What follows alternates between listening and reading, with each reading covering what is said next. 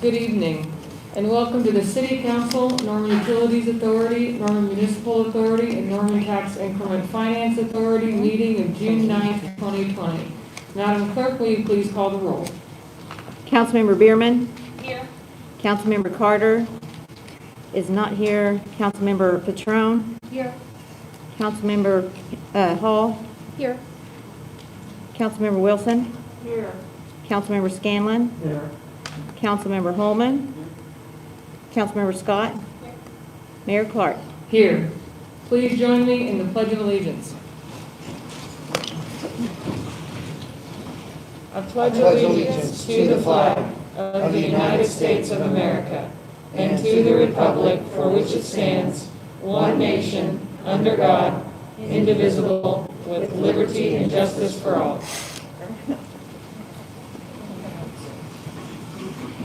Before we move forward, I would like to make a brief statement that tonight's meeting has multiple items that many members of our community wish to take part in. Staff has staged guests so that citizens will be able to rotate in and out of the chambers in a safe fashion so that everyone has an opportunity to be heard. To make sure everyone again has a chance to speak, we will be limiting public comment to 3 minutes. And I ask that you not repeat comments of a prior speaker. Again, we want to make sure everyone has a chance to engage tonight. And I want to remind you, this is a regular business meeting of the City Council, and meeting decorum rules will remain in place. Item 3, approval of the City Council public meeting regarding the budget minutes of January 27, 2020, City Council study session minutes of January 27, 2020, City Council study session minutes of February 4, 2020, City Council conference minutes February 11, 2020, and City Council, Norman Utilities Authority, Norman Municipal Authority, and Norman Tax Increment Finance Authority minutes of May 26, 2020. I need a motion to approve the minutes. So moved. The motion on the floor is to approve the minutes. Madam Clerk, will you please call the roll? Councilmember Bierman. Aye. Councilmember Patron. Aye. Councilmember Hall. Aye. Councilmember Wilson. Yes. Councilmember Scanlon. Aye. Councilmember Holman. Yes. Councilmember Scott. Yes. Mayor Clark. Yes. The motion passes unanimously. Thank you. Item 4, amendment number 1 to proclamation 1920-42 proclaiming Tuesday, May 19, 2020 as Malcolm X Day in the city of Norman. I'll entertain a motion to adopt or reject the amendment. So moved. Second. The motion on the floor is to adopt the amendment. All in favor, raise your right hand. All opposed, same sign. That was unanimous. A proclamation of the mayor of the city of Norman, Oklahoma, proclaiming Tuesday, May 19, 2020 as Malcolm X Day in the city of Norman. Whereas Malcolm X was born on May 19, 1925 in Omaha, Nebraska. And whereas Malcolm X came from a background of poverty, crime, and drug use, while serving a prison sentence, he was introduced to the study of history and philosophy and converted to Islam. And whereas the teaching of Islam and Islamic thoughts and ideas prompted Malcolm X to advocate for social, economic, and political justice and self-reliance and self-defense. And whereas Malcolm X's pilgrimage to Mecca in 1964 and the tenets of Islam inspired him to fight for social justice and advocate for overcoming America's racial challenges by focusing on shared values and common beliefs instead of each other's differences. And whereas through his dedication to his continued education and his commitment to his faith as a practicing Muslim, Malcolm X greatly contributed to uplifting black Muslim communities in America and became one of America's most dynamic African American leaders of the 1960s. And whereas Malcolm X was assassinated for his beliefs in New York City in 1965, but remains a symbol of strength for his unrelenting commitment to justice, equality, and freedom. Now, therefore, I, Mayor of the City of Norman, Oklahoma, do hereby proclaim Tuesday, May 19, 2020, as Malcolm X Day in the City of Norman, and invite all citizens to join me in celebrating the diversity, character, and strength of our community. I would like to recognize Mr. Joey Abdus Samad Frazier to the podium, invite him, and to accept the proclamation and to say a few words.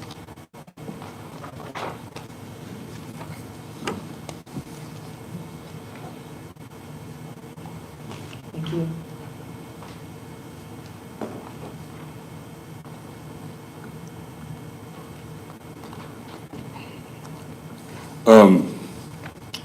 Thank you very much for accepting this And it's really a great blessing for accepting Malcolm X Day on this day. There's a couple of things I would like to say, and I will wrap it up real quick. Mayor Bree, thank you so much. You make a lot of effort for the community, a lot of things, really. For the council, thank you very much for voting this in.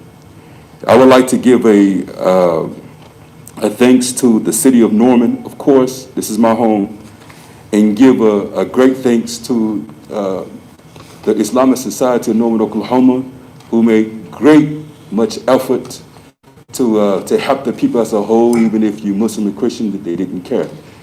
And also, I would like to thank my family for coming here and for listening to me why I didn't cry and all the et cetera things and what I'm going to say. But there's a couple of things I would like to say about Al-Hajj Malik al-Shabazz. Al-Hajj Malik al-Shabazz, as we better know as Malcolm X, was the name that he took when he came back from Mecca. And one thing that he noticed that he did, what he fought for, it wasn't for civil rights or for the black community. He actually fought for the rights of human beings. And that was his effort. His effort, and he disagreed with the theory of segregation. So he fought for it.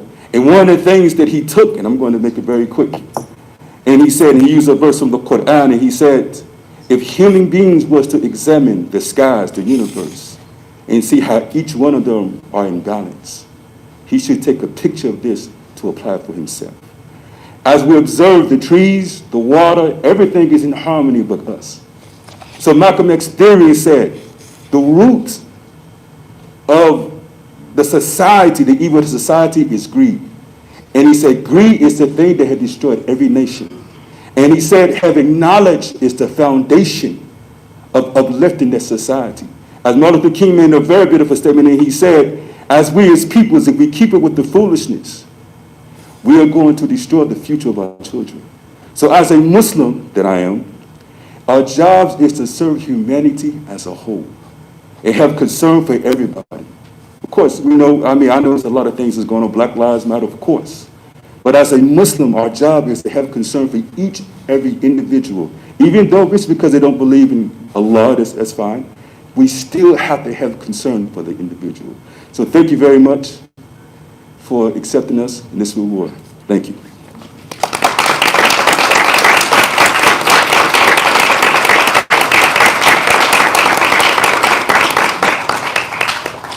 Item 5, Proclamation 1920-43, proclaiming Friday, June 19, 2020 as Juneteenth Day in the city of Norman. I'll entertain a motion to adopt or reject the proclamation. Second. The motion on the floor is to acknowledge receipt of the proclamation. All in favor, raise your right hand. All opposed, same sign. That was unanimous. A proclamation of the mayor of the city of 2020 as Juneteenth Day in the city of Norman. Whereas President Abraham Lincoln issued the Emancipation Proclamation on January 1st, 1863, declaring that all persons held as slaves shall be free. And whereas on June 19th, 1865, Union soldiers led by Major General Gordon Granger landed at Galveston, Texas with news that the war had ended and that the enslaved were now free. And whereas June 19th, now known as Juneteenth, is the oldest known celebration commemorating the announcement of the abolition of slavery in the state of Texas. And whereas large celebrations began on June 19th in 1866 and included the reading of the Emancipation Proclamation, speakers with inspirational messages, stories from former slaves, food, games, rodeos, and dances. And whereas the celebration of June 19th as Emancipation Day spread from Texas to the neighboring states of Louisiana, Arkansas, and Oklahoma, and then later appeared in Alabama, Florida, and California as the African American Texans. Is someone on a switch? Yeah. There it is. I appreciate the light show. It is an exciting proclamation. As African American Texans migrated, and whereas Juneteenth is observed annually in remembrance and celebration of the day all remaining slaves acquired their freedom in the United States of America. Now, therefore, I, Mayor of the City of Norman, Oklahoma, do hereby proclaim Friday, June 19, 2020 as Juneteenth Day in the City of Norman and encourage all citizens to join me in a day of remembrance and celebration. I would like to invite Dr. Rodney Bates, the Director of Graduate Student and Postdoc Retention and Support in OU's Graduate College, to accept the proclamation and say a few words. Council, Dr. Bates could not be here. He is quarantining, so we are going to mail that to him, but he's very appreciative of it, and he is very honored by it. Thank you. Okay. We will make sure that Dr. Bates receives a copy of that proclamation. Item 6, Proclamation 1920-44, proclaiming month of June 2020 as LGBTQ Pride Month in the City of Norman. I entertain a motion to acknowledge receipt of the proclamation. So moved. The motion on the floor is to acknowledge receipt of the proclamation. All in favor, raise your right hand. All opposed, same sign. That was unanimous. The proclamation of the Mayor of the City of Norman, Oklahoma, proclaiming the month of June 2020 as LGBTQ Pride Month in the City of Norman. Whereas the City of Norman is a welcoming community and an exceptional place to live, learn, work, play, and raise a family. And whereas the City of Norman recognizes the importance of equality and freedom. And whereas this nation was founded upon and is guided by a set of principles that includes that every person has been created equal, that each has rights to their life, liberty, and pursuit of happiness, and that each shall be accorded the full recognition and protection of the law. And whereas the City of Norman's lesbian, gay, bisexual, transgender, and queer LGBTQ community are a vital part of all fields and professions and contribute to a stronger community. And whereas the City of Norman is strengthened by and thrives upon the rich diversity of ethnic, cultural, racial, and gender identities and sexual orientation of its residents, all of which contribute to the vibrant character of our city. And whereas it is imperative that young people in the community, regardless of sexual orientation or gender identity, feel valued, empowered, and supported by their peers, educators, and community leaders. Now, therefore, I, Mayor of the City of Norman, Oklahoma, do hereby proclaim the month of June 2020 as LGBTQ Pride Month and urge all citizens to recognize the contributions made by members of the LGBTQ community and to actively promote the principles of how to way to the podium to accept the proclamation and to say a few words.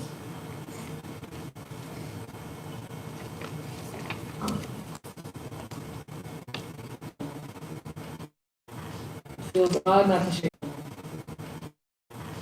Feels odd not to shake hands with everybody, but So first off, I would like to thank City Council and Mayor Clark. Norman has recently made history as one of the first cities in Oklahoma to offer protections for the LGBTQ community. But we never can be complacent. We must continue to make progress. And on behalf of the Norman Pride Board, I once again would like to thank you all, and we look forward to working with you all to create a better Norman. thank you.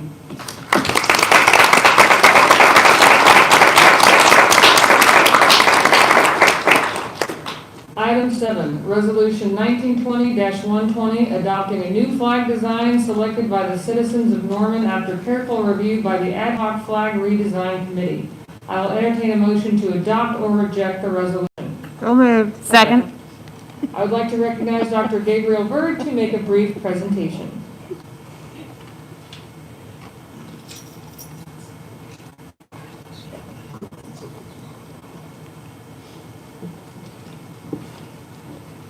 Alrighty. Thank you, Mayor. Thank you, Council. Very excited about today finally being here. For those that don't know, this is a project that's been 3 years in the making, and it started with a bit of a whim where I learned a little bit about local city flags and the meaning they can take on for the people in those cities. And it really all started with me emailing the mayor's office, and Mayor Miller had a set a meeting with me, and I said, hey, how do we do this? And she goes, I don't want you to do it. But I told her, she said, go research this, and I agreed with her on a lot of these points, that there may be value to this, but it's going into it, I didn't want this to cost the city any budget dollars, and I'm excited to say we've succeeded in doing that. It's all been privately funded. Didn't want it to tax city staff. They have enough things going on, so there was another one of our answers is let's make this city-driven, city-led. I yammered on to my council members, I yammered on to anybody who would listen to me about how I felt this project would be valuable. And then somebody asked me, well, what do you think the flag should look like? I said, well, I don't design flags. So one of the things I did was started researching, because this trend is sweeping the nation, and lots of different cities are adopting new flag designs that are a little more in line with what has been historically shown to make a successful flag that generates cultural identity and a following. And everybody who talked to me was very gracious about their process, and I learned how it's been getting done, and we tried a few new things with ours. One of the other things I thought was very important to do was make a system such that my own personal preferences of design could be accounted for.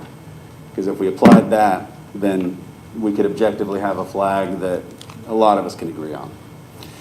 So it started with crowdsourcing our designs, and we put it out there that we wanted people to send us what they had. Not just a design, but also an artist statement about what the meaning and symbolism of that flag is.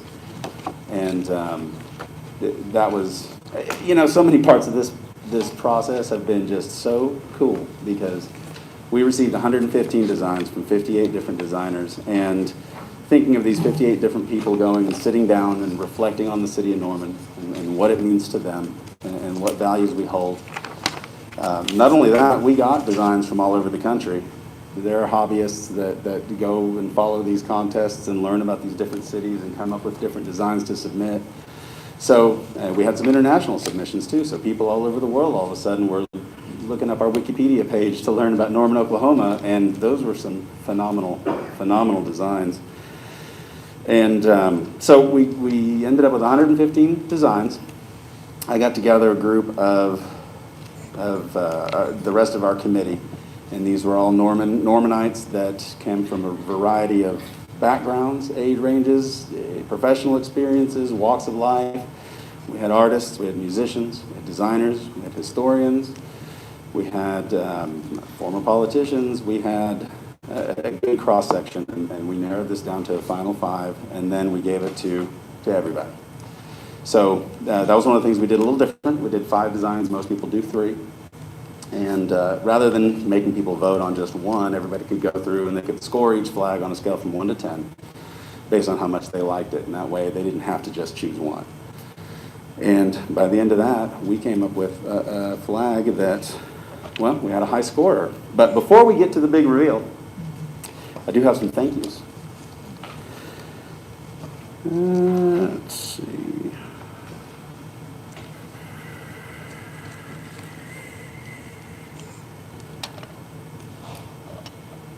So I do want to thank the designer of our flag.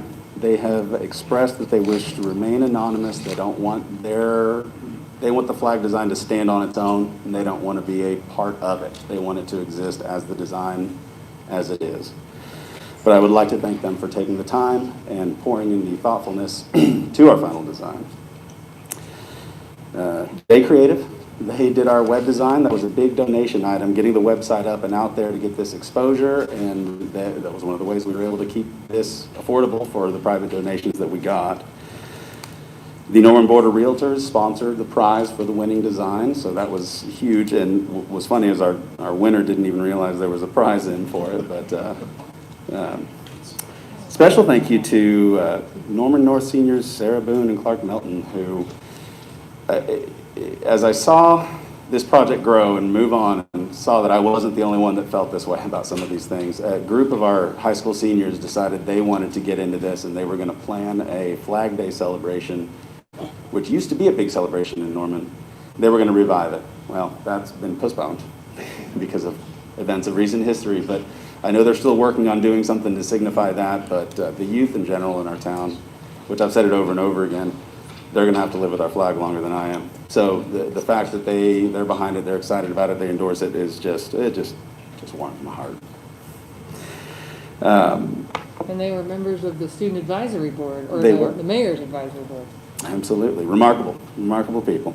I do want to extend a very special thank you to the The committee the 1995 committee that adopted our flag that currently is our flag, it's composed of so many individuals that I look up to, that I admire, that I hope in doing this, I've been accused of hating our current flag, and that couldn't be farther from the truth. I think it's a beautiful design. I think it's lovely.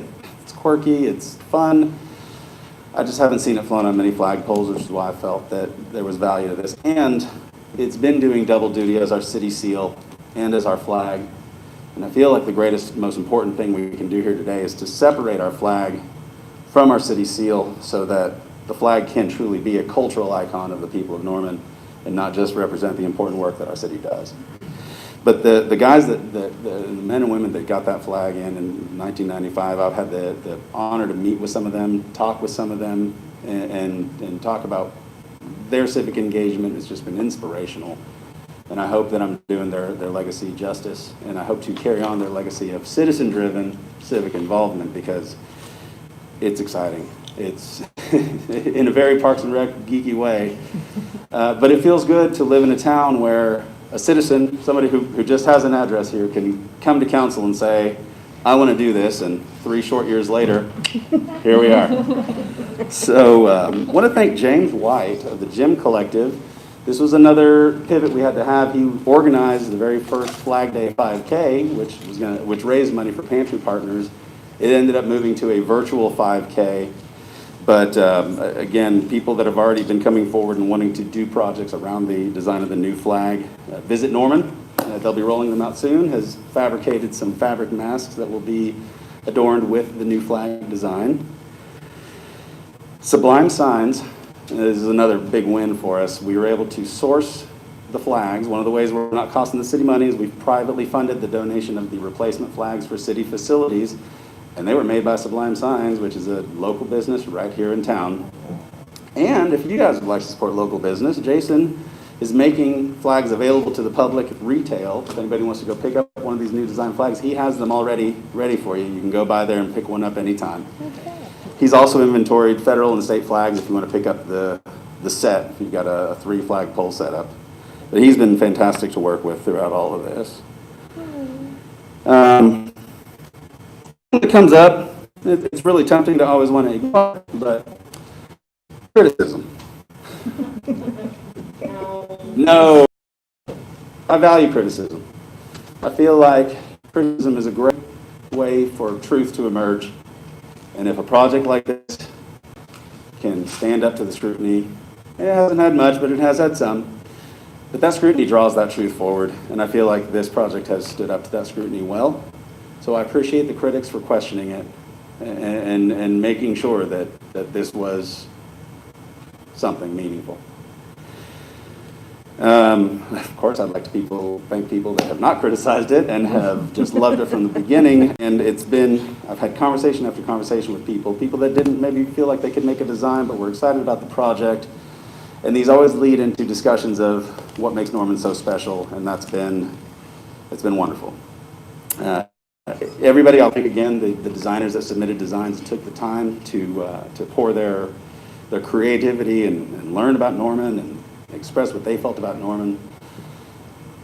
Here in a few weeks, I will be making those designs available because I want them to see the light of day. I hope that interested parties might see something in there they like. I'd love to see these flags and designs populate the landscape around us, posters and t-shirts, maybe independent flags.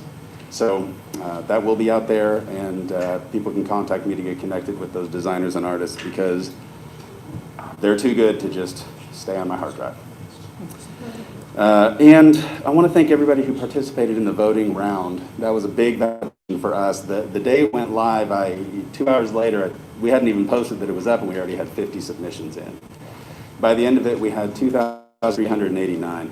And Grady can tell you, when we started this, we were hoping to get maybe 400 or 500. We felt like that's enough people to say, well, here's a flag that enough of us are going to like. And almost 2,400 was overwhelming, very validating to, again, our project, and wouldn't be the result we got if it weren't for that level of participation. So,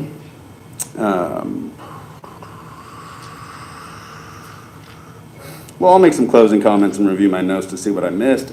We've created a video to reveal the flag and to discuss what the symbolism and meaning is.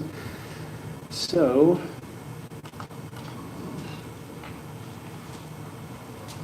Hi, Barry Switzer here. I've been in Norman 53 years. I did not know we had a flag, and I understand we're going to have a new one, so it'll be my first flag. I want to thank the Norman Board of Realtors for putting up money for the prize, and Grady Carter, you take it away. Alrighty. Thank you, Coach. Gabriel Bird, Grady Carter coming to you. We're very excited to roll out the new flag design. After 115 flag designs from 58 different designers, we went to a public scoring system, and we were hoping for about 400 or 500 people. We got 2,389 participants. And we had a resounding winner, and here it is. So, here's the symbol and what everything means. The emblem is inspired by our namesake, Abner Norman, who first surveyed its land for development. It is taken from the central element of a surveyor's compass, a symbol of Norman's steadfast pioneering spirit. The compass rose itself has its origins in ancient meteorology and serves to symbolize Norman's role as the home of the National Weather Center, providing weather data for the entire nation as well as our leadership in meteorological research. Right. The 8 points, or winds, of the compass rose represent Norman's 8 wards, contained within a unifying circle, which can also be viewed as an O for Oklahoma. 8 points also represent the core principles that we hold dear in Norman, 7 of which are represented on the outgoing flag, which will remain to function as the city's seal, so you're still going to see this all over the place. Those 7 principles plus the 1, the 7 are optimism, formerly signified by starburst, represent our forward and future thinking. Industry, formerly signified by the mechanical gear, represents our strength and innovation from a local to international scale. Energy, formerly signified by the lightning bolt, represents the energy of Norman's people as well as the state's leadership in oil, natural gas, and solar energy research and production. Education, formerly signified by the pencil, from our excellent public school system to our vocational and technical campuses to the world-class University of Oklahoma, education is a value Norman holds in a very high regard. Agriculture, formerly signified by the wheat stalk, from our historic heritage to the current industry, agriculture is most certainly significant to Norman. Arts and entertainment, formerly signified by the music note, from the bustling local art scene to the abundance of entertainment options, the City of Festivals is a center of arts and entertainment in Oklahoma. Native culture. Norman is nothing without the majesty of our Native American heritage that predates our city itself and continually shines to make Norman a very special place to be. This was formerly represented by an eagle feather. And we're amending an 8th principle for the 8th point on the star, which is inclusivity. Ringing the virtue of our city motto, building an inclusive community, Norman strives to be a place welcoming to all. We acknowledge both the successes and the failings of our past and move forward with equality and inclusivity in mind. Additionally, there is great meaning in the 8-point star as it has appeared across cultures historically and many different religions across the globe. Most relevant to our area, the inscribed 8-point star resembles the Native American hope symbol, wherein the 8-pointed star represents hope and guidance, and the circle represents protection. The central emblem is placed toward the hoist and rendered in white. The white represents omnipotential and optimism as we move forward in time crafting an inclusive community. Like Thunderbird, the Canadian River, and the blue sky above. The red field represents the passion for education, culture, and community that defines the residents of Norman. Okay, and we have a whole list of flag flying etiquette that we'll just post on the website. It follows the etiquette with state and federal flags flying half-mast whenever the flag is half-mast, that sort of thing. So that will be available and out there, but it'll take us a while to read through that. In the meantime, we have some thank yous today. We'd like to first thank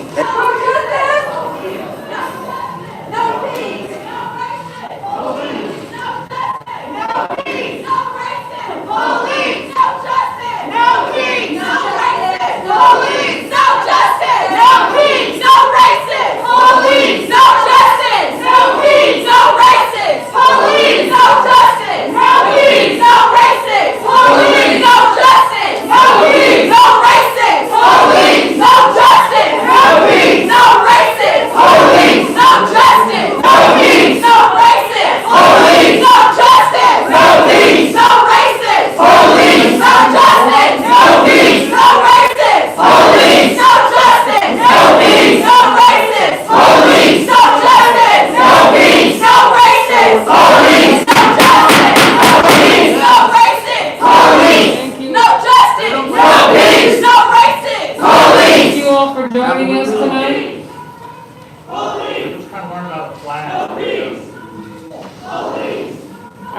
appreciate you being here. We do have some items before we get to the issue that I think you would like to talk about.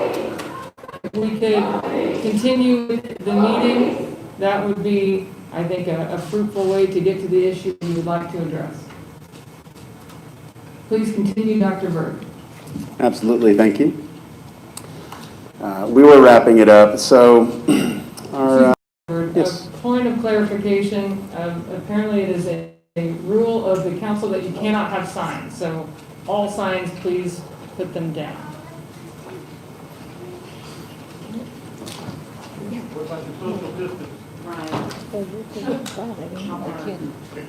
Thank you. So the video was wrapping up with, we're going to write some etiquette rules that are going to follow the etiquette of when you're flying federal and state flags. For those of us now joining us, well, we can watch the video again later, but I've been working for 3 years to design a new flag for the city of Norman. The big idea is that behind it, not me, hang on, I feel. Hey guys. Our flag was established in 1995, and ever since then it's been doing double duty as our flag and our city's seal, and I felt there's value to have a flag that doesn't just represent the work of our local government, a flag that can be, it's copyright free, anybody can use it, anybody can fly it, you can work it with your event, market your business with it as a Norman business. It's intended to be a flag for the people of Norman, and we were just wrapping up all the symbolism. The short version of the story, the old flag had 7 items on it that we hold dear in Norman. The new flag has the 8-point star. Each point represents one of those old 7 principles. We've amended it to add that 8th point, to add inclusivity as something we hold dear here in Norman, to ring the city motto of building an inclusive community. So we were actually just wrapping it up. All right, thank you. Thank you, Dr. Berg. We have some comments from council regarding this item. Okay, Councilman Bierman. Hi, Dr. Bird. Thank you for this. I was really excited to see this flag finalized. I know that you had plenty more wonderful flag designs. And I will point out that we have 8 wards in Norman. One ward, Ward 4, has a T-shirt that over here in Ward 1 I am supremely jealous of. So if any of your artists would like to talk about maybe some Ward 1 pride or some Ward 3 pride or anything like that. I really don't want their work to go to waste. I know it wasn't wasted. They got to be a part of this and be a part of the conversation, but I'd really love to see some of the other designs and talk to artists about how that can be, how their work can be used in the future. So I really appreciate it. Thanks. Absolutely. Thank you, Councilmember.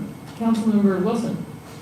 Thank you, Dr. Bird, for that presentation and for all the thought and work you put into this. Pantry Partners got $150. I will be sending that out to them with the effort of the virtual 5K, even though I'm not certain anybody actually ran their 5K. So whatever.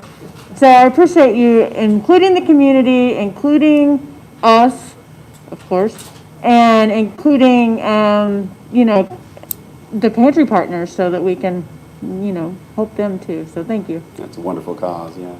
Thank you, Councilmember. Councilmember Holman. I also just want to say thanks, Dr. Bird. You've now built a new building in downtown Norman, and you've now helped redesign our flag. So if anybody says you don't care about Norman, Oklahoma, I would have to strongly disagree. I think you've proven it with your actions, and that speaks louder than any words you could say. Also to my friend Grady Carter, we go way back to Norman High, and I was real excited when he first told me about this a few years ago, and was excited to see that he would be someone involved in this. I also want to thank the people that participated in 1995 as well, because not only are we going to keep using that design, as you mentioned, but if anybody has seen the city's symbol before 1995, you would know, in my opinion anyway, it desperately needed to be changed, and this was a vast improvement over that old design, in my opinion. So I'm excited that we're going to keep using that one, and that we're going to have this to, as Coach Switzer mentioned, you don't see that flag flying anywhere but at City Hall, and hopefully this will change due to your efforts. So thanks. Thank you. Dr. Byrd, I will add my thanks to your hard work on this project. I'm looking forward to seeing it hang at City Hall and many other places as well. So the motion on the floor is to adopt the resolution. All in favor, raise your right hand. All opposed, same sign. That was unanimous. All right. Congratulations. Thank you.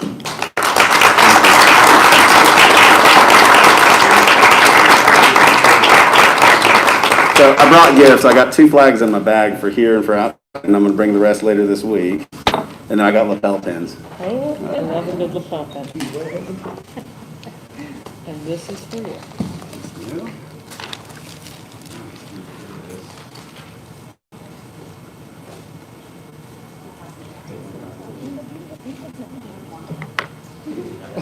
The minimum order is 200. Thank you, Dr. Byrd. Item 8 is the consent docket. This item is placed on the agenda so that the city council by unanimous consent can designate those routine agenda items that they wish to be approved or acknowledged by one motion.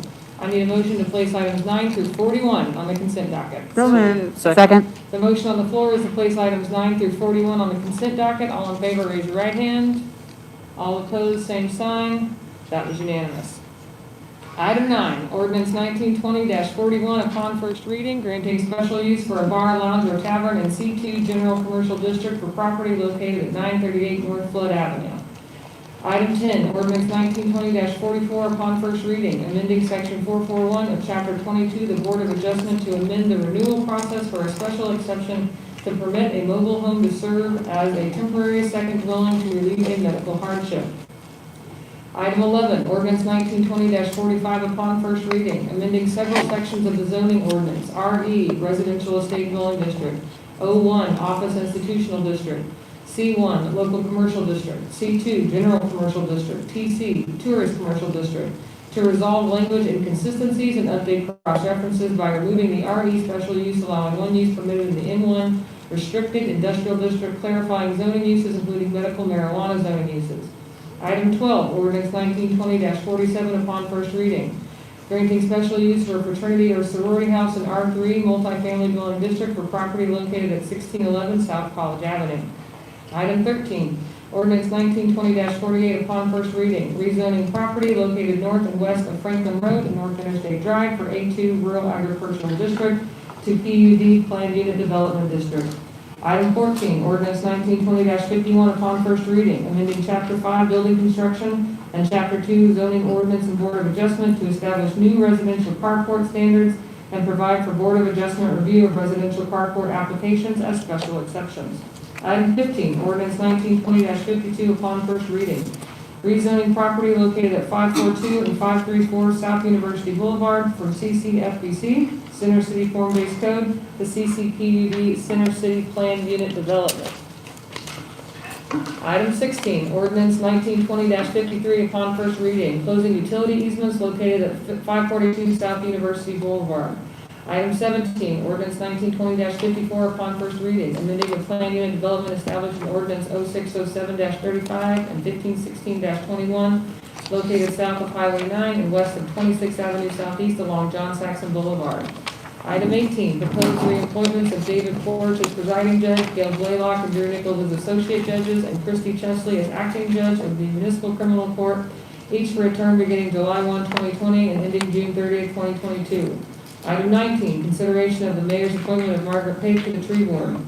Item 20, submission of the city manager's change order report. Item 21, Norman Convention and Visitors Bureau, Visit Norman 2019 Annual Report through December 31st, 2019. Item 22, acknowledgement of receipt of Oklahoma Department of Environmental Quality Waterline Permit dated May 14, 2020 for the Robinson Waterline Replacement Phase 3 project located between 24th Avenue Northwest and Flood Avenue. Item 23, acknowledgement of receipt of the Oklahoma Department of Environmental Quality Waterline Permit dated May 6, 2019 for the 42-inch water transmission line along Robinson Street from the water treatment plant to 24th Avenue Northeast. Item 24, acknowledgement of receipt of Oklahoma Department of Environmental Quality Waterline Permit dated May 14, 2020 for the Sooner Fashion Mall Waterline Replacement Project. The following 6 items are acceptance of a permanent roadway utility and drainage easements in connection with Porter Avenue and Acre Street intersection 2019 bond project. Item 25, easement 1920-16 from Checkers Fuel Stop Incorporated in the amount of $12,190. Item 26, temporary easement 1920-61 from Checkers Fuel Stop Incorporated in the amount of $5,022. Item 27, temporary easement 1920-62, temporary driveway easement donated by Checkers Fuel Stop Incorporated. Item 28, easement 1920-63 from Days Health Mart Pharmacy Incorporated in the amount of $1,285. Item 29, temporary easement 1920-64, a temporary driveway easement donated by Days Health Mart Pharmacy Incorporated. Item 30, temporary easement 1920-65, a driveway easement donated by St. Joseph Catholic Church with a reimbursement for landscape damages in the amount of $500. Item 31, acceptance of a donation in the amount of $6,500 from the Norman Park Foundation to be used to reimburse the Information Technology Department for the purchase of software used by the city forester and budget appropriation. Item 32, approval of an application by the City of Norman for pass-through sponsorship of an emergency solutions grant in the amount of $50,000 for the Salvation Army. Item 33, special claim submitted by Scissortail Travel Stop LLC in the amount of $3,152 for damage to the air conditioning unit during sanitation service at 1161 12th Avenue Northeast. Item 34, change order number 1 to contract 1819-112 with SAC Services Incorporated, decreasing the contract amount by $23,674.10 for a revised contract amount of $1,035,765.90 for the Urban Concrete Pavement Rehabilitation Program and final acceptance of the project. Item 35, change order number 3 to contract 1819-125 with Central Contracting Services Incorporated, increasing the contract amount by $60,354.77 for a revised total of $3,119,645.77 and adding 48 calendar days to the contract for the Robinson Water Line Replacement Project Phase 2, final acceptance of the project. Item 36, final acceptance and final payment of contract 1920-3 with Silver Star Construction Company Incorporated for the Legacy Parking Lot Construction Project. Item 37, change order number 2 to contract 1920-73 with Horseshoe Construction Incorporated, increasing the contract amount by $129,564 for a revised contract amount of $2,925,725.25 and adding 20 calendar days to the contract for the FYE 2017 sewer maintenance project and budget transfer between project accounts. Item 38, contract 1920-130, settlement agreement with the Oklahoma Department of Transportation and release for reimbursement to the city of Norman in the amount of $142,837.87 in federal highway administration funds for repairs made to rural roads as a result of the 2015 floods. Item 39, contract 1920-132 with Kevin M. Riley in the amount of $170,000 for purchase of real property located at 402 North Porter Avenue, plus closing costs to be determined prior to closing for the Porter Avenue and Acre Street intersection 2019 bond project. Item 40, resolution 1920-119, establishing the 911 emergency telephone fee rate for calendar year 2021. Item 41, resolution 1920-121, declaring 30 used sets of handheld radios, chargers, and batteries valued at $12,000 as surplus and donation therefore to the Rural Fire Protection District 70, Little Axe Fire Department. I need a motion to approve or reject the consent docket. So moved. Second. Are there any comments from council regarding any item on the consent docket? Councilmember Wilson. Hold on, let me find the number. I just want to verify with city manager that the Saxon Park will not be impeded by the technology Saxon Thruway. I don't know the number. I had it pulled up and then I lost it. Let me find it. Item 17. Thank you. 17, item 17. City manager? Or, I don't see. I just want to make sure that I understand what's happening out there, and I know this is on consent, but I lost it in this agenda, so we are just building a road that it will in no way impede Saxon Park, am I correct? Correct, Your Honor. It should improve circulation around Saxon Park. Okay, will there be anything done to the parking? This won't affect parking, but there was some money from state and federal sources for roads in industrial parks. So we're getting some assistance from outside sources, which will make our local road dollars go a little farther. And as part of the plating for that project, we on a large vacant parcel inside Saxon Industrial Park. Plans for Saxon Park are still in the making. Okay, thank you. I almost missed that one, and so I didn't mean to, okay, thank you. Are there any other comments from council regarding the consent agenda? Seeing none, the motion on the floor is to approve the consent docket. Madam Clerk, will you please call the roll? Oh, actually, let's go ahead and, if you remember how to use this system, it's been a while since we've been here.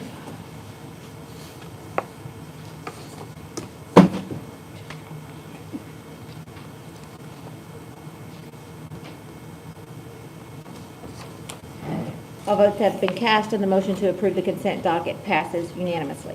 Thank you.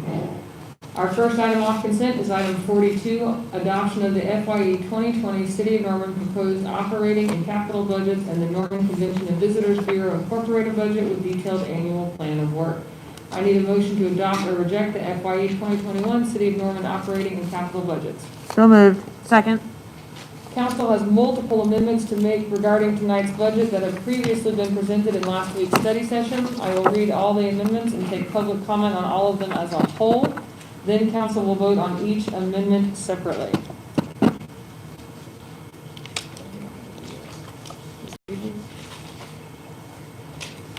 Amendment number 1, I move to reduce projected sales tax revenue in the general fund by $1,007,474 in the public safety sales tax fund by $309,814 and in the capital improvement projects fund by $304,064. I further move an offsetting increase to the general fund transfer to the public safety sales tax fund. Item 2, I move to add $5,100,000 in projected Federal Transit Administration grant revenue provided by the Coronavirus Aid Relief and Economic Security Act to the Transportation and Parking Fund. I further move that the grant reimbursement revenues be appropriated and allocated in the Capital Improvement Projects Fund for the Fire Transit Maintenance Facility Project. Amendment 3, I move to increase citywide allocations for health and dental benefit insurance contributions by $683,940. I further move an offsetting increase in risk management fund internal service revenue and employee contributions. Amendment 4, I move that capital improvement project fund allocations in the street maintenance category be decreased by $1,805,377. Amendment 5, I move that capital improvement project fund allocations be increased by $850,000 to fund the public transit transfer facility. Item 6, I move that capital improvement project fund allocations be increased by $250,000 to fund a strategic housing study. Item 7, I move that capital improvement project fund allocations be increased by $184,000 to expand the school and arterial road sidewalk program. Amendment 8, I move that grammatical and typographical corrections to the budget documents with no financial impact be made as necessary. Amendment 9, I move that transportation and parking fund allocations be increased by $24,377 for public transit-related personnel services. I further move an offsetting increase to the general fund transfer to the transportation and parking fund. Amendment 10, I move that community development block grant fund allocations be increased by $55,072 for additional personnel for homeless services provision. Amendment 11, I move that general fund allocations to the city manager department be increased by $5,014 for an expansion of city diversity and equity programs. Those are the amendments. Are there any comments from council regarding the amendments? Councilmember Scott. Thank you. I just have a question about amendment number 1. I know Councilmember Carter isn't here, and about this one being proposed, the projected sales tax revenue being reduced.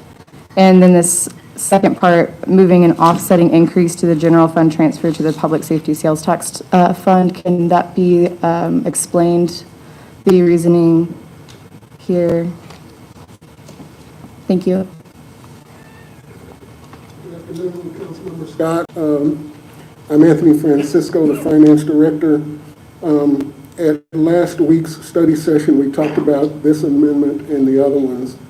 The first amendment that Councilmember Scott is asking about addresses that we would not be able to meet our sales tax projections, which have been reduced from the original projections because of the impact of the COVID pandemic. And so this motion is to further reduce those projections such that they will be more in line with what we anticipate to actually occur during the course of the fiscal year.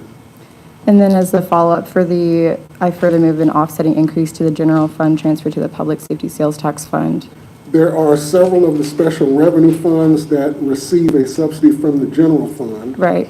And because particularly in the public safety sales tax fund, where those sales tax projections are projected to decrease, then there has to be an offsetting increase to the subsidy from the general fund to make sure that the public safety sales tax fund has a net zero fund balance as we go into the fiscal year. Thank you. Councilmember. Item number 4, or actually number 5, could we just briefly maybe explain for the public the funding for the transfer facility, where that's coming from, and how it's actually potentially some cost savings over what we were expecting to spend on something like this? I'll go ahead and say, Councilmember Holman had a great idea for the production of a downtown bus transit facility in an existing facility, such that we might be able to avoid the cost of constructing a new bus transfer facility. So the proposal is we will negotiate for the purchase of a facility existing on Comanche and Porter. This would be an allocation to make that purchase and remodeling of that structure happen. And this $850,000, where is that coming? I mean, it's coming out of capital improvements. It's basically, yes, transferring the money in item 4 that we're saving from street maintenance projects into this, as well as numbers 6 and 7. Wonderful. Thank you so much for the explanation, Anthony. Councilmember. Councilmember Trump. Mr. Francisco, just to follow up on Alex, question. So is it fair to say that we are further subsidizing the public safety sales tax fund from the general fund this year because of the COVID pandemic? Yes, ma'am. Okay, can you tell us what the public safety sales tax typically funds?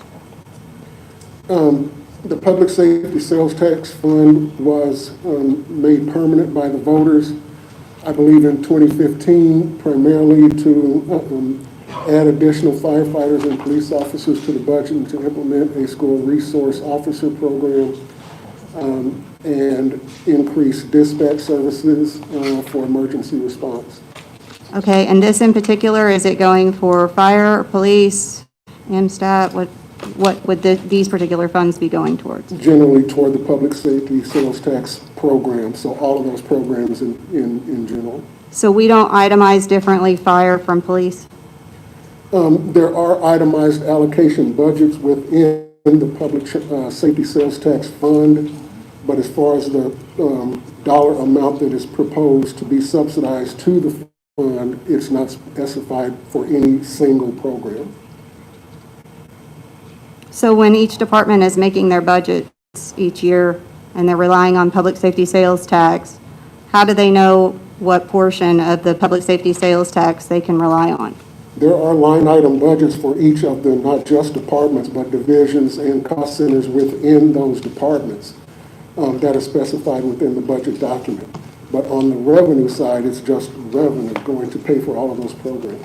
Okay, and which department was in the negative such that we would need It to? does not work like that, Councilmember. It's the fund that would have been in the negative if it were not for a subsidy. Okay, so if we were to not approve this, would it be that one department over the other would? A determination would have to be made if a subsidy were not granted within the public safety sales tax fund and really over the general funded public safety programs, what might have to be cut to offset that reduction in the subsidy. And would that determination be made by council? It would ultimately be made by the city manager, but I'm sure that he would get direction from the council. Mr. City Manager, could you speak to that, please? Absolutely, Your Honor. In matters of budget impact such as that, your city manager does not operate in a vacuum, and we would be in close conversation before any such budget action like that were to be taken. So I don't act unilaterally on budgets that require your signature. Thank you, Mr. City Manager. Could you tell me if it would, in your familiarization with the department budgets, does this more speak to fire or police? Relatively equally, and the goal in the law says that we are not allowed to, adopt a budget with a negative fund balance, and that's what the subsidy does. It just basically brings it back up to zero. So we would say that the priority would be equally distributed, the impacts between police and fire, and the majority of the expenses for both of those operations is personnel. Okay, thank you. And then, follow-up, Mr. Francisco, on Councilmember Holman's question about the fantastic idea that he has for the bus station. We had spoken in study session about perhaps $500,000 from the audit could be used to go towards that. The remaining funds that were, council did not tap into from that audit. As of today, right now, is that money spoken for in another area? Only in the areas that it had been previously allocated to. Particularly the largest ones of those were for repairs to alleyways, particularly in the downtown area. And I might point out that one of the major alleys that needs to be repaired is adjacent to that bus transfer facility. So I would suspect that a lot of those funds would be used for that purpose. Yeah, I think we spoke about that. I think the balance was around 600,000. And so that's why I just went with 500, because I think we spoke to the alleyway thing being around 100,000. Yes, ma'am. Okay. That's the only questions I have for right now. Thank you, Councilmember. Councilmember Bierman. My particular question related to this amendment was asked by Councilmember Patrone, so I will save my other questions for the actual budget discussion. Thank you. Councilmember Scott. Okay, I wanted to follow up. Sorry, Anthony. Thank you so much. Okay. I remember a couple budget books ago, you identified the public safety sales tax as a megatrend that was affecting our general fund in a negative way because of the need to absorb it. Are we obligated to basically accept the second part of this amendment, the one that I'm speaking of, amendment number 1? Or could we separate it? Do we have an obligation to absorb the public safety sales tax out of the general fund? Yes, ma'am. If you are going to continue the programs of the public safety sales tax program that were approved by the voters, because the expenses of those public safety sales tax funds have grown faster than the revenues from the public safety sales tax, then, as the city manager says, to bring the fund up to zero, as is required by the State Budget Act. Because of the balanced budget? Yes, ma'am. Okay, okay, thank you. Question for why the expenditures have increased so much since the approval of the PSSP? There are several reasons, but the two major mega trends, as we talked about, was that sales tax has grown at its historic rate. When we passed the public safety sales tax, we assumed that sales tax would grow at the rate that it had historically grown.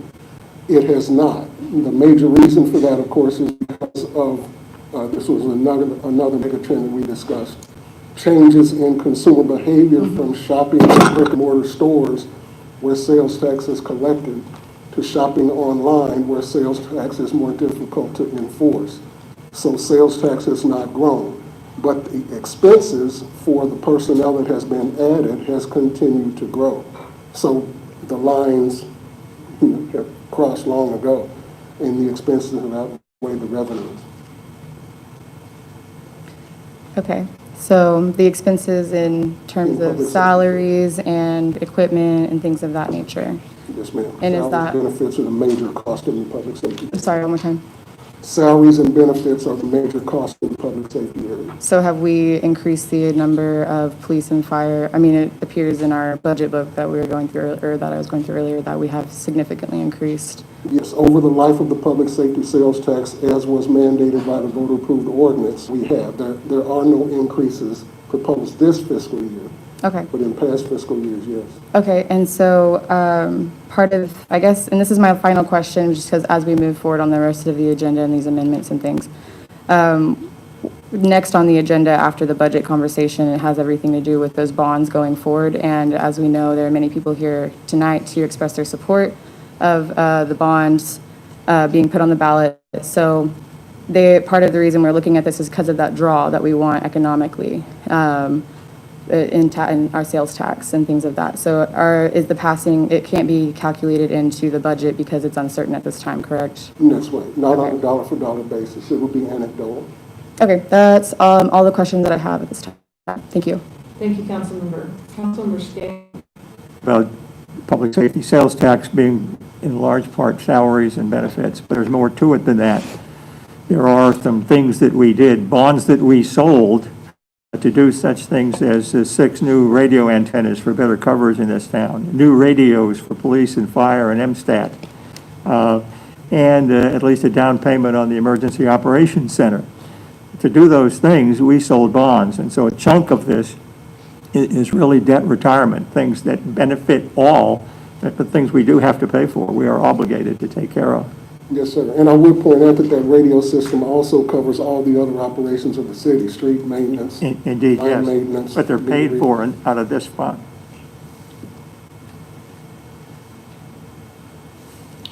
Okay, thank you, Councilmember. Are there any other comments from council regarding these amendments?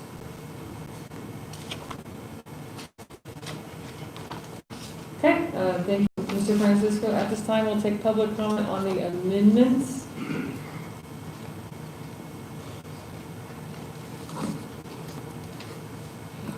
Hi, my name is Steve Ellis, 633 Reed Avenue, beautiful Ward 4. So, two of the amendments I wanted to make a comment on. One was against the amendment to subsidize the public safety sales tax fund. As you know, many of the people who are here today are here on a sort of defund the police platform, but I think it's also worth noting that when the citizens passed the public safety sales tax, they really did expect that the public safety would be able to live within its means. We've got the capital that we need. I don't think we have the stomach for pumping more and more money into the police in particular. So it is entirely possible to make this happen, to get the zero balance on that budget through cutting line items. And if you take a 10-minute recess, you could probably pull that up. So that's one thing. Second thing. It's going to be a long night. Let me say something about the CDBG budget as well. It's a good idea to funnel more money into Fund 21. I hope you'll be receptive to later suggestions that we spend a lot more money in Fund 21 for social services. Thank you. Thank you. Are there any other public comments regarding that? Dave Spalding, 6700 Northeast 103rd, Norman. So I just would like to get a clarification from Mr. Francisco. So we passed if I'm right, where'd he go? He's in the back. If I'm right, we passed a public safety sales tax worth X amount per year, and then we implemented programs costing X plus. And now we're making up the difference through the general fund. Is that a really simple way to say that? That's correct? I wouldn't say that it's incorrect, former council member. I would say it's a bit of an oversimplification because of the underlying things that have caused those lines to cross. Meaning that Why the cost have exceeded the revenues, yes.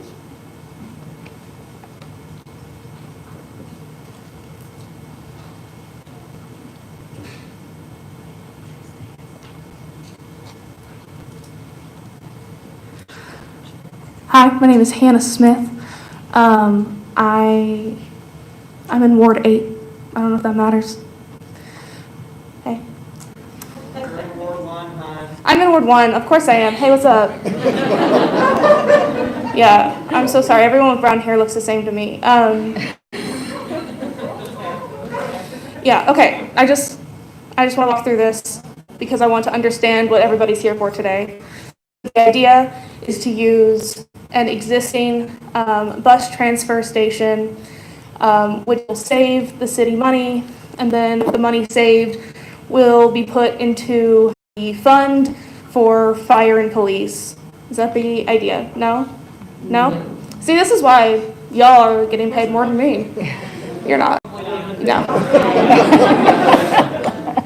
Okay, I'm so sorry. Please, yeah. Yeah, an excellent question, but no. There are actually 28 different funds of the city with various revenue sources going into each of those funds. But the funds that are being saved to enable us to install a new bus transfer facility are being saved from what we would otherwise spend to build a new facility. So, for example, it would have cost $1.2 million to build something ground up. Right. We're purchasing something for about $800,000. But it's not like we have $400,000 new dollars. These are separate issues then? Yes, ma'am. Okay. Awesome. I'm sorry you have to keep doing this back and forth. No. Don't apologize. I usually get to sit right here, that's all. Okay, that makes sense. We love public transportation in this city. It's something that we're really proud of. Okay, but let's talk about the police. We don't have to do this, guys. At this time, we're talking about the amendments. There will be an opportunity Oh, to speak about the full absolutely. budget. Listen, I want to follow the rules. I just don't understand them, truly. Okay. Just the amendments at this time. But Right. there will be an opportunity to speak on the full budget. Oh, okay. Well, when I say that, what I mean is, let's talk about the amendment that will impact the police. I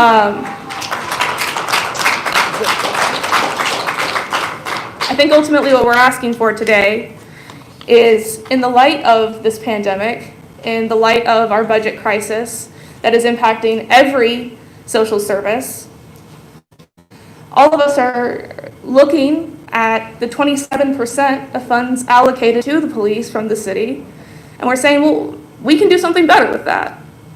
And so when we object to this amendment, what we are truly objecting to is the priority. We just don't think that it's fair. And there are many people here that will speak to their personal experience. I am not somebody to do that.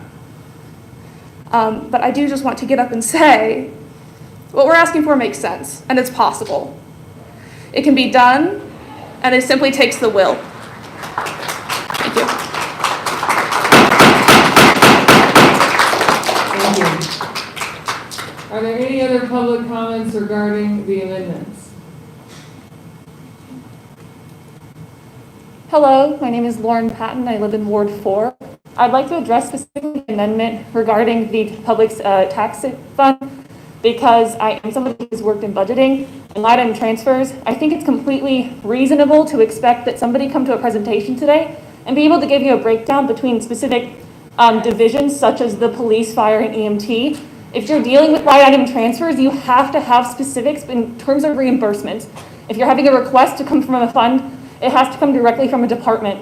And I know I may have missed something because this budget appears on like page 277 of what's happening today. However, I think that if we're going to approve this, as we are having a discussion about the police, that does not mean that we should not fund fire and EMTs, services that have not necessarily been built on racism, as far as I'm aware, and services that do help people. So in order to make sure that we are appropriately giving funds to organizations that do need this funds, I think this amendment not pass right now, and if it comes forward to the table, be forward with a breakdown between organizations, because I can promise you they have that information of who has asked for money from the fund. It's required in the paperwork.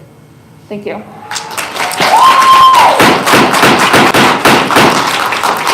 Thank you. Are there any other public comments regarding the amendments? Council. My name is Grace McCullough. I live at 3201 13th Place, which I believe is in Ward 7. Earlier, I heard somebody say that because there has been much less shopping at brick and mortar stores, the sales tax, the revenue from sales tax has gone down.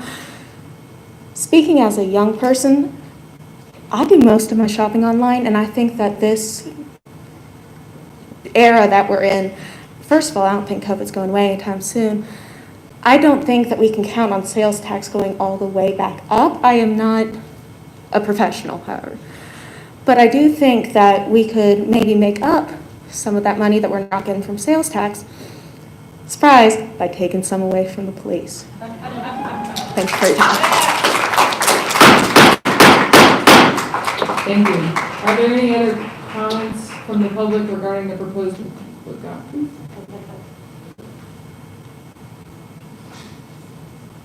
Hello, I'm Michael Graff. I believe I'm in Ward 6. I'll keep it short and sweet. I'm not a finance person. I'm a software engineer. I'm almost always against sales tax increases of any type and using it for city funding because I believe it's a regressive tax. It harms people that really can't afford it. And it greatly offends me that we are using the general fund to offset something that right now is a very touchy political topic. I agree with the previous speaker. We should fund the fire, EMT, and I believe that the police really needs to take a step back here, and we have to be very careful about when we give them more funding and how we do that. We can cross off things off their line items. They should be able to cut the budget just like everyone else in the city has had to do.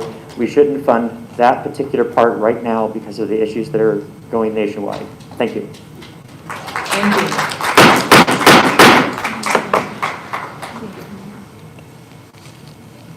Hi, my name is Tina Kinley, Ward 4, and I noticed here that you want to fund the 911.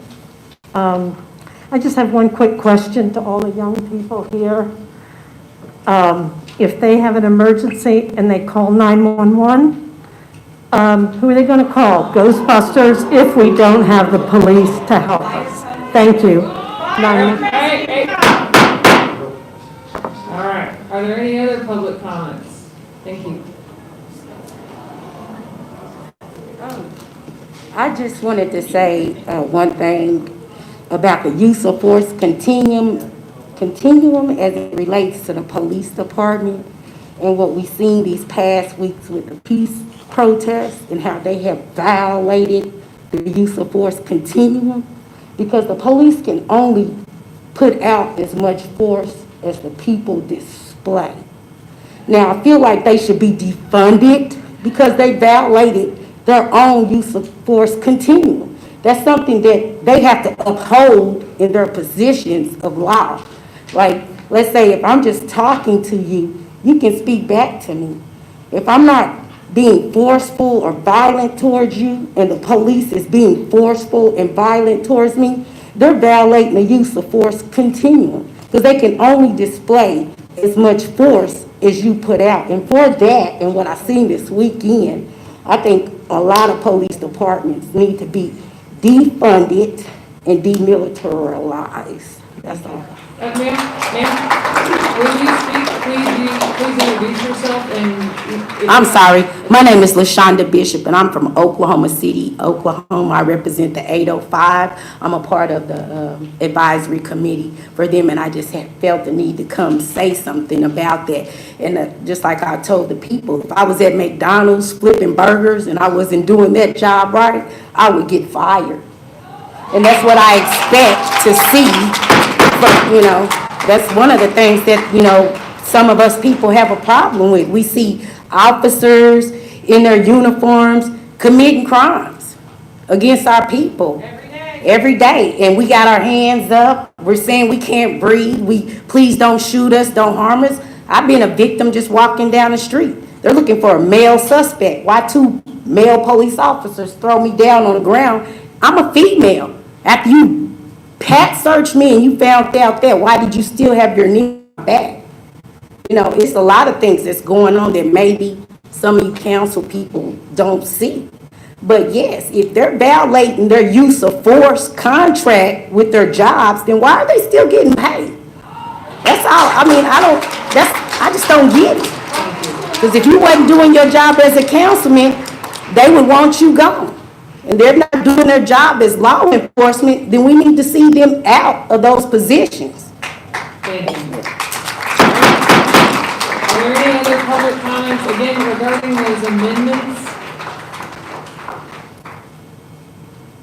My name is Madison Molitor. I'm from Ward 1, I believe. I'm like on the borderline there. A very kind community member brought up, who do we call, who do young people call when there's a crisis? It's not the police. A young black man cannot call the police and say for his life, I am safe the way that I can. A mother who has a schizophrenic son who needs help, who needs a mental health expert to de-escalate the situation, can't call the police. They are not there to help us. We are here to defund the police and reinvest it in smarter public safety, not getting rid of public safety. We're looking at who we can help, who our system is failing, and who our system is protecting. And until I can say my black neighbor is in need and I can call 911 and not fear for his life and not fear for her life, then we're failing. And we can't even look at where we're going to start putting money until we readdress what we're funding. We can't say take money from the police or take less money from the police. We have to disintegrate the police. We need to take that 27% of the budget that they're getting, and we need to rethink smart public safety, smart public health that works for you, for me, and for my black neighbors. Thank you. Are there any other public comments regarding the amendments? My name's Brandy Studley. I live off of East Lindsay and 12th Street. I don't know what ward that is. Anyone can tell me? Okay. So I'm just confused why we're still trying to add additional money to the police, like they said, especially in this climate. I have called 911 while I was being beaten and held captive in my closet, and the police refused to come in and help me because nobody would answer the door. My best friend was on the phone with the police, and I'm on the phone with her crying with my children locked in there, and I can't move, and they would not help me.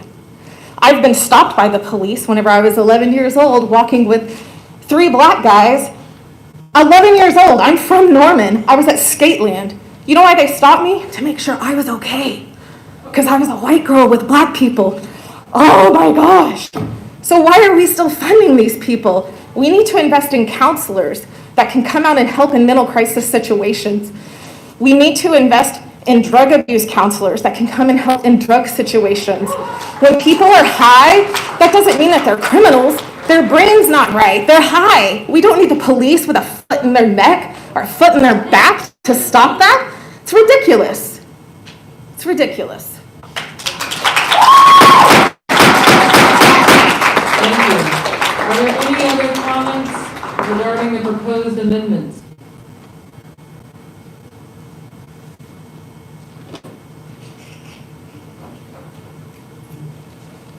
Hi, my name is Corey. I'm in Ward 4. Stephen, you were talking about, is it on, or for the bus station, is it on Comanche and Porter? So is that the Chase building, or the old Chase building? Okay, that's all I was wondering. Thank you. Thank you.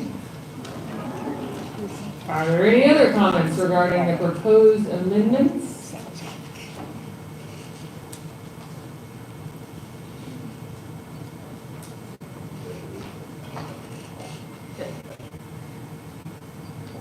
Hi, my name is Fred Pope. I'm from Ward 5, and I would just like to suggest that there is absolutely no justifiable reason to defund in any way the wonderful police department that we have here in. I would ask you all, I know there's a lot of strong opinions on both sides, but no one has booed you, so can we please be respectful of our neighbors? Trust me, it's hard at times, but that's what I'm asking you to do tonight, because I look forward to listening to you. And I've been very, very proud of you. I asked put the signs down, you put the signs down. You guys are wearing masks. I think we can have a productive conversation tonight, but please be respectful of your neighbors. Thank you. I'd just like to point out, to the best of my objective understanding, there is so much confusion associated here. Most of it is wildly emotional. First of all, no one can justify the manner in which Mr. George Floyd was killed. That is terrible beyond words. One thing, however, there's a well-known black commentator, Candace Owens, who has looked up information regarding both Mr. Owens, the causes of Mr. Owens' death, the medical examiner's report, together with his police record. His police record is horrible. One lady here referred to a problem where the police did not respond to a situation where she was being attacked. Obviously, that's a problem. Among other things that I'm not certain if it's Miss or Mrs., but anyway, Candace Owens referred to was a situation where Mr. Floyd broke into an apartment and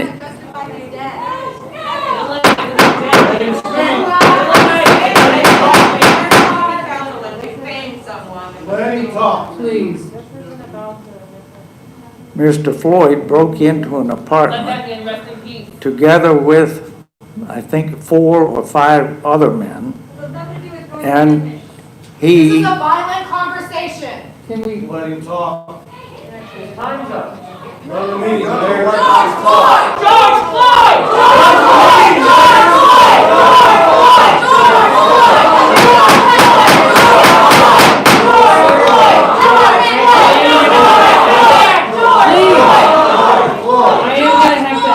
And the point is, Mrs. Candace's objection was to the base. I have not been running a 3-minute time limit for anyone. Her main objection was that a person with a criminal record such as his should not be treated as a martyr of some sort. And because there is no good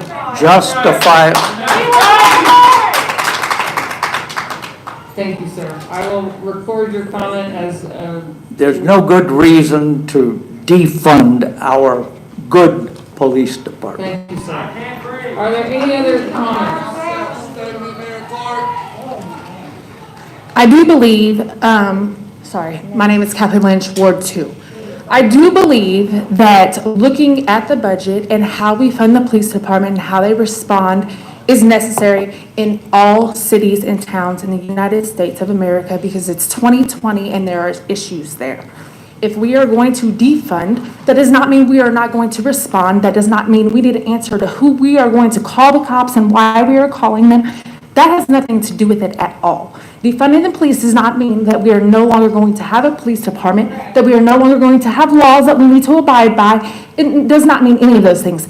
What it means is that we don't need a military tank truck to serve warrants in Cleveland County. That's what it means. It means we do not need to respond in force when force is not needed. And it definitely does not mean that we need to respond to force when somebody's calling for help with mental health issues. What it means is we need to take that money we're using for that tank truck and use it for possibly some mental health training for responding in situations like that, because that would affect us better than a tank. All we're saying is let's look at the budget and let's look where we're spending that. Let's go line by line, dollar for dollar. What are we spending this money on and why? And if it's not something that we need now in 2020 in Norman, If we don't need a tanker in Norman, we don't need a budget for it. If we don't need more equipment, then we don't need to spend the money on it.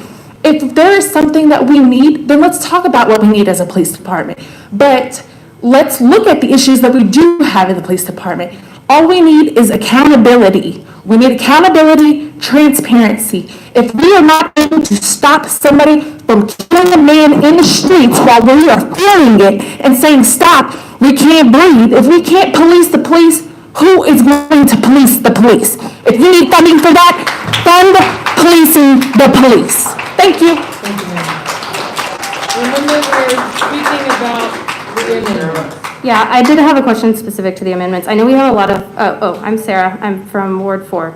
I know we have a lot of folks here who have like widely varying experience with attending a city council meeting. And so I think it might be helpful just because I'm still not clear, I think related to some of what the other speakers have said, why we can't look at the line items of what this specific amendment is about. I know that it's related to public safety, but it seems like it's kind of all pooled into one. I'm not a budget expert, but I think maybe part of the reason that our comments are kind of veering into all different directions is that we're not real clear on the functionality of the public safety fund, or like how those things are divided up, or whether they're just taken as one thing in a pool. And so I think maybe some clarification on that could help with folks to understand like what we're specifically talking about right now. Thank you. Mr. Francisco? Again, a very valid question, and I would say that I know that a lot of folks in the room are in fact new to the budget process, but council has been discussing the budget for months. The budget is laid out on basically revenue side and expenditure side. Subsidies are an expenditure from one fund and a revenue to another fund. In this case, it is an expenditure of the general fund to pay for expenses in another fund, and it is expenditure in those other funds. So yes, there could be an examination of the line items in the public safety sales tax fund that the general fund revenue is paying for. But what this particular amendment is about is just moving revenue from the general fund to the public safety sales tax fund to bring it up to zero.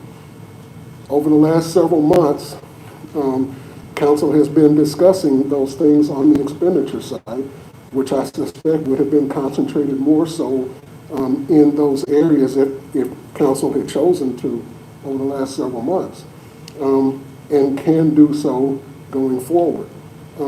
But right now, it's just a question of balancing the budget, getting that fund back up to zero. And that's really all this particular amendment is about. Thank you, Mr. Francisco. Do you have a follow-up? Yeah, so I guess the follow-up would be, would it be possible then to, without taking money out of the general fund for this public safety sales tax fund, to zero things out by doing something like eliminating the school resource officer program? Yes.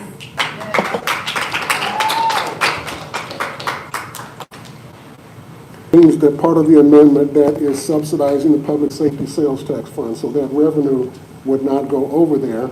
The public safety sales tax fund would then be negative by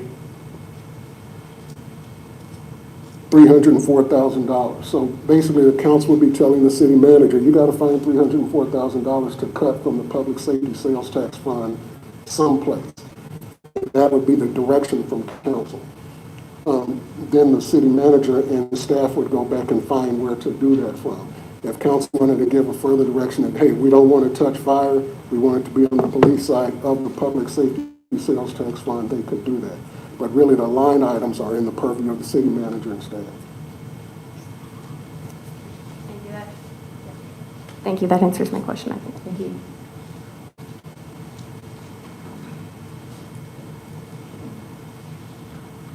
I'm Allison. I'm Allison Williams. I am from Ward 5.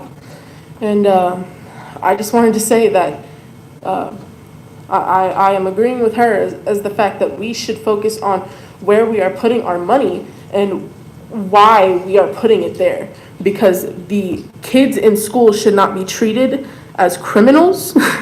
They should not have a law enforcers in there to slam them down and put minors in handcuffs and cop cars for getting into a school scruffle. That is completely unnecessary. I have seen 13-year-old children get slammed by grown men. That is completely unnecessary. How old are you? I'm 14 years old. What school did you go to? Irving Middle School. I was searched without my mother having any clue. My person was searched, and they said that they didn't have to tell her. Not only that, but whenever I got into my first school fight, because I was bullied for months on end, and nobody in the school system, no administrators, no police officers did anything about it, they spent over 30 minutes looking for a police officer to put me in cuffs, to put me in a cop car, to tell my mom that she has to come pick me up from the jailhouse? Really? How old are you, 14? This is what we're putting our money into? That's my only question. I was 12 years old at the time. That is completely unnecessary. These people need to be reformed. We need extensive background checks on these police officers before we give them a gun, before we give them batons, before we give them tasers, before we give them the tools that they need to harass us constantly. We need to defund these people because not everybody in that system is good, and they're not getting in trouble for the bad things that they have done. It's like any other person. It's not just about them fearing for their safety, because at this point, most of it is just an excuse. There should not be an excuse as to why you put your knee on somebody's neck for over 8 minutes. There is no excuse for that. And I refuse to sit here and wait on somebody, and I refuse to sit here and wait for you to not only not defund the police, but give them more money so they are enabled to keep doing these things. This has to stop.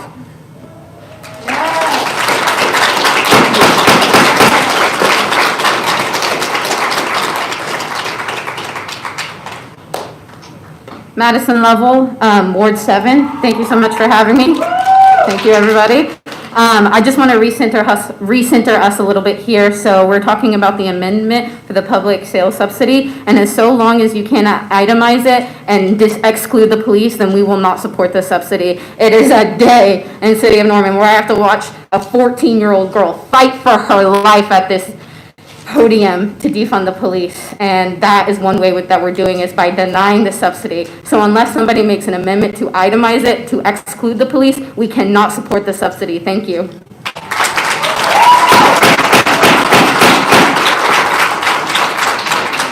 I would just like to say, in reference to the citizen that spoke earlier about our fine police, and I do believe that some of them are fine. I have never had any racism or been harassed by the police in the city of Norman because I'm white. Now, I have witnessed it when I was with people who were black or brown, and I have to say that I know not one person who is black or brown that I have spoken to that has not been harassed or assaulted or both by the police here in our town.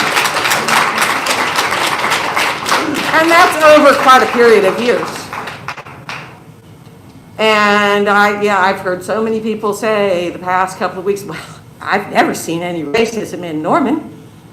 I have never seen a racist thing happen by the police in Norman. And then they're really happy this week because they get to cite a black woman who is a social media influencer. So they all feel real good, like, oh, I'm not a racist because this black person said it was okay to condemn a man who was murdered. Now, I'm here for George Floyd's mother. I'm here because he was murdered, and in his last moments, gasping for breath, cried for his mama. And I am here for the mothers of every single person who has been brutalized by police in this country because of the color of their skin. And then the police and white citizens all got together and said, oh, well, they committed a crime. They were hooligans. They were thugs. Well, George Floyd had committed some crimes as a youth. He also worked for his church. He also went and he got himself an education, and he worked to get better, and he went home and he helped his mother, and he helped everyone in that housing project that he grew up in Houston. He rose above the system that was oppressing him, and he went to Minneapolis to improve himself so that the police could murder him. And the police who had his hands on him and knee already had 18 violations and had not been punished for any of them. Never. And, you know, his friends just helped him, and the police department helped hide it. They plant evidence on people too. They, you know, and even if somebody was committing a crime, oh, let's say that guy that was committing that crime selling cigarettes in New York City, ooh, did he deserve to die? Oh, what about the innocent mentally ill patient? You know, I mean, we have got to make the police department accountable. And if they need to be made accountable by having their checkbook taken away, and maybe we need some less of them on the street, and we need to pay for more social workers and more people that will respond when a black child gets harassed in school. Because if you have officers, police officers in a school that aren't going to protect the children, why are they there? To take them to jail? Thank you.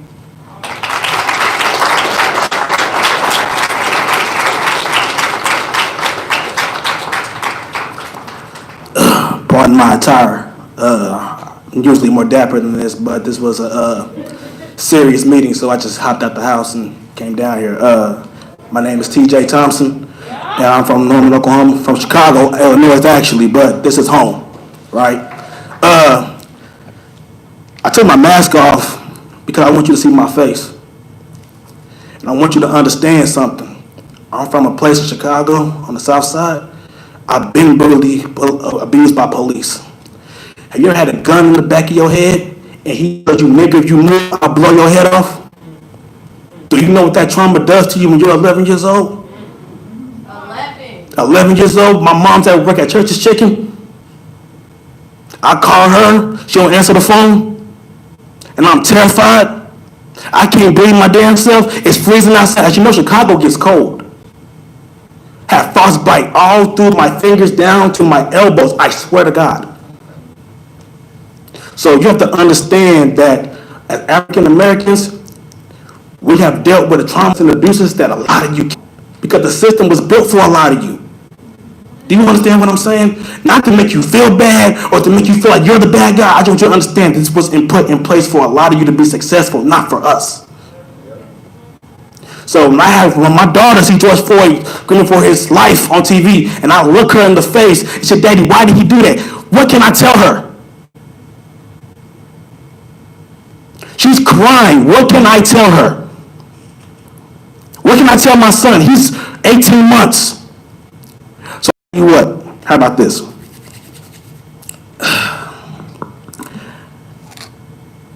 Not only should we defund the police, but the revenue of the funds needs to go to people getting mental health. We need better after-school programs. for sure. And we also need, and this is just my opinion, I talked to a friend about this, for those who don't understand culture, we should have a big festivity. Bring everybody out. That means if you're Irish American, you come out. You're Mexican American, you come out. Japanese American, you come out. We all come together as a community. So if you have questions, you're not ignorant, you can say, well, why do you do this? Why do you do this? It brings everybody together. See, my whole point is this, right? Is that my children are fairly young and little, right? And I'm gonna say this respectfully. I want them to come home. Because I can go on and on about my traumas, I can go on and on about all that, but that's irrelevant. I'm raising them. So if we're not gonna hold the cops accountable, I'm gonna hold everybody up here accountable. That's all I have to say. Thank you.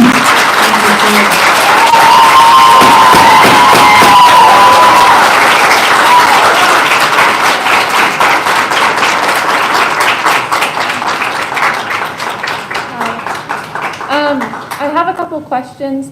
I know you guys have heard a lot of emotion. I hope you understand that emotion is rooted in facts.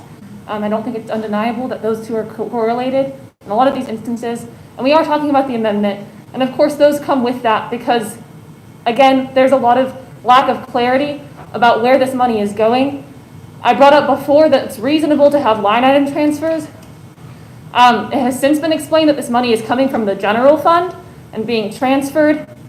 The police already receive a lot of money from the general fund. They are the largest expenditure, I believe, with 27% on the budget. It was also brought up that you guys or city managers have had this budget and have been working on it for a number of months. So the fact that it has been brought to us without being properly explained where this money is going and what this money is being spent on honestly seems disrespectful to the people you serve. The man before me said it is not your fault the system has been built. It's not my fault personally that the system has been built, but it is our duty to make sure that people are safe.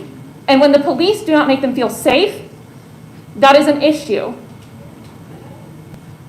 I urge you to not pass these amendments until we have clarity about what the money is being spent on and are able to identify with which department this money is going, because that is where we can make a difference. Thank you. Thank you. At this time, I think we're going to go back to council comments to move us along, because again, we will have an opportunity to speak on the budget as a whole, not just these amendments. So, are there any additional comments from council regarding these proposed amendments? People still want to talk. On the amendments? On the amendments. Okay, please introduce yourself. My name is Bailey Hoffner. I live at 425 North Mercedes Drive. Mayor Clark, I voted for you. And I want to say, you said earlier tonight, this is about the amendment. You said earlier tonight that we need to respect our neighbors.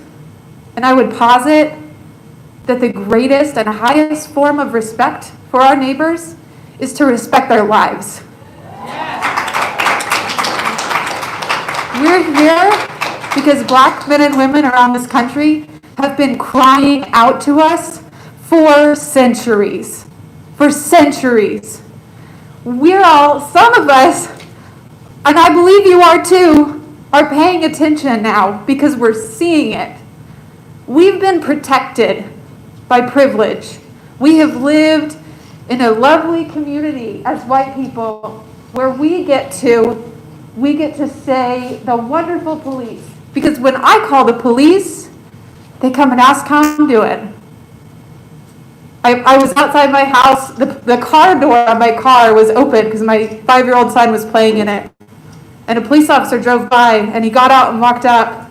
And he said, "Ma'am, I just want to make sure everything's okay. Looked like somebody maybe got into your car."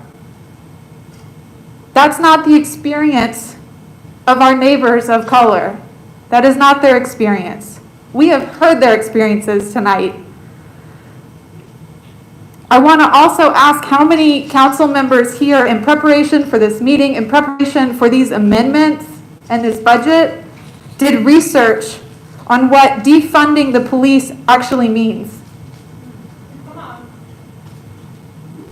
Can any of you speak to what you believe that means?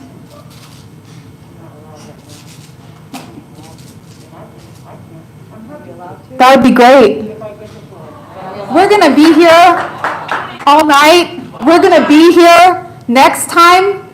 We're going to continue being here until we start to see change. Standing behind protocol when our Black friends and neighbors are crying out to us is shameful. It is shameful. We don't need to talk about the new flag tonight. No, we don't. That is shameful. This is what we need to talk about. Thank you.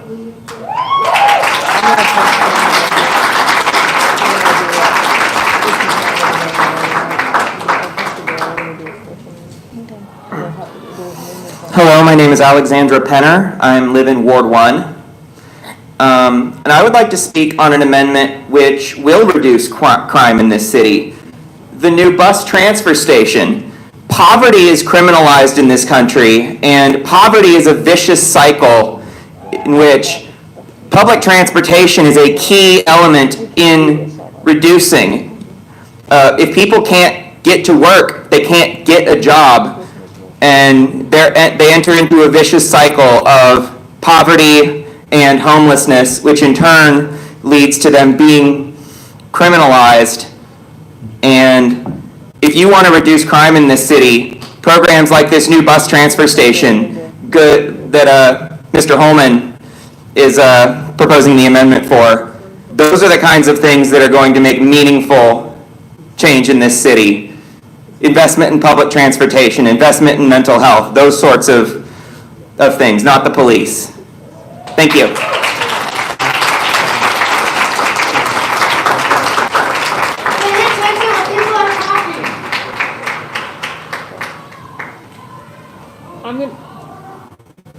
I would like to make a motion to postpone the budget so we can re-examine it and make adjustments.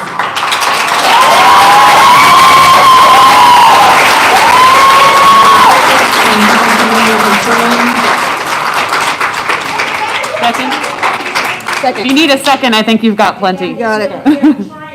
Okay, we'll have a special meeting next Tuesday, because that is the deadline to pass a budget legally for the state of Oklahoma. So, at this time, council member, you may cast your votes. To postpone. To postpone, correct.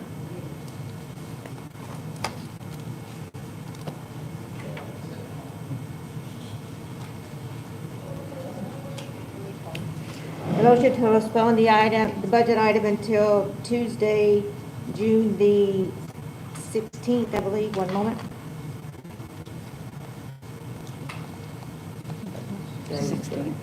So June the 16th passes unanimously.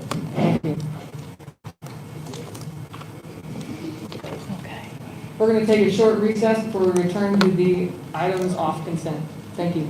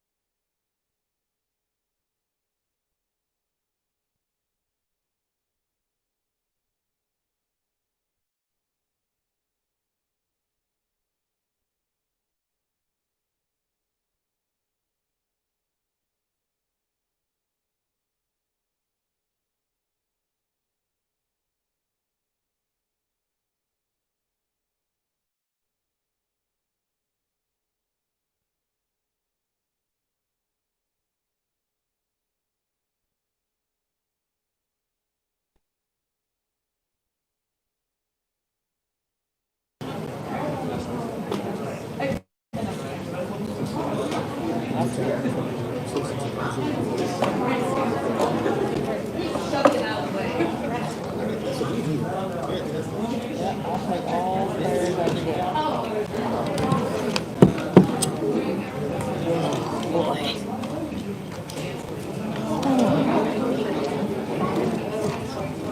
Well, I found my phone. It was on a chair and sitting on the chair back there. I asked Stacy Clements. I said, "Anybody turned in a phone?" And she goes, "Somebody found one, but it's on that chair over there." Good Lord, really? I don't remember laying it down on the chair.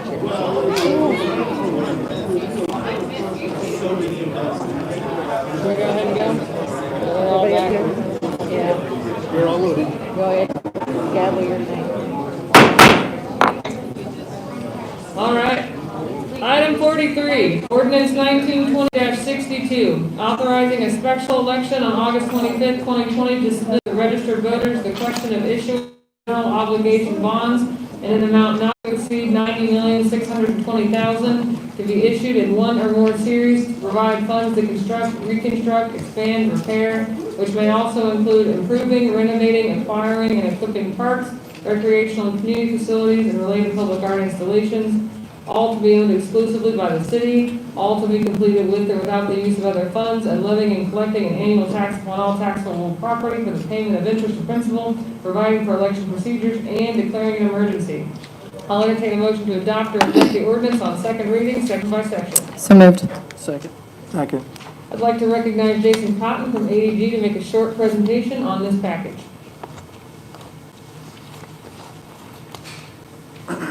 Thank you, Mayor and council members. Thank you for having me here this evening. So it feels a little tough following the crowd we have here with us this evening, so I want to do my best. Seems like it was a couple of months ago that we did this right on the heels of COVID-19, and so we've been through a lot. We were talking, Judd and I were talking earlier this afternoon. February 25th was the time when we started this conversation, and so think to yourself for a minute about how much has gone on in everybody's lives since February 25th. It's a lot to kind of think about. And I said this a month or two ago. You know, it's unfortunate the way that things have timed out in some ways. I mean, I would not go so far as to say we were all in consensus, but as I said a couple months ago, I feel like we really have been having the right conversation this whole time. Everyone's been asking the right questions, and so, but it kind of is what it is. I mean, this is the job sometimes, and so I know it's a lot to take in and a lot to think about, but here we are. And so it's obviously a really important point in time for the city of Norman. And so I did not bring an 83-slide presentation to go over every project, so we will not do that tonight. We've done that before, and we will not do it again. But just to go real quick here, I did just bring up a couple of slides, and so these are going to look really familiar to you. These are the couple, you know, we've talked about these projects ad nauseum for 4 months. I think everyone's familiar with the groups of projects. There's 2 groups, 2 questions. They're on the agenda this evening. And so I don't think we need to belabor this, but these are the projects just to kind of refocus everyone on the question before everyone this evening. I don't know, we've included this slide. This is the total. We talked about this number previously. I don't really feel like this is as pertinent just because these are different questions, and so the number in total is maybe not as important as the individual numbers. So, but these are the projects. Really, you know, my presence here this morning or this evening is really just to provide some consistency. I mean, we've had 5 or 6 presentations, and so really nothing more than to get the conversation started. I will tell you, you know, I would remind council, and we've talked about this before, these projects came to you with the guidance of your ad hoc committees that were requested to guide these projects, and so clearly the voters were loud and clear when they voted for Norman Ford initially. The ad hoc committees that have guided this process to this point have been loud and clear in what they feel like the community needs. And so I would just remind you that that's part of what we're bringing here to you this evening, to think about that. The other thing I would say is, in particular, I think over the last couple of months, again, we've been through a lot. ADG works with contractors all across the state. We work with A&E firms all across the state, taxing jurisdictions all across the state. We work with a lot of different people. And what we hear right now is that the bidding market is very favorable. And so what that means to you is you are going to get favorable pricing on these projects if we move quickly. I would say that in general that's true across the entire United States right now, probably across the entire world actually, but I think there's some things about the local economy in particular that make it perhaps even more so.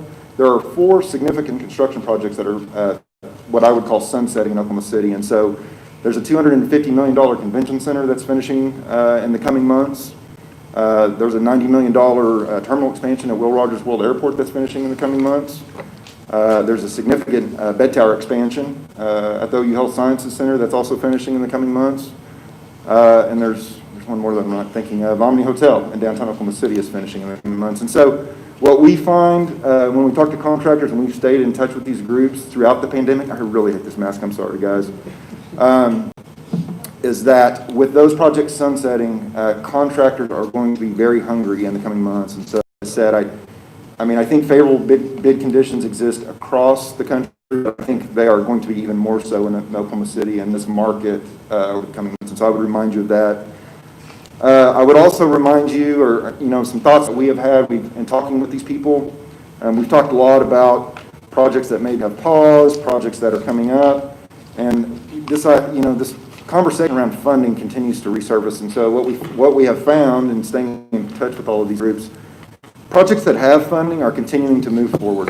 The funding is secured. Obviously conditions have changed, and so it's slowed things down maybe, but projects that don't have funding have really, in large part, stopped. And so I think that people are anxious, as City Norman and Norman City Council is here, debating this thing. But I guess the concern that I hear from contractors is that we're okay now, but as this thing continues, if we find local governments, if we find taxing jurisdictions, if we find school districts that are hesitant to make the next step forward, FY21, FY22, things are going to be that much worse moving forward. And so I would just remind you, we all have a role to play in this economic recovery. We've got a long road ahead of us. No one's going to flip a switch tomorrow. This is not going back to normal anytime soon. And so I want you to think about that a little bit. I know that probably the tendency is to let's wait and let this thing settle down. That day is a long ways off potentially. And so I want you to think about that a little bit. I think in closing, I would just remind, and I'm sure you guys all know this is really an opportunity, I think, for you, for your, city leadership, city council, to really pull your community together, I think, and just remind them that this is a great opportunity. It's a great opportunity. It's a great time for you guys to reinvest in yourself and to reinvest in your future. And so with that, the way these presentations have gone, I don't think I've fielded as many staff, but I am here if you need me, and I'm going to sit down, and if you've got someone in particular you want to speak to, please call on them. So, thank you, Mr. Cotton. Yeah, you bet. Now is an opportunity for council to ask questions. Councilor Patron.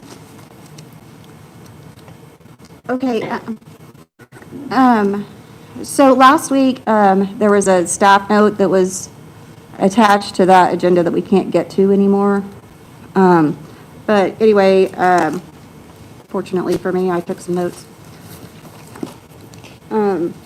Basically, it was talking about, well, first of all, let me get clarification, because when I pushed my button, Mr. Cotton, I didn't really understand the very end of what you said about with COVID getting back to normal and with respect to the contractors. Yes, ma'am. So my comment was really just related to contractors are bit. You got to think when COVID-19 started, everybody was in the middle of work. They were in the middle of projects, and things paused for a little bit. But those projects, as we said today, are moving forward in some form or fashion. Most of them had to push the pause button for a minute, but they're moving forward. I think what we're hearing from, not only contractors, but the A&E community, design professionals, is that what they're worried about is if everybody takes this wait-and-see attitude, it's going to make it that much worse in the future because things will stop. There's a significant part. It's not only the design professionals, it's not the contractors. You have to think about all the trade contractors that are involved in these projects, all the electricians and plumbers and dirt contractors and utility contractors. All of those people benefit from these projects. This is $100 and however million worth of work that we're talking about that will not be on the street to support those businesses. And so that's, I think, really what I was getting at. Okay, so it wasn't, at first I misunderstood because when you were talking about school districts or something like. I apologize. No, I interpreted it as though that was basically like a threat. Didn't want to work with us or something like that. Oh, no, not that at all. It's unfortunate. The city of Norman is really, of all the people that we work with, you guys are the first up to bat at this really kind of terrible situation. you know, there's going to be school districts behind you, there's going to be other governments behind you that are faced with this same, like, juncture of, like, what do we do? You know, can we wait this out? And unfortunately, if everybody waits it out, it's going to be really bad for our economy. I will tell you that. I mean, there's a lot of people that work in the construction industry, and it's a, you know, there's all kinds of economic implications of these projects. We've talked about that before. Revenue that they may potentially generate one day. I mean, there's all kinds of implications, I guess. And you know, again, just to underline, I think this is an opportunity for the city to reinvest in itself, and so that's the way that we see it, anyways. Okay, I appreciate that clarification. Yeah. Okay, so anyway, on the 526 packet that was online before, there was a staff note that said, while most of the projects represent additional funding for Norman Ford projects, it should be noted that the entire project budget for the indoor aquatic and multi-sport center is included. And it goes on to basically say that money would be, because the GO bonds require that we own the real estate, and Griffin Park is owned by the state and leased by the city of Norman, that obviously those projects are not eligible for GO bond funding. So it goes on to discuss that all of Griffin's, all of the multi-sport aquatic facility money would be shifted over to Griffin to be paid for out of Norman Ford sales tax. And then the entire multi-sport facility aquatic center would be paid for from the bond. So is that correct, Ms. Walker? Yes, that is correct. And the reasoning you've stated is correct, that we cannot use GO bond funds on property we do not own. And so although this looks like, the full budget of the indoor aquatic and the multi-sport is being added to this project and taken out of the sales tax, it's really being done to create room to do the full soccer facility and soccer plan out of the sales tax. Because we do lease that land, we have a long-term lease, and we don't own it, so it has to be paid for out of sales tax. Okay, so my question then on that is, should this pass, does that mean that we can immediately get to work on Griffin because we have that sales tax money in the bank ready to start? Yes. Okay. And that wouldn't be, is that pay-go? In other words, are we cash heavy to where we could do Griffin in cash? I'm looking at Anthony, and I can't read your lips because you have a mask on. I can tell you're moving them. We're learning all sorts of downsides of these masks. I could say, but you can't read my lips. So yes, both the Griffin Park and the indoor multi-sport and aquatic centers are bond financed out of the sales tax note. So yes, we can move forward immediately. So it would be still revenue bond financed? Yes, ma'am. Okay. And the same, obviously, the same rules do not apply for revenue bonds because we don't own the land, and it's okay because it's a different kind. Right. And then what about the senior center with respect to a GO bond? Are we just, at this point, in order to send this to a vote of the people, are we committing right now that it's going to Reeves? No, not necessarily. I think as part of the GO bond, it would have to go on property that we own, whether that's Reeves or whether that's a location on the Porter campus. Okay, so if it is a location at the Porter campus, do we know for sure that we have contiguous property large enough that's owned by the city of Norman such that the senior center could go there? I think what we've talked about is because the city's ownership is sort of hit and miss throughout the whole campus. We've talked about doing a trade or some sort of swap with the hospital so that we could get the contiguous property and locate it there in a place that makes sense for that whole development. Okay, and I assume that we could not, that decision would have to be made before it went to a vote of the people? The location doesn't necessarily have to be decided before it goes to a vote of the people, but that's something we would certainly be working on this summer because we want the design plans to continue, which is, I think, an item later on your agenda. And so that's something we would want to move forward with this summer. Okay, so what would the deadline be? Would it be before we draw on the bond? Yeah, obviously, we want to know before we start doing any construction. We don't want to waste any money or any time on one site when we end up going to another. So we would certainly want to know that before we start drawing down bond funds. Well, I meant by law, legally speaking, to have that contiguous property, if it's going to go on the Porter campus, would we not be allowed to draw on the bond until we know that that contiguous property is in the title of the city of Norman? I see what you're saying. Yes, we would want to have that in the city of Norman's name first, yes. Okay, so we don't have the deadline, though, of August 25th. Well, before we start drawing down those bond funds, we certainly would need that to be done. That would be a restriction if this were adopted. Yeah, I just want to make sure that, I guess what I want to hear is, yes, it's legal for us to send this to a vote of the people, even if we don't have the property. Yes. Okay. Yeah, I would remind Councilman Patron, remember that we do have $7.6 million of Norman Forward sales tax funds already allocated toward the senior center project. Towards the senior center? Yes, sir, I understood that. I just knew that if there was a bond, I'm just talking about Pay-as-you-go funds, actually. laws associated with the property. That's all. I was trying to make sure that we had our I's dotted and T's crossed there. Okay, and then tomorrow there is the teleconference for the UMP TIF lawsuit.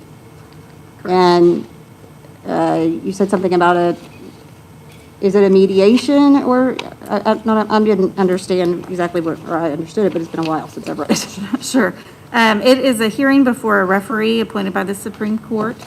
They've done briefing. It was a very abbreviated, very quick briefing schedule, so I take that to be a positive indication that the court intends to move quickly. I think they do have our budget deadlines in mind with this schedule. Hard to predict how long it will take, but typically the referee will submit his or her findings and recommendations to the Supreme Court, and then they will issue an opinion based on that report in addition to the briefs and the record from the district court below.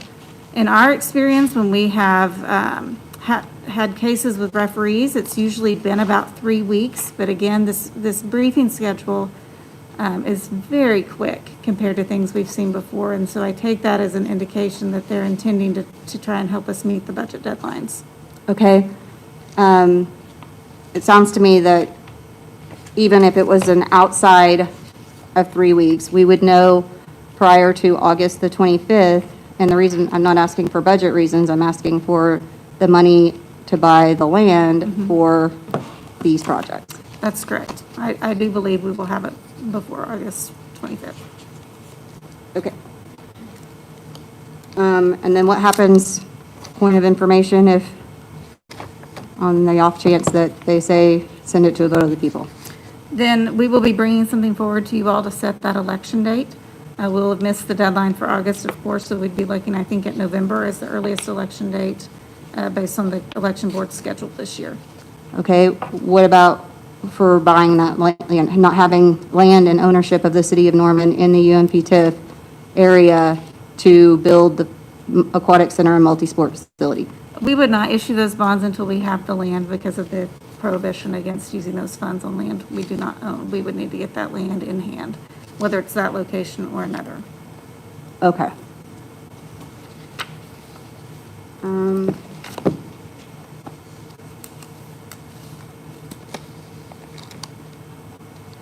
And then for this particular item, as well as the next two, the propositions that are listed in the ordinance, is that the ballot language? Yes. Okay, I have some more questions along that line for, especially for the economic recovery, but we're not on that, so I'm not gonna get into that right at the moment, but, okay, so I'm gonna pass to somebody else for now.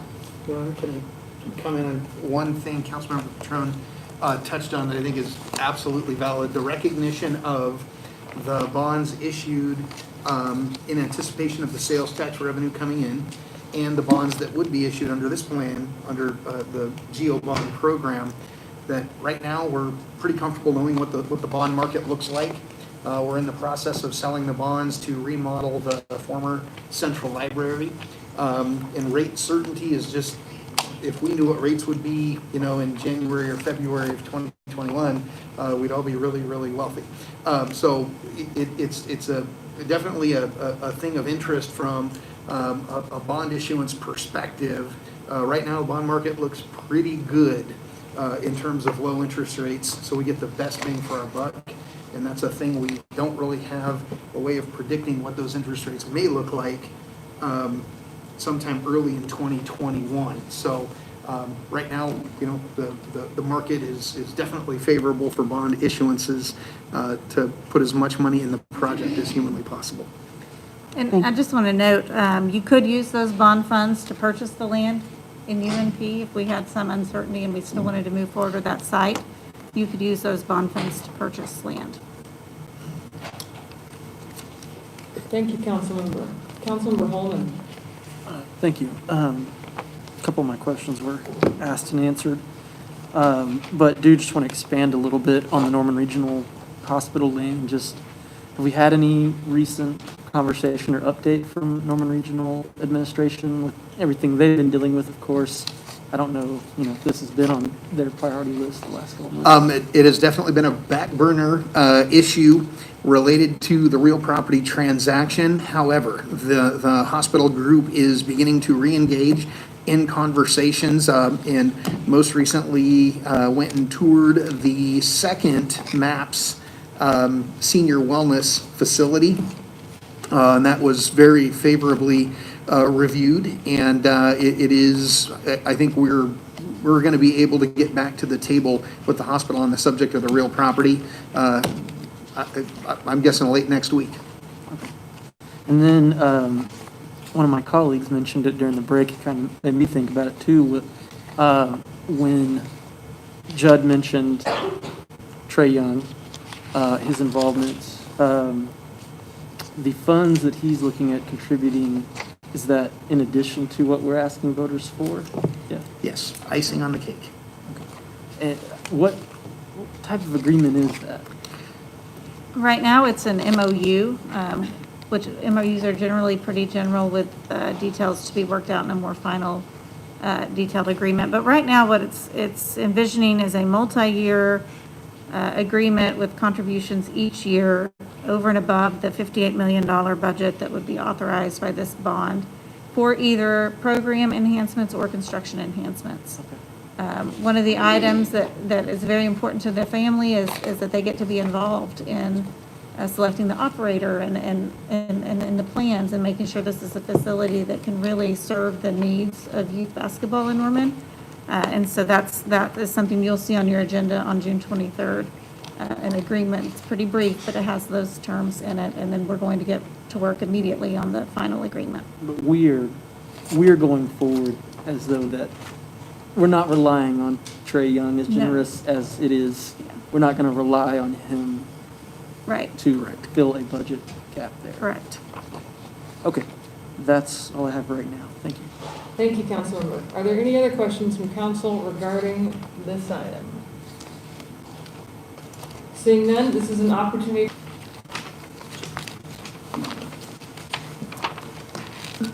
Steve Ellis, 633 Reed Avenue. I mentioned this before, so I just want to get it in on the day that the vote gets taken, that the sort of priorities involved in this this particular proposal, I think, are really sort of surprisingly messed up. I mean, today's been a day where we've talked about who should get the attention of city government and who's been neglected. And what we've got is a proposal to put $90 million on a bond, $80 million of which is for youth sports that people don't necessarily get to play sort of equitably throughout the town. If you have a look, I mean, this is mostly something for fairly well-to-do families. Roughly, not quite $5 million is for the senior center, and then $5 million is for homeless projects, which I think is a great idea. But even the ballot language now makes it look as though homelessness is half of this proposal, when it's, roughly 8%, 7%. So I think that if we're really thinking about what our priorities ought to be, we should be thinking about putting more money into public services and less into very sort of limited niche kind of competitive sports facilities. And we should be doing that within our budget resources, given the fact that we're in a time when we're not actually, doing all that well on the budget. So thank you. Thank you.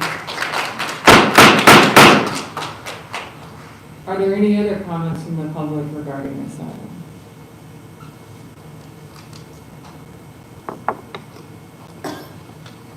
Brandy Studley again. I think he brought up a very valid point. If we're only spending $5 million of a $90 million budget on homelessness, what does that say about us as a city and about you as our council members and you as our representatives for us?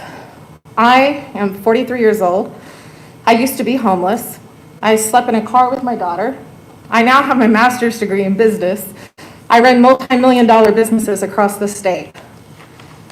I had to do that on my own. I didn't have anyone to help me out. I think how much different my life could have been had there been more funding for homelessness. My kids and I go and help at the Salvation Army here at the homeless center. We help them unload trucks. We help bring food for families that are hungry. Do you know how small that center is?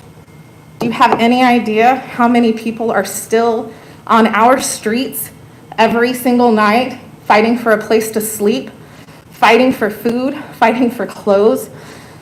Me and my kids take socks and shoes to these people out of my money, my money. So I guess I'm confused why the soccer fields over here on 12th and Alameda, or excuse me, 12th and Robinson, aren't good enough to play soccer in anymore. Can anyone answer that question for me? No? But we want to spend $70 million on soccer fields and aquatic sports? Nobody can answer? All right, thank you. Thank you. Are there any other public comment regarding this item?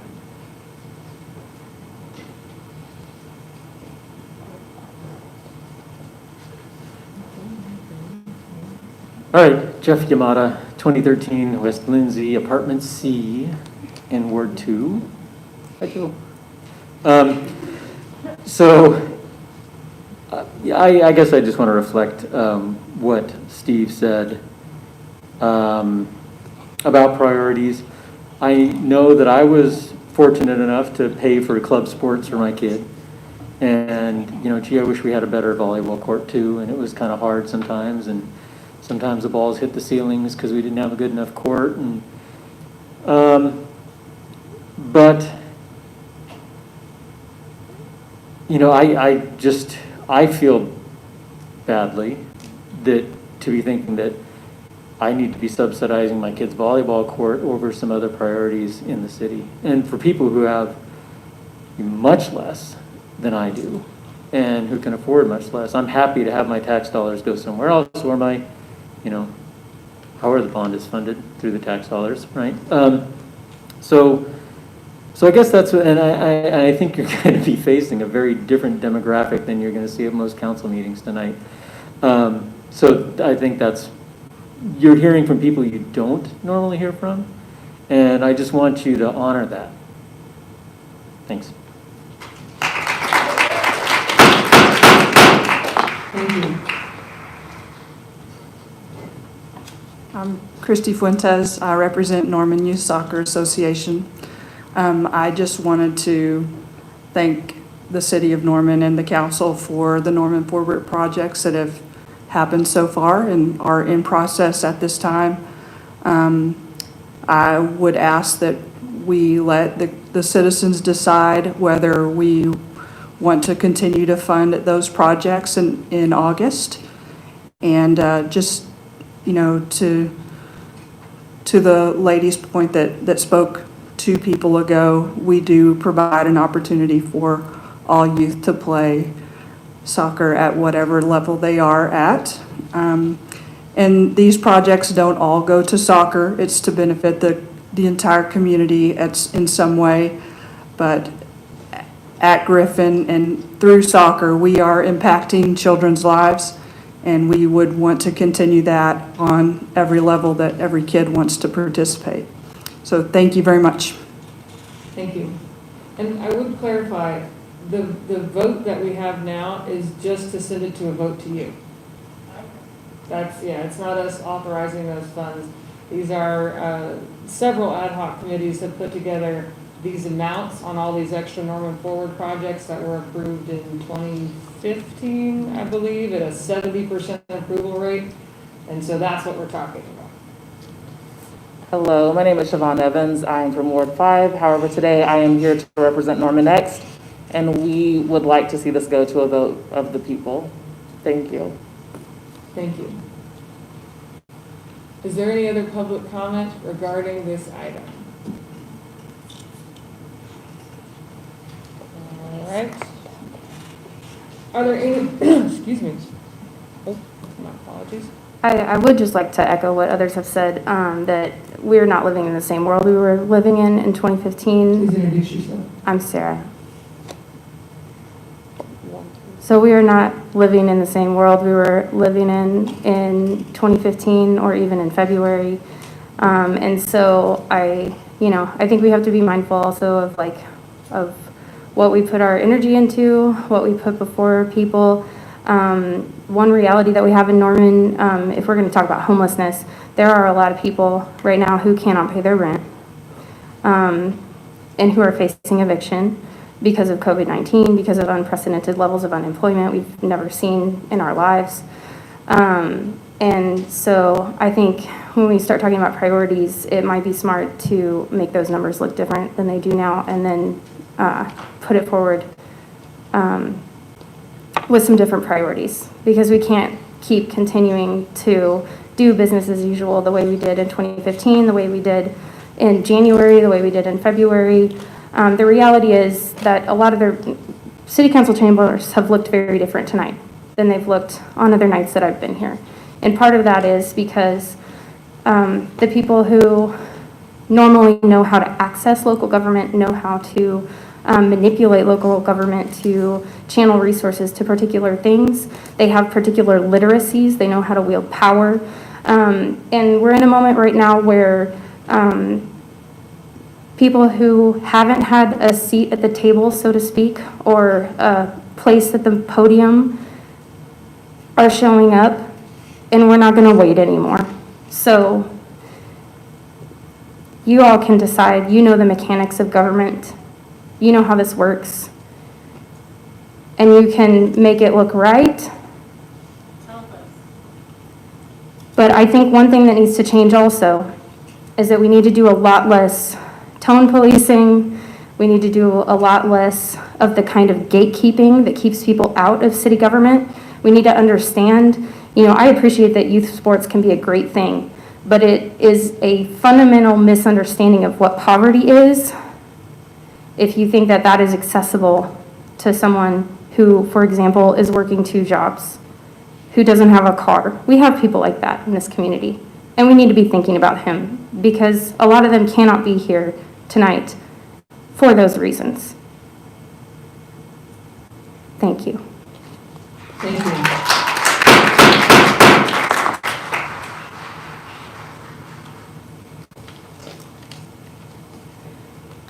Betty Mafucci, 752 Deans Road. I was watching on the TV and I saw this chart going across, and I noticed there was senior center included in your package, which I did not know was there. So I'll give you a heads up on a letter that I've written to the newspaper saying that I think you all need to hold up on your bond issue. That's going to be the thesis of this letter. You might as well know that. I was thinking that after he told me I had to cut it back to 500 words, characters per minute, for whatever, then I probably should have added a couple of sentences there that I value very much the projects that you have considered, even though I didn't know you were actually considering the senior center. I saw a price of 12 point something, which is not enough, by the way. But the theme of my letter has to do with the fact that I don't think we do enough collaboration in Norman. We don't really plan well enough. The very fact that we have to go back in for another bond issue is the fact that this previous council didn't bother to price things out properly so that they could be done properly. That aquatic centers should have been done a long time ago. So I failed to put some of that in my letter, but I'm asserting the same thing that will be coming out whenever it goes in the paper, that I think you need to put this off until it's better planned, better vetted, and really fully funded. Thanks. Thank you. Are there any other comments from the public regarding this item?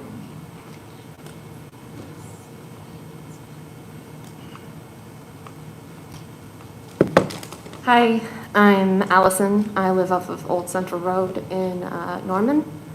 I want to remind people that we do not know what's going to be happening in the next 6 months, year to however long it would take for this funding project to go through. And there is a very good chance that coronavirus could have a second wave, which means we might need this homelessness program a lot more than sports. Or we might need the senior, well, I'm afraid for my parents. I'm afraid for my grandparents, honestly. So what's the point in having a senior center if they're not going to be there? So we really need to focus on where our funding is going if we're going to be spending so much on something that is not necessarily as that needs to be prioritized. That's all I want to say. Thank you. Are there any other public comments?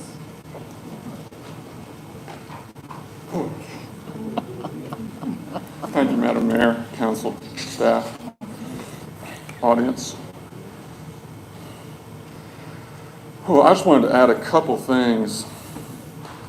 I think that to deal with the issues that we are all concerned about, if we prioritized a renovation of the schools, Irving and Whittier, so that their basketball, volleyball facilities could be upgraded, and so that their small aquatic areas, which currently do not exist, could be a part of that school. I think that might be a way of directly impacting and improving the school experience, the athletic performance experience. I'm sorry, Evan Dunn, Ward 7. Thanks for letting me off. And as far as the homeless situation goes, I too have been homeless for a small amount of my life. And the possibility of harnessing, well, let me go back. I have a couple friends who are planning on traveling. They aren't rich, but they have enough to get a ticket somewhere. Their plan is to go to some location and then start working on a sustainability farm, on a permaculture farm.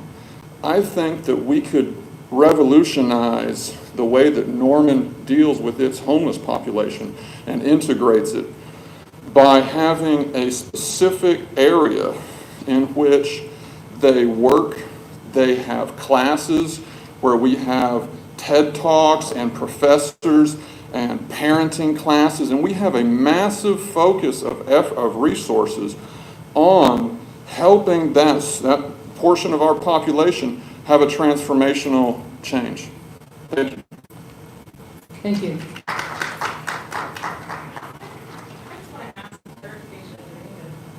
Yes, please.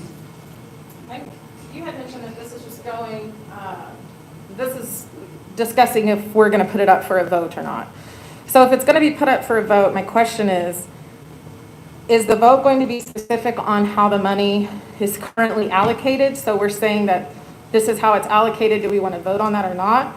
Or do you guys have an opportunity to maybe reallocate some of that of where it would go before it goes up for the vote? Once it's the bond language is set, that's what we're bound by. Okay, thank you. You're welcome. Any other public comment on this item? Seeing none, we have final comments from council regarding this item. Councilmember Bierman. So hi y'all, this is really kind of my first chance to speak to you all tonight. And so I first wanted to point out that I represent Ward 1. It is the ward that Irving Middle School is in. And it is the ward with the poorest census tracts in the entire city. It is the ward where residents sometimes have to walk nearly 1.5 miles just to get to the bus stop. And it's uphill. Not both ways, but it is uphill. I've gone and I myself, I paced it myself so that I knew how far it was. And I tried to imagine if I was physically impaired in some way, or if I had my child or an armful of groceries with me, or if I was elderly, or if it was 100 degrees out, or if it was 10 degrees out. And so I have really struggled with especially this particular question because I have never seen projects like this go so significantly over budget in such a short period of time. I've been on council since 2017, and every single year we have had some kind of a budget crisis of some kind for some reason. And I'm just extremely concerned about, and as I've said before, the future pressure that these projects would put on our city budget, just in terms of maintaining them or operating them if for some reason the operators aren't able to bring in enough money to cover the cost, because we don't have operating agreements for all these facilities with the people that we want to operate them. We don't have commitments for tournaments for all of these facilities so that we know we're bringing people into our community who are going to be spending money and staying in hotels and doing all of the economic beneficial things that we want them to be doing. We don't really have that information. We don't. And while I think it's nice that we won't start paying the property taxes on these bonds until 2022, as many people have pointed out, the people who are facing significant financial hardship right now, that hardship doesn't just go away when they start making money again. Their back rent or their utilities that they haven't been able to pay, or their credit card debt that's building up, or their student loan debt that's building up, all of that stuff they are likely to still be facing when they are faced with a property tax increase or a rent increase because the owner of their apartment complex got a property tax increase.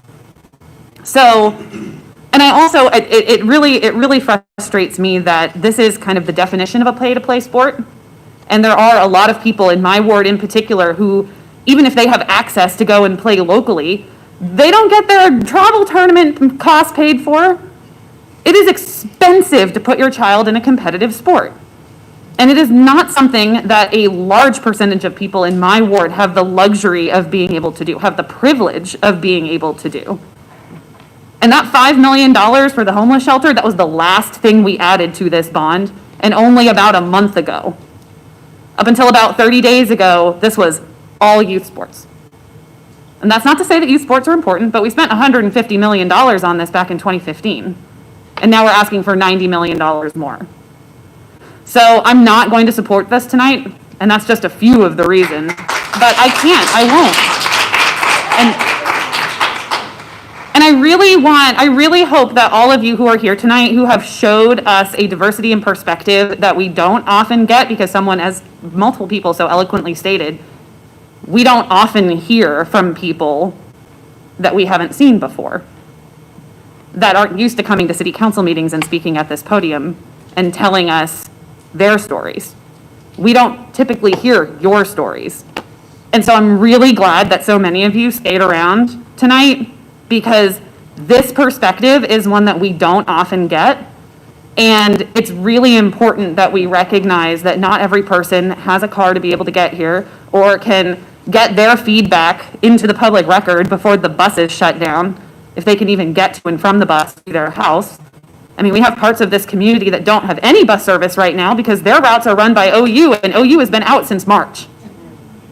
So we have fundamental problems that we need to fix in this community, not to mention stormwater, We still have a flooding issue in this community. We still have a water quality issue in this community, and we are lucky that we have still been given grace by the state DEQ and the EPA to not come in and tell us what we need to do to fix our flooding and fix our water quality. And I just don't know exactly what capacity any of us are gonna have to vote to take even more money out of our pocket for the vegetables that we have to eat because our infrastructure is crumbling, but we're poised to serve you cake. So I'm not voting for this tonight, and I hope all of us up here really take the time to think about exactly what this bond package says about our priorities, and if we're willing to put sports ahead of infrastructure and systemic injustice in our community. And I'm not willing to do that tonight.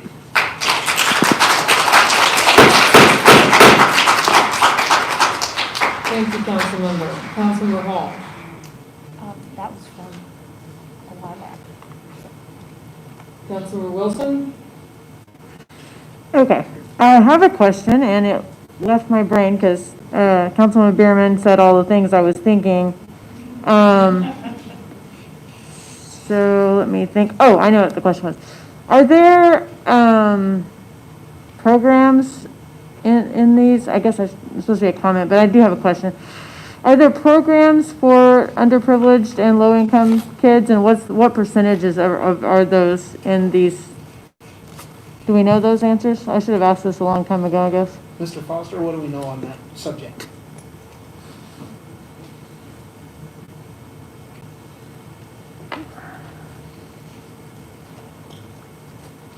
Not sure if I understand your question right, in terms of programs for underprivileged kids, all of these sports organizations that are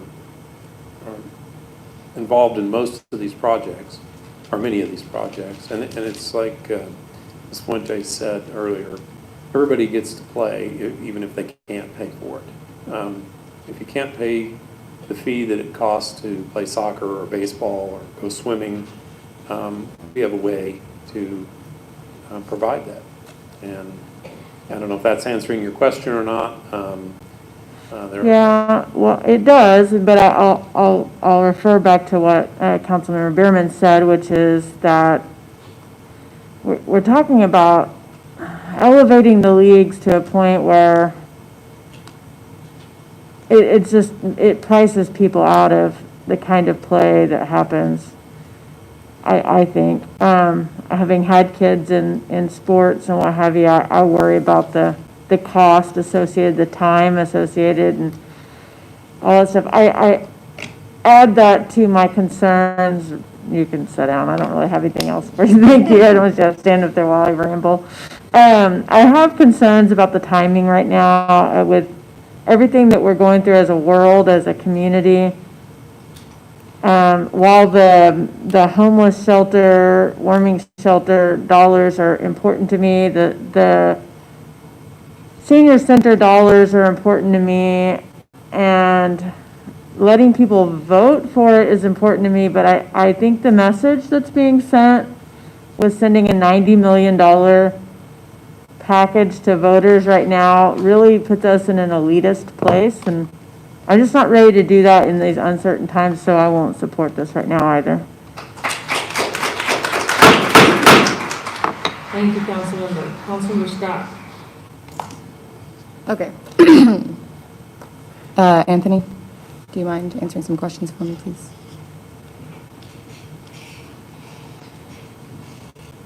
Okay, so we've been having the discussions about these bond packages for several months. We postponed a couple weeks ago. We're talking now about putting this to a vote of the people. It would be a property tax increase, not a sales tax increase, as you heard discussed earlier. Sales tax is the most regressive form of taxation. That's not what we're talking about here. We're talking about a property tax increase. And this is going to basically help public projects, public infrastructure that was voted on by people in 2015 for Norman Ford projects. We are also hoping to obtain there's other moving factors that are going on. Many people in this room who have not been here for this discussion have not been present. So do not let people capitalize on this moment or a lack of knowledge surrounding these GO bonds, because I would like to know, Anthony, the reason I'm asking you now, can you tell me how much we spend currently on homelessness in the city of Norman out of our general fund?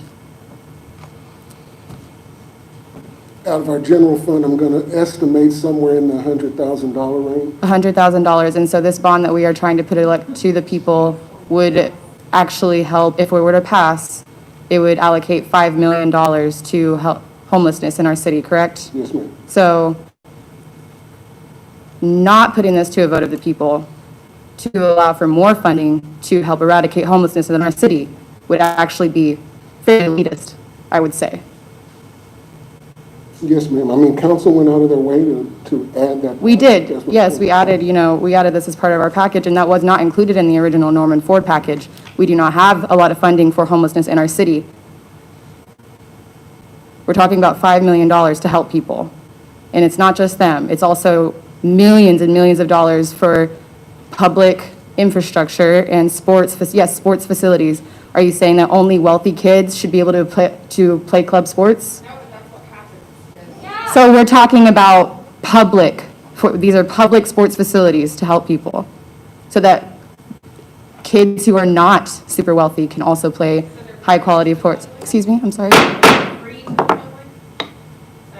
Would you?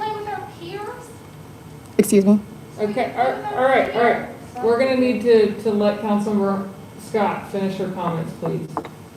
Okay, like I said, if you want to go to a vote on August, if you want to go to the polls and you don't want to vote for this bond package because you disagree with the, where the funds are going, you will not have the ability to go to the polls if we do not vote to put it on the ballot in general. Would you prefer to have the right to vote, or would you prefer not to have the right to vote? We're just talking about putting it on the ballot. And another piece of this, again, if you are passionate about homelessness and actually helping people, what $5 million, I don't know how to do math on the dais right now, but I don't know how much more that is than 100,000. That's 80 million? Please. Where's the confusion? Where's what? So I just wanted to make sure that we were addressing that. Thank you, Anthony, for that. I know, again, this whole, this is all public. We've had many public meetings regarding this GO bond. I feel like we've been talking about this for about a year or so. I don't know, it seems like a century in my head. But I will vote to move forward with putting this to the ballot. If you do not support the package, you have the right to vote no. If we put it on the ballot. That's all. It would be about a 50-fold increase, by the way, Councilman. I thought what? I'm sorry. 50-fold increase. Thank you for math. Thank you, Councilmember. Councilmember Holman. Anthony, sorry. So from a city budget standpoint, we do spend a bit more than that on social services together. Yes, sir. The question was about Right. general funds. Right. I limited to general The funds. city does contribute significantly to social services and nonprofits throughout Norman. Yes, sir. It's not enough, though. Let's be It's clear. never enough. It's never enough. How much did the city contribute to the creation and construction of Food and Shelter for Friends? Over years, I would say, through contributions to nonprofits as well as direct general fund support. Actually took all funding from all other services and put it towards making sure that Food and Shelter was funded enough so that it could actually be constructed. Yes, sir. The city council did that. Not Make to sure- mention the activism of council members with the nonprofits. Yes. themselves. It's 32 tiny homes, which still is not enough, but it is significantly more than what we had before. Yes, sir. Before, Norman had 6 apartments. So now we have 32 tiny homes, still not enough. Not to mention all the affordable housing that has been built with CDBG funds. So the homeless shelter piece, so bond funds cannot be used for operations, correct? That's We correct. can't staff a facility and we can't pay for programming with bond funds, right? It can only be used for capital facilities. Constructing a facility. So what we're proposing to do is use $5 million to construct a facility that does not currently exist so that we can better serve the homeless people of this city. Is the way I understand the homeless shelter proposal. Yes, sir. I don't know if $5 million is. One of the amendments, by the way, as you recall, was the study for the affordable housing facilities and homelessness. Would you foresee this facility getting built if the city does not put this bond forward? Are the social services in Norman going to do it on their own? It would be very difficult. It took years for the nonprofit sector in the city to work together to build those 32 tiny homes, Salvation Army and Food and Shelter. I mean, but again, a facility of that magnitude would be a very big burden to the nonprofit sector and the city's general fund. But the city is willing to construct the facility and probably own and maintain the facility like we do with other facilities, right? Yes, so like one another example, thing the council just did, as you recall, was double the personnel dedicated to homelessness. I suspect who would staff that facility in the future. So one example is we just built, the city of Norman, taxpayers voted, and we built a brand new library across the street. The city owns the building, but we don't operate the library. The city doesn't. People that work for the library do not work for the city of Norman. They work for Pioneer Library System. Right. And Pioneer Library System pays the bills, right? Yes, sir. Right. We own the building. That's what I've been imagining this setup would be as well, is we own the building, we maintain it, and social service providers are who operate the programs and services in the facility. Yes, sir. And again, Pioneer Library System has a property tax for operations. Right. As you know, cities can't use property taxes for operations. Cities can only use property taxes, which is a progressive tax for capital facilities through general That's obligation. kind of what I'm getting at with this bond, is that this bond is about infrastructure. So, yes, it's $90 million. We're talking about $5 million for a homeless shelter, which overall isn't much of that overall budget. But when you look at it in terms, that $90 million cannot be used for paying employees or operations or programs for any of these facilities. That's correct. It is only for the actual physical structures themselves. Is that correct? That's correct. Okay. So when it comes to the homeless shelter, I mean, I've told many of you my story before. You know, when I first got elected to city council in 2013, my dad was homeless at the time and lived at the Jesus House in Oklahoma City. And I drove up there that day and brought him down here so that he could see me get sworn in. My dad was able to maintain that and ended up working for the Jesus House, and then moved to Jacksonville, Florida for a couple of years and worked at the Jesus House in downtown Jacksonville. That was, if you talk to my dad, he could definitely tell you how much of an eye-opening experience that was, growing up in Norman, Oklahoma, and then spending a year and a half in inner city Jacksonville, Florida, working with homeless people. My dad moved back to Norman in August and actually lives right by the new library and has a job and is doing fine now. But I've witnessed it firsthand what my dad had to deal with. And, you know, Norman, I think we've seen somewhat of an increase in homelessness for a number of factors. Economics is one of them. Wages have not increased in this country for most people in a long time. You know, tipped minimum wage is the same as it's been since 1991. Minimum wage overall is the same as it's been since 2007. And there's a lot of reasons that are driving people into homelessness. In Norman, though, if you had to think, if you were homeless, where would you rather be homeless? In Norman or Oklahoma City or Dallas or Houston or Kansas City or St. Louis? I think if you were homeless from a safety standpoint, Norman would be a more ideal place for you, because we do have some more services and you're much less likely to be a victim of crime or homicide. It could still happen, it still does happen.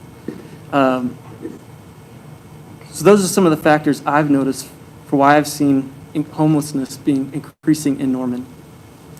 And I don't know that just a building that can house people is enough to address that problem. It's not. It won't. You can never build a big enough building and to keep up with that issue, in my opinion. But this is a facility that I think this community could greatly benefit from. And I was excited when we started talking about Norman Forward funding and this idea was proposed. Although we are working also on a study to determine to give us more information about housing in Norman. Do we have any update on the status of that? There's one funded as part of That was one of the amendments. Correct. So the upcoming budget, we will initiate that with an RFP for consultant services to help us. So this prepare such a information would study. help us better understand what this facility would be for, what needs we think it might need to address. Okay. So this, what I'm getting at is this piece is extremely important and is a primary factor why I do support this plan. Thank you, Anthony, I appreciate you standing. I definitely understand both sides of the view on youth sports as well. You can definitely understand the elitism that can take place in youth sports. My experience with youth sports, growing up in East Norman and going to Kennedy and going to Irving, was that for me and a lot of my friends, that sports was really all we had. I was raised by a single dad. Like I said, I grew up in a 2-bedroom apartment, 12th and Lindsay, and I was always out till the streetlights came on. And if it wasn't for the youth football I had, and sometimes I just had to ride my bike down to Kennedy because my dad couldn't get home in time to take me to practice. The best player on our team one year didn't show up to the championship game because he didn't have a ride. And my dad was upset. He's like, "Why didn't you call me? I'd have come and got you." So I understand what that's like. I was always somewhat upset, though, because I felt like as a youth playing sports in this town, I didn't felt like my town cared about me at all. Playing on a football field that was actually an outfield of a baseball field, and there were divots and holes that you could step in and hurt yourself. You're playing on dirt, playing on equipment that is from the 70s and 80s. I mean, for wealthy children in this town and many towns like this, they can afford to go play club sports. They're not bound by city limits or anything like that. They can afford expensive equipment. They can go play for a league in Moore or South OKC or Edmond if they want to.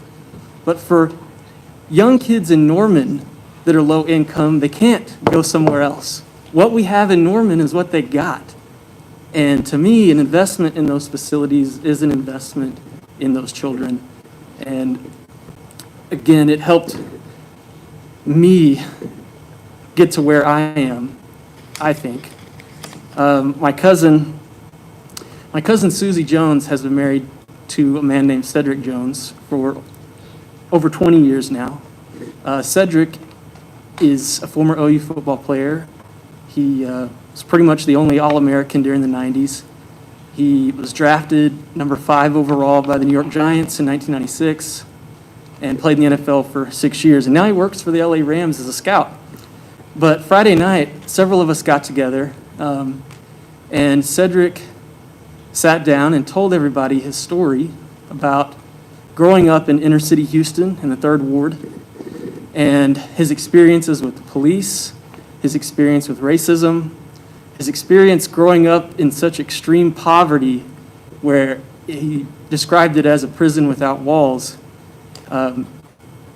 that when you're in that situation, everybody is in survival mode. So people say, oh, high crime rates or homicide in these areas. Well, when everybody is in survival mode and just trying to live day by day, that's what happens. And it happens in black and white communities. The common factor being poverty, extreme poverty. And Cedric talked about how he got the lottery ticket. Several of his friends are dead now, but he got a lottery ticket. He happened to be really good at football, and the real nice, I guess, suburban, wealthy high school recruited him to come play there, and he did. And he ended up getting a scholarship to go to OU for football, and he got out.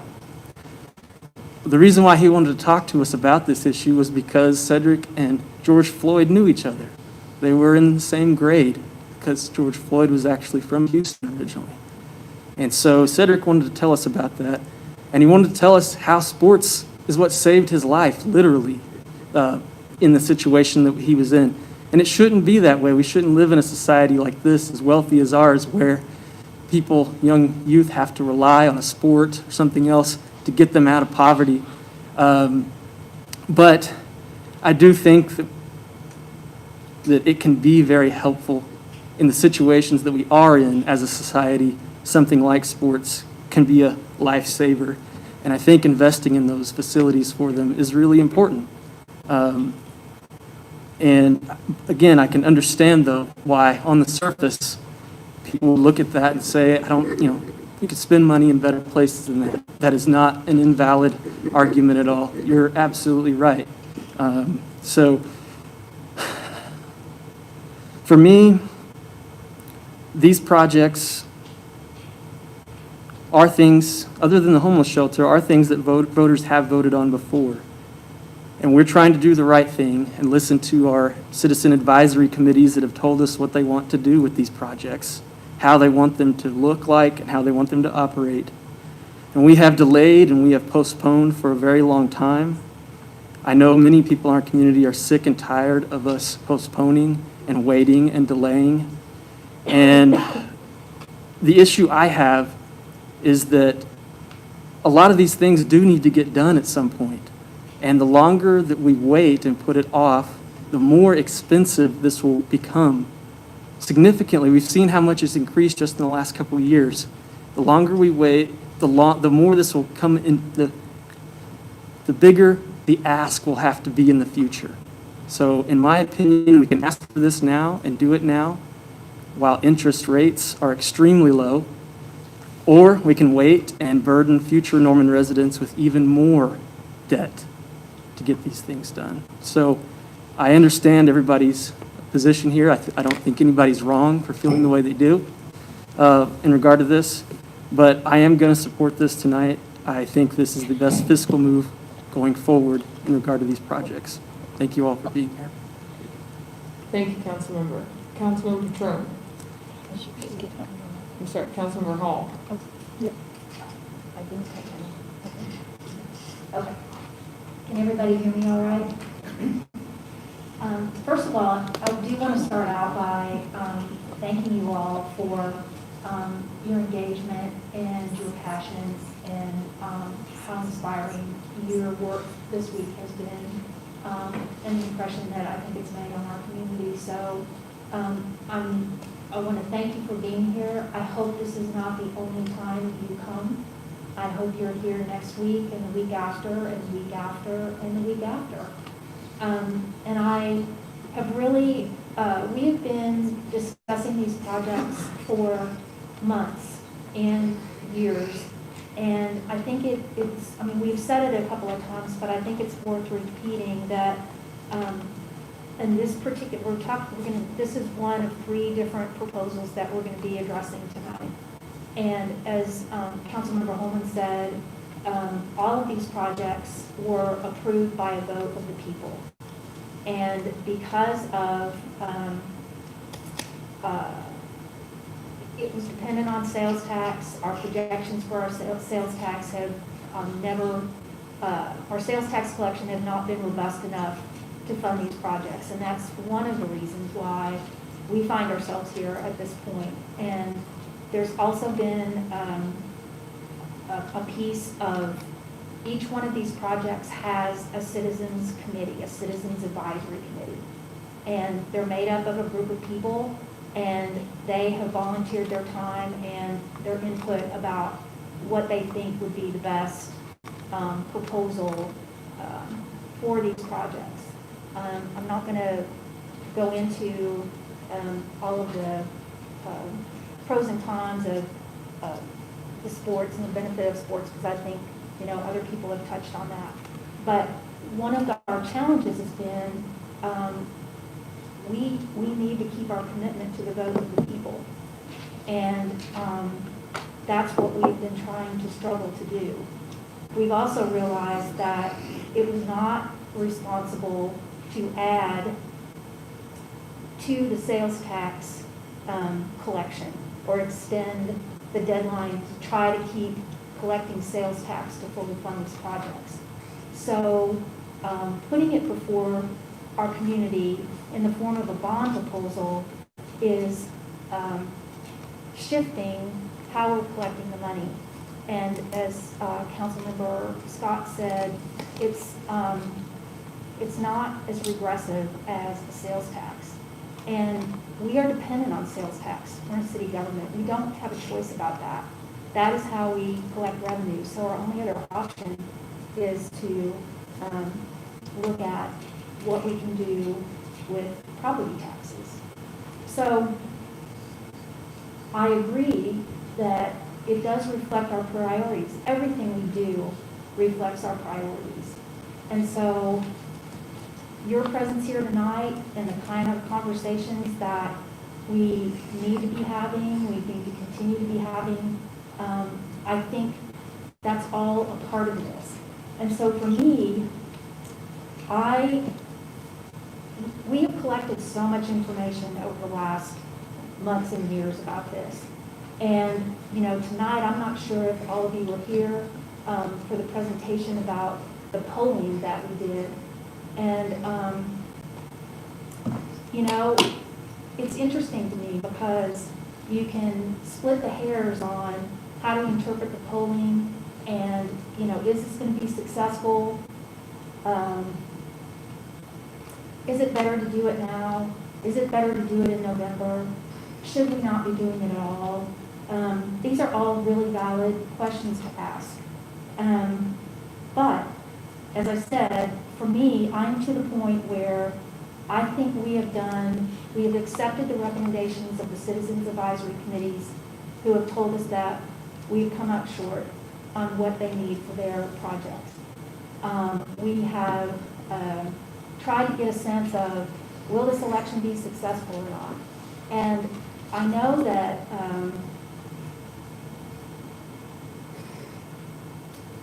you know, I think there's a school of thought in what used to be normal, whatever that was, that we wanted to be as risk averse as possible about putting an election on the ballot.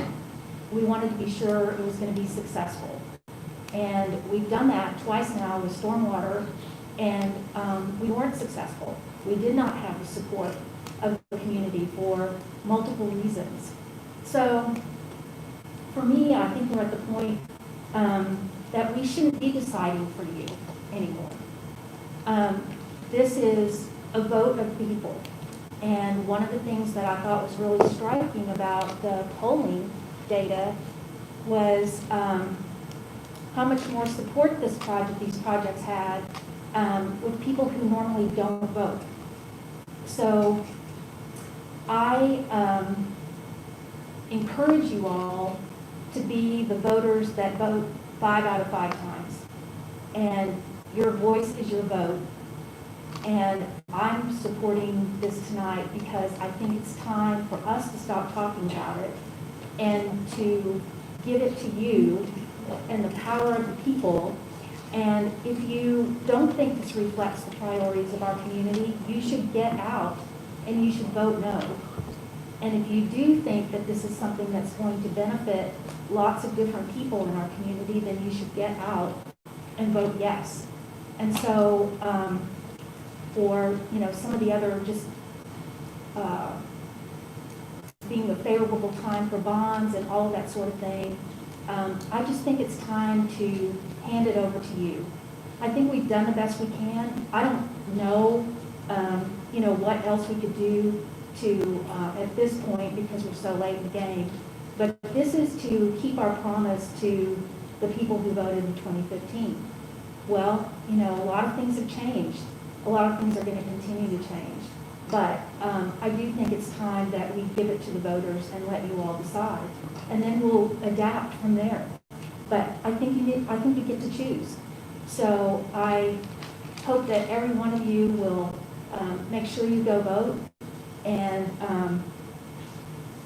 I think that there's a lot to benefit the community. I think the homelessness piece, the homeless center piece is really important, and there really isn't another way to fund that currently to get that done. So we'd really like to get that done, and we're completely leaving out the senior center, by the way. That doesn't have anything to do with youth sports, and the seniors have fought hard for years to try to fund the senior center. And they were not adequately funded to begin with. This is going to, you know, boost what they can get done. And I personally think that's an important thing that we have neglected. We've made promises for years to build a senior center, and we haven't been able to get it done. So I think it's time to let you all decide. And if you support these projects, by all means vote yes. If you don't, by all means vote no. But I think it's time to use your power to vote, and we'll find out what you think. So. Thank you, Councilmember. Councilman Bierman. Catherine, I wanted to ask quickly, what would be the process if we wanted to uncouple the homeless facility from the Norman Forward projects? Because it was never a Norman Forward project to begin with, and I would like to know if we could vote on it separately. We anticipated that might be a question, and that's something that I've talked over with bond counsel. I believe it could be achieved with an amendment. You would be adding a second proposition within this same ordinance 1920-62 and having a standalone question for the homeless facility. Would that be something we would vote on separately tonight as well? Yes. You'd have to amend it tonight and vote on it tonight to be able to meet the election deadlines. So would we be able to vote individually on putting the homeless facility to a vote separate from the Norman Forward It would have projects? to be part of this same ordinance. It would just be a second proposition within the ordinance. Okay. I would still like to make that, I would like to make that amendment.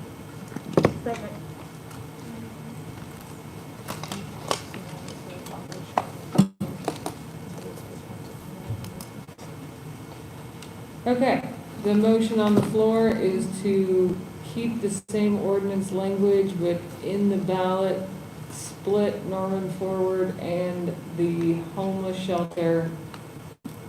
Is that correct? Is there any council comment on this amendment? Okay, Councilmember Wilson. I think having uncoupled those, if we can pass this, would help me support putting it on the ballot altogether. That way, people can pick and choose a little more. I'll give that. Thank you, Councilmember. Okay, Councilmember Scott. My button's broken. So on the amendment, you're not amending the actual amount of funding that would go to the homelessness program of 5 million, correct? You're just wanting to separate out these items? I don't support that. I don't really see the difference in separating it out.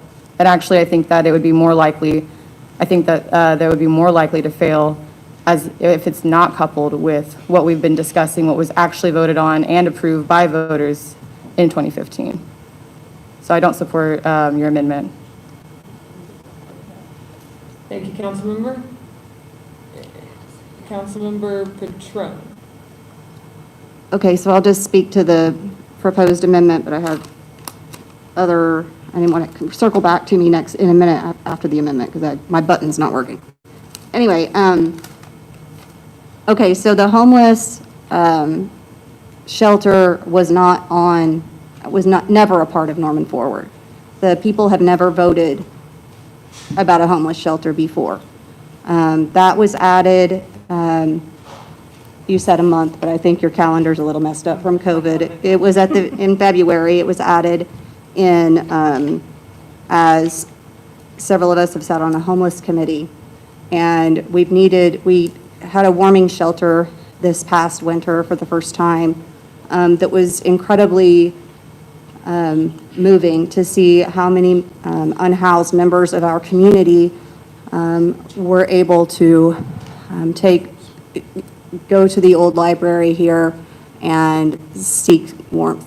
And we were able to get them into some services for the continuum of care here in the community. And names and faces that were new to, not necessarily new to our community, new to the continuum of care, are now our homeless coordinator and our very caring staff have been able to continue to keep in touch and get them the services. And so one thing that we did learn earlier today is that it's the most popular element on this ballot. And I do think that it probably is a good idea if people are going to have to make a decision between if I really want to support homelessness and it's a $5 million facility, which by the way, that's I think the same amount that we're allocating to the senior center, which was the second most popular project, and it is a Norman Forward project. Do I have to increase my property tax? And people are going to be thinking about how much is this going to cost me, right? That's what we have to put a pen and paper down and figure out, can I afford my property tax to go up by X amount of dollars? And basically, I think what we're saying is that, or what Kate is saying is that since it was never a Norman Forward project to begin with, offer that as an a la carte item because we know it's very popular. And then people can actually personalize at the ballot what the different projects are. And trust me, Norman Forward passed, it was 72% of the vote in 2015. So according to most people who have followed Norman Forward, it's not at risk, except for with people who, if you believe the polling from earlier today, it's at risk by the people who vote, interestingly enough. Or I'll say it was split even. So I guess to me, it does make sense that to not give people that breaking into a sweat going into the ballot box saying, I feel like a terrible person if I vote no because I can't afford it. But I really want to vote for the homeless shelter at $5 million. It wouldn't affect my tax bill so much or my rent so much. So I'm going to support that.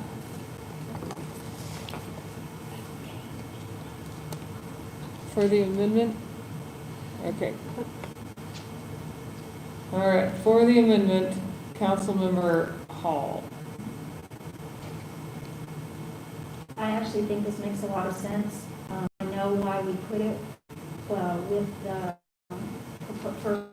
normal projects because it falls under the same legal definition. Is that correct? Each of these proposals is, I don't know how to say it correctly. Ms. Walker, help me. Each proposal is, please help me out. They're all community facilities, so that's why home is included in, but this one, we are adding it to the second in terms of the single subject rule and the type of projects those were. Thank you. So I think this makes sense because all of the other projects in this first proposal were already voted on by the people.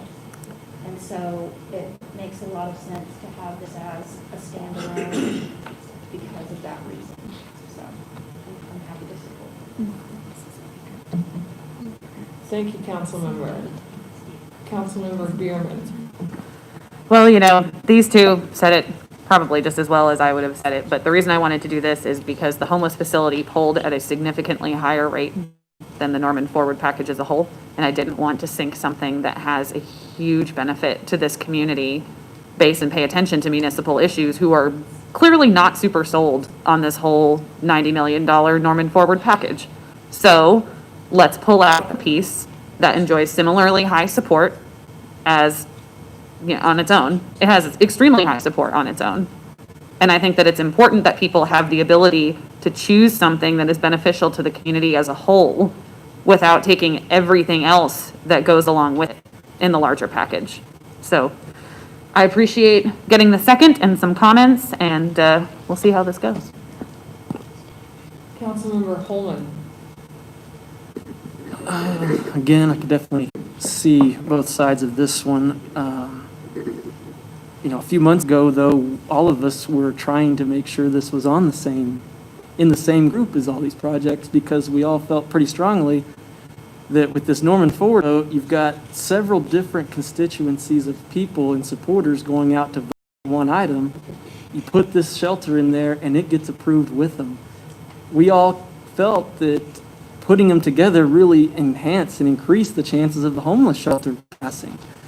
Because I've definitely heard comments from people in this community over the last few months, they wouldn't support it by itself because they don't know what it would actually be, do, and they're going to wait for us to do a study on it to find out.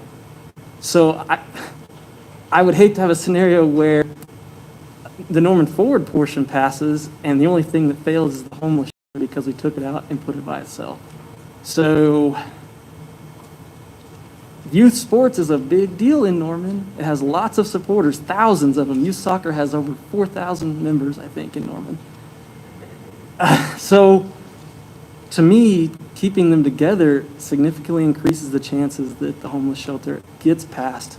Because people that may swim or play soccer or play basketball or go to the senior center or whatever that may not care as much about the homeless issue will still vote for it because they want their thing to get passed.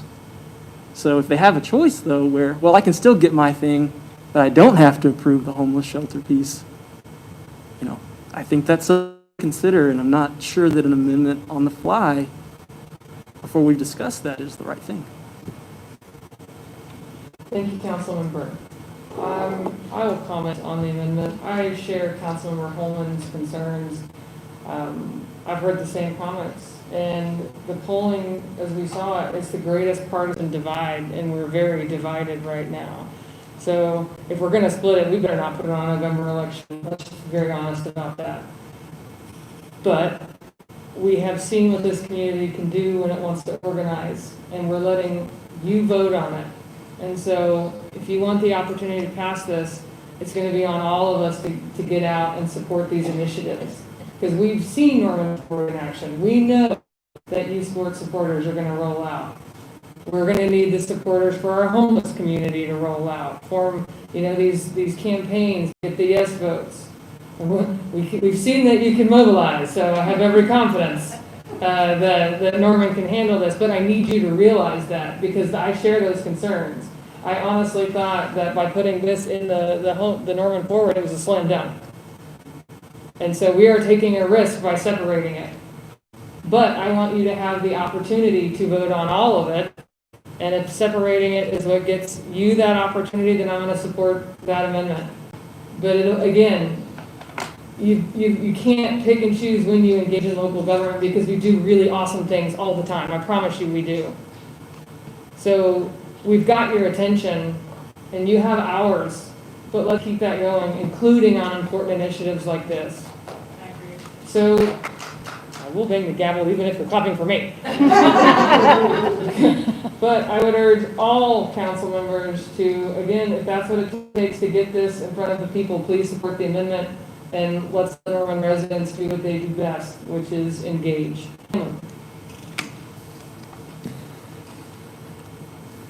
When Councilmember Behrman first mentioned this, I thought, well, I'm ambivalent. I just want homeless to be voted on. And then I got to thinking about some ward meetings that I had late last year, early this. And at the first one, homelessness was just one of several topics to discuss.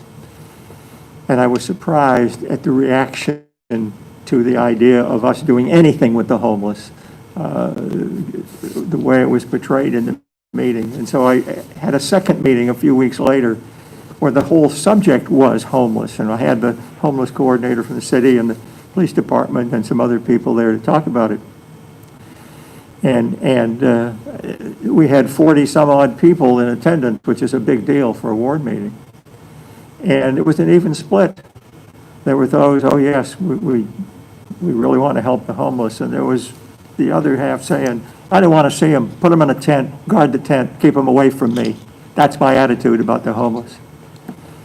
So with that in mind, and hearing what Councilmember Holman indicated about the fear of splitting things, I kind of evolved to, I'd like to see it lumped together with it is right now. But I'm in favor of it, and I'll beat the drum for wherever it is. I think it's a big deal, and when we stop talking about the amendment, I'll talk more about homelessness. Thank you, Councilmember. Are there any other council comments regarding this amendment?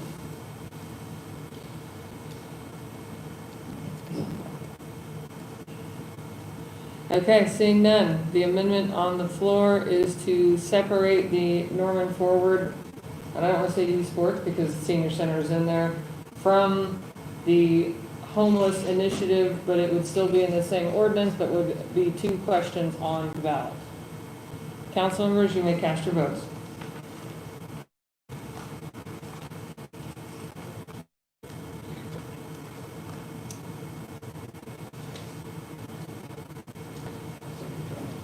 My votes have been cast, and the motion to split the homeless initiative from the Norman Forward projects passes by a vote of 5-3. Voting against, Councilmember Scott, Councilmember Holman, Councilmember Stan.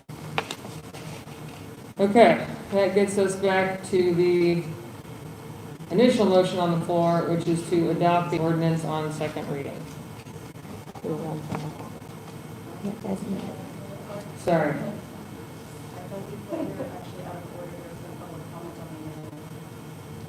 I was asking for clarification if we needed that.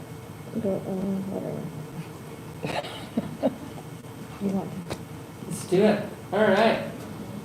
Let's take public comment and then we shall vote again. Are there any public comments on the proposed amendment to split the 2 projects?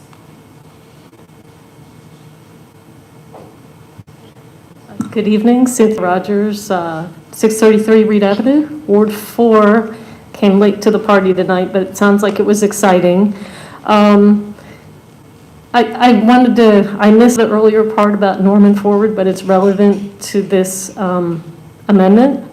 As you guys know, I was on and still am on the Norman Forward Citizens Financial Oversight Committee, and I think it's really important to be very clear that we have delivered what we promised citizens in Norman Forward, which was a sales tax revenue fund that would be spent on Norman Forward projects.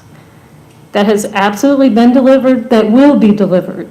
Now, the problem is that the vision that the ad hoc committees have today is in some cases 3 times the cost of what was on the budget in 2015. So I find it very disturbing when we promise citizens X and we should give them X. Citizens voted on a tax to be a designated tax to be spent on a list of projects, and that's absolutely what you have done and what will get done, and all that money is being spent appropriately. So really the ask is for a new vision. It's not about making up sales taxes, because this is actually going to make up the shortfall that we're having in the Norman Forward sales tax program. This is actually increasing spending, and if citizens want that, that's why you have a vote. I think the optics of adding, I understand why the homeless shelter was added, and at the time, I was happy about that. But I think the optics, particularly with what's been happening in the community and the country right now about priorities, and I think the optics of saying, you already voted, so I hope I don't change your minds. But the optics of saying that if you want to spend money on homelessness, you have to spend a whole lot more money on sports, I think that's a terrible optic. I know you all don't mean it that way, but people will certainly see it that way and say, oh, don't make us do youth sports when what we really need is homelessness. So I just wanted to make those points. Thank you. Love you all. Thank you. Are there any other public comments regarding this amendment? Hi, my name is Corey Salazar. I live in Ward 4. What Cynthia was saying, I think that's a minor percent of the people who would vote on this. I hate to agree with Alex, but what she's saying, and Stephen, it pains me a lot, I'm telling you. But the people who come out for those sports votes aren't your regular people who vote on all these small issues like a lot of us. So I think the people who do care, like Cynthia was saying about the homelessness, they're going to come out anyways. But the groups and groups of the swimming people and the soccer people and the basketball people are the people who are going to get this passed through. And I think separating the 2 issues, like Stephen was concerned about, is going to leave the homeless vote, I guess, on its own. I know I wouldn't vote for it, and I would vote for if it was combined as well. Thank you. Thank you.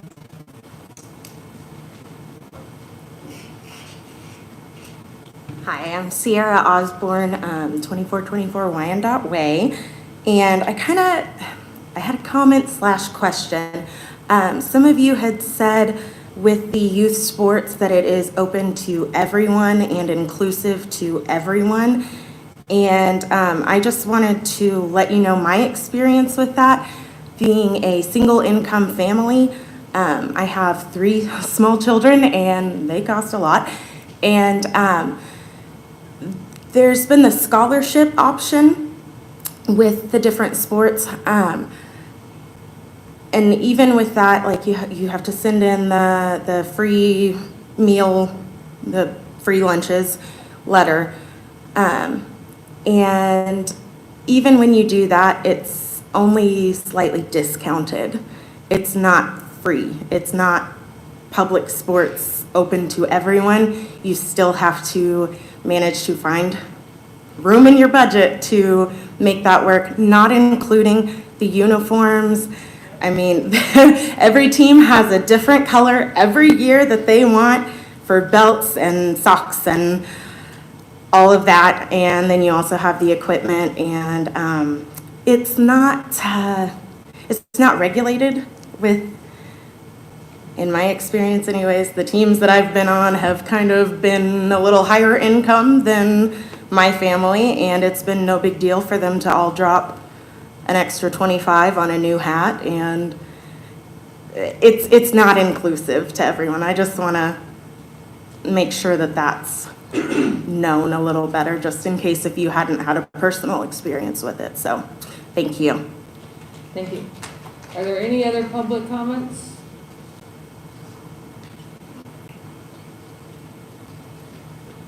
My name is LaShonda Bishop. I'm from Oklahoma City. I just want to say something about like the sports aspect of it. Are they bringing sports back in the world? Because, you know, we are going through the coronavirus type of thing and the social distancing and stuff like that. With these facilities, are y'all keeping that in mind with our children? Y'all trying to create these sports facilities for our children?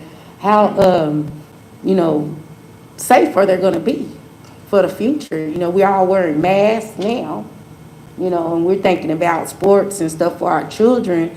In my opinion, it's kind of putting them in harm's way if we're not practicing social distancing, even with the things that we're coming up with, because the world is really changing when it comes to sports. I don't even know if the NBA is coming back.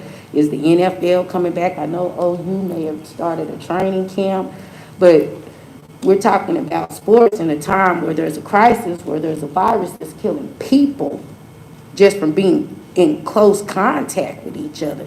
So, I mean, to me, I think voting on a sports facility for our children to engage in sports, you know, that's a good idea, but what about what's going on in the world right now about social distancing? Is that even something we should even be considering with this virus? I'm just asking, you know, and making that a point. And then as far as homelessness goes, I think as far as homelessness goes, we really should, as a state and as a city of Norman, allocate a little bit more money to that and maybe put homelessness and senior citizens together, because that's kind of in the same pool, if, you know, when you're dealing with low income and poverty and people of that nature. I just don't, in my head, I'm just like, sports for me right now, I'm sending my kids to a soccer field or a basketball court, considering the state of the world, and right now, that I wouldn't even be voting for nothing like that. But thank you. Thank you. Are there any other? Steve Ellis, 633 Reed. I just want to say, I guess I understand the concern that dividing the two ballot propositions could create difficulty for them passing. But obviously, it would be a terrible look for Norman if we passed the youth sports facilities in the senior center and didn't pass the homeless shelter thing. But not even I'm that cynical. I mean, I honestly don't think that the people who are interested in youth sports in Norman, they want their things. I think that's right, and I don't agree with all of it. I mean, I think there's some real reasons to think harder about that. But when push comes to shove, they're thinking about what's in front of their face. I don't think that separating these things is really they're going to be like, well, the hell with the homeless people then, right? I mean, I'm not that cynical in this situation, and I usually get to play the cynic a lot more time. So I encourage you to, vote yes again on this, because I think Norman will rise to that opportunity to at least show that level of fundamental human decency. We've got a lot of stuff to learn in Norman. In particular, we've got a lot of stuff to learn about differential perspectives and life experiences. But what I don't think we still need to learn, although it'd be important to find out if we did, is that there are people in this community think that other people shouldn't be housed. So I think we're good. I think we can be good with this, okay? Thanks. Thank you.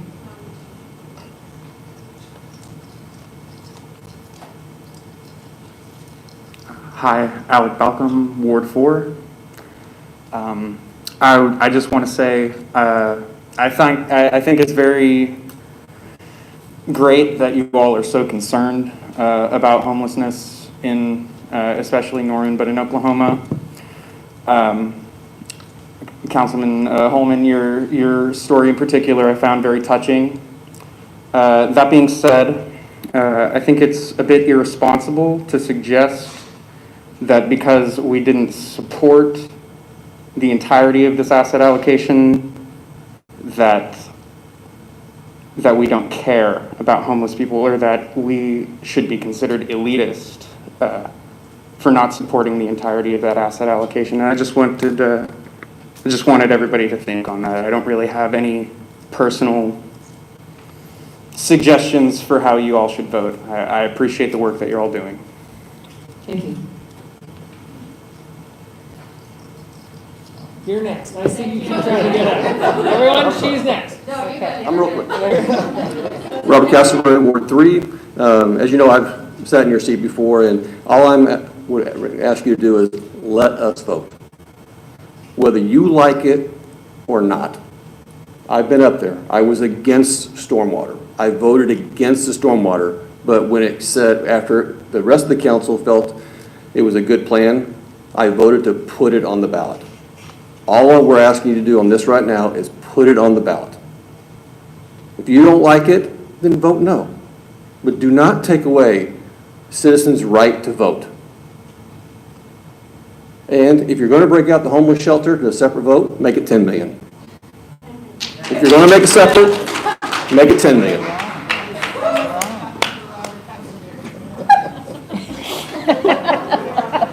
Bless America.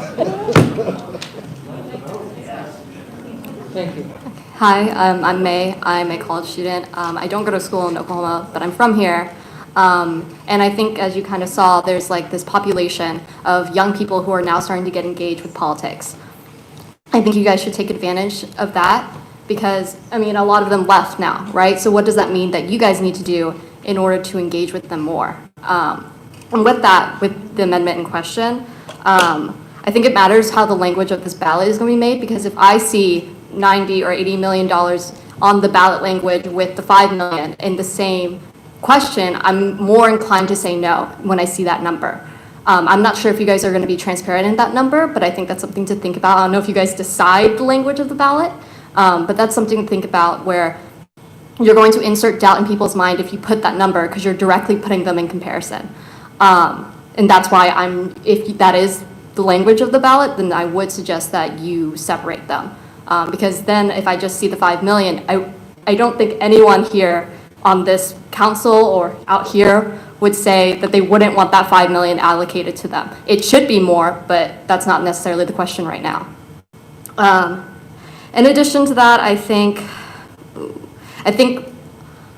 when we got references from other councilmen saying when they were talking to their constituents, they were hearing they wouldn't vote for just homelessness. I would ask, like, who are you specifically talking to? Because I heard references of polling, and those are two different stories, because I'm hearing that it's popular, and then I'm hearing that it's not. And I think all of us want it to be popular. So I think I would suggest some coherency in that type of research that you guys are putting out there for the public to hear, because I'm hearing two different things. And we all want the success of the homelessness part.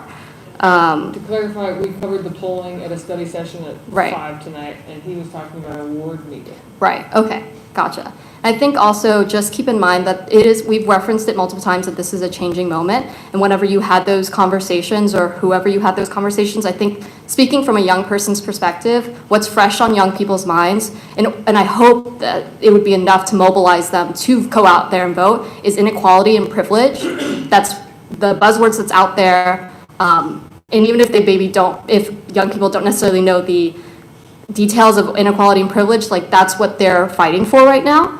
And I think there was, even in this meeting, a clear like disconnect between like the details versus the broader picture, which is we understand the broader picture. We don't want inequality. We don't want privilege. And that goes with the funding of the homelessness. But I think maybe, I'm not saying dumb down your language, because I think that's an elitist thing to do.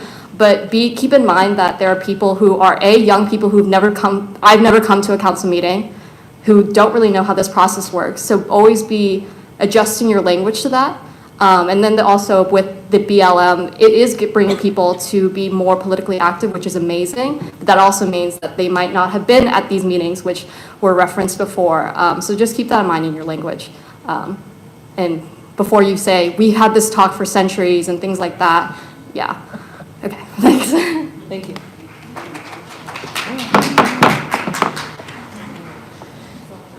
Hi, Evan Dunn, Ward 7.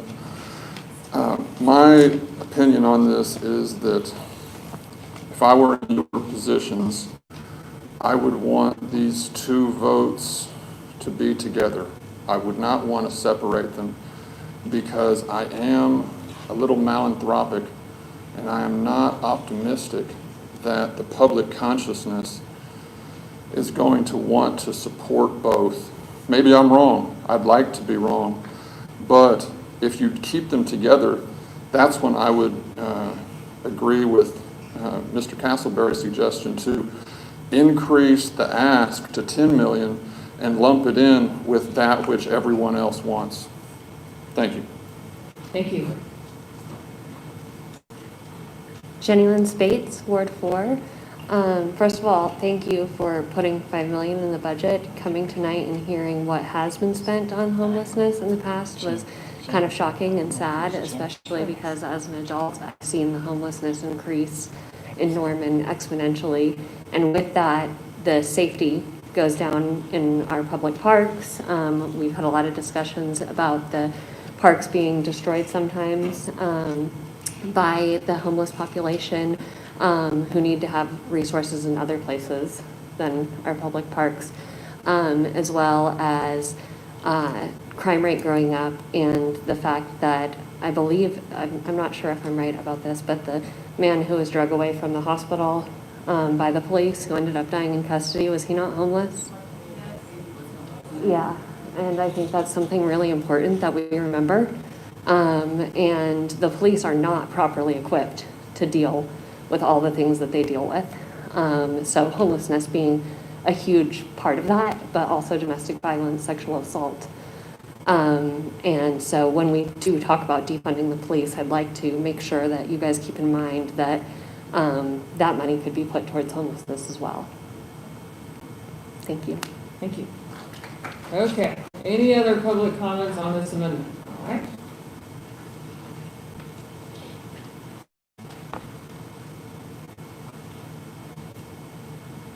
Hello, my name is Mahimi Wimler. I'm in Ward 2. I just want to say this idea to separate the homeless shelter from the rest of it is really good. I appreciate it. Thank you. That's it. Thank you. All right. Seeing no other public comment on this amendment, and since we've already voted on it, let's skip additional council comments. Everyone's okay with that, and go ahead and vote. Okay. On the amendment? on the amendment?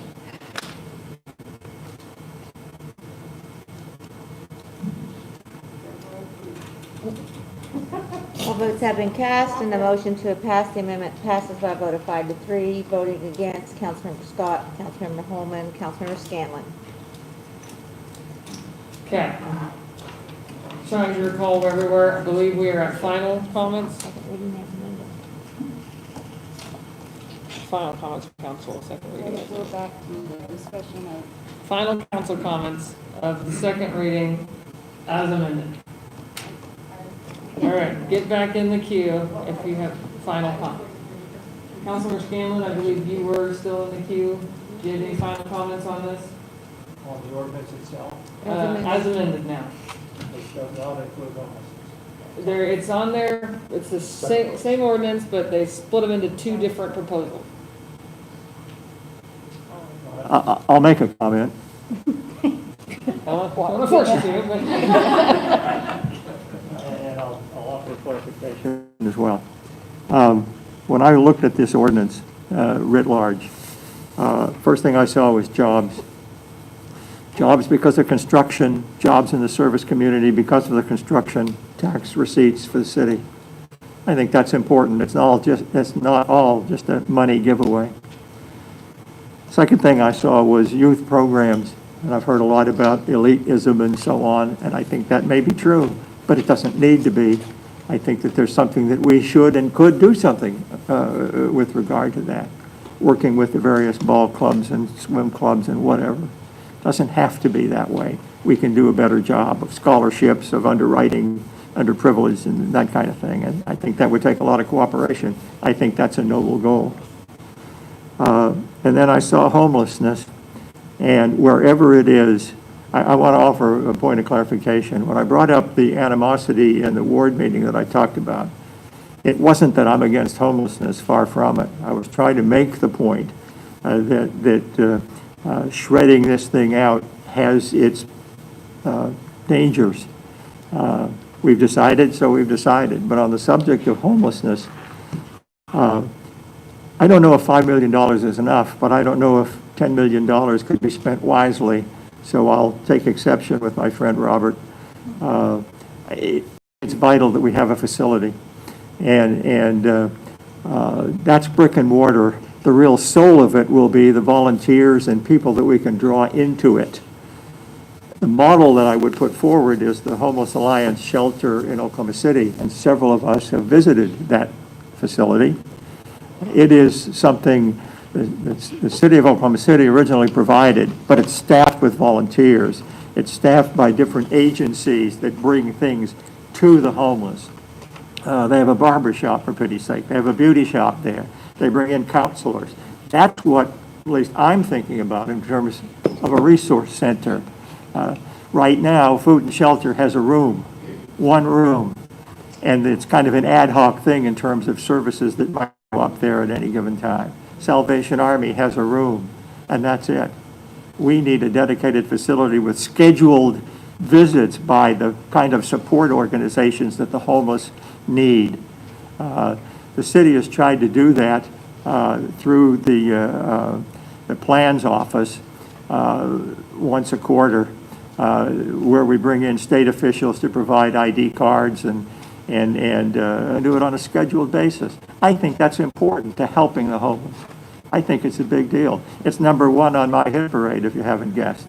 So wherever it is, I'm just violently in favor of it, and will beat the drum whenever and wherever I can to support it. So with regard to the ordinance in two parts, I guess, I would like to see us vote them out, because I agree wholeheartedly.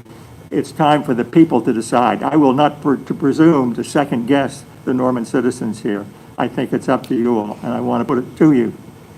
With that said, I'll shut up. Thank you, Councilmember. Councilmember Patrone.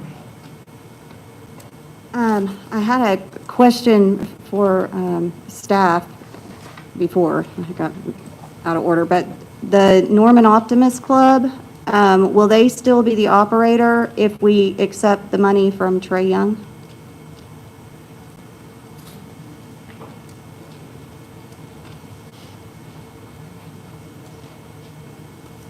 The operator for the multisport facility and aquatic facility hasn't been selected.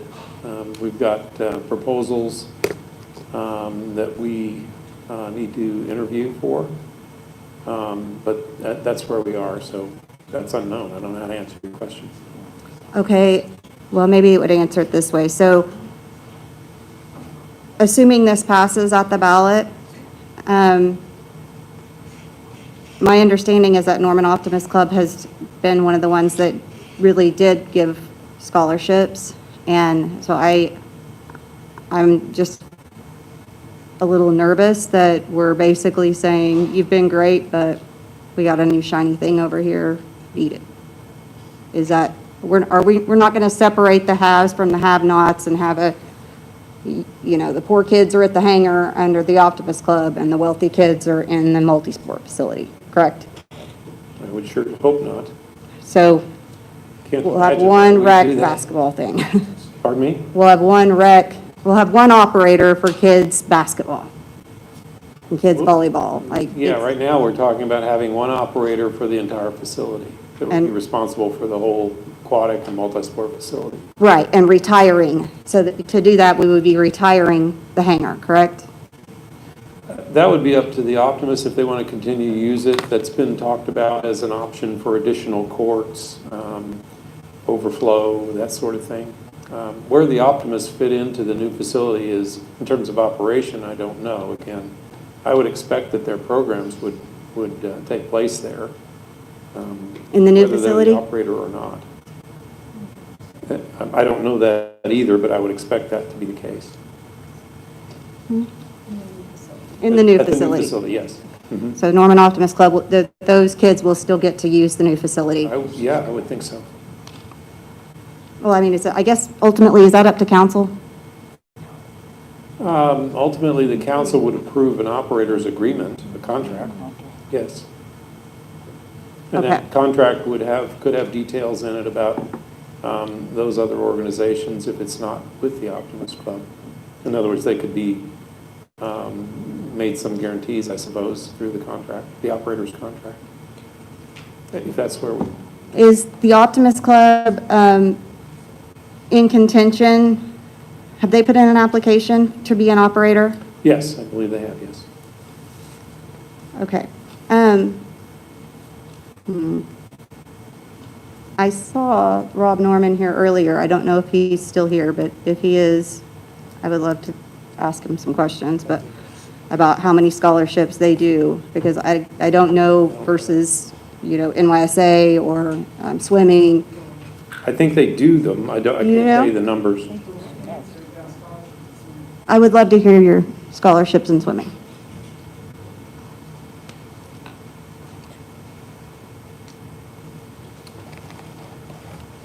Alva Brockus, 1228 Leslie Lane.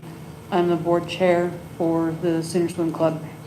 Sooner Swim Club anticipates being more of a tenant. We will rent water time from the aquatic center.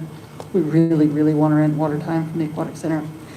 The way we handle scholarships, the way we handle swimmers that want to swim but whose family either unexpectedly has a hard time or they want to swim and they don't have a way to pay for it, is we give them a scholarship. Our scholarship, you have to ask the board for it. We pretty much just do it. We want kids in the water wherever, however we can get them in the water. When somebody earlier mentioned swimsuits, sorry, they mentioned jerseys. We don't have jerseys, we have swimsuits. But if somebody needs a suit, we ask around in the club, hey, anybody got a leftover suit? You know, a lightly used suit, something we can put on a kid. We'll let them swim in whatever they go to the swimming pool in to play at a competitive meet because we want kids in the water. We don't ask them how much they make. We don't ask them if they're on free and reduced lunch. We ask them, hey, would this help you? Would it make it possible for you to swim? I recently saw a family that just because I talked to them a lot, I knew was struggling. And I went to them and I said, hey, would you guys like a temporary scholarship while you get your feet back under you? And they were amazed they could get a temporary and overjoyed. And so that's our perspective. we want kids in the water. We want as many kids as we can wedge in the water as possible. And if that means borrowing a suit, giving a suit, whatever, we will. Same goes for water time. Thank you, I appreciate that a lot. Sure.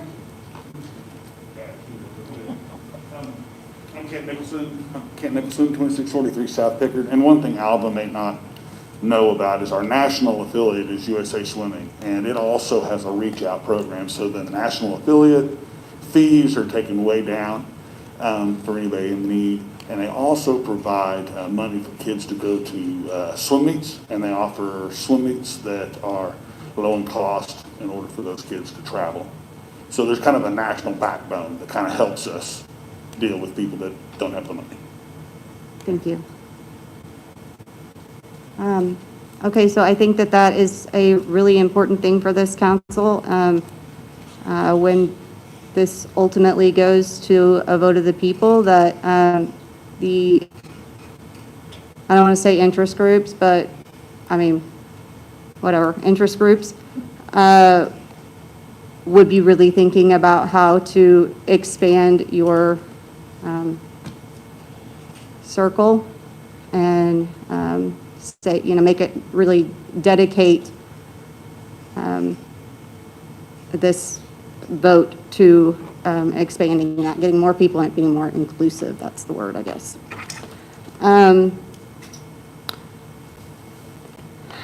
I have some questions for down the road about whether or not our committees have been comprised of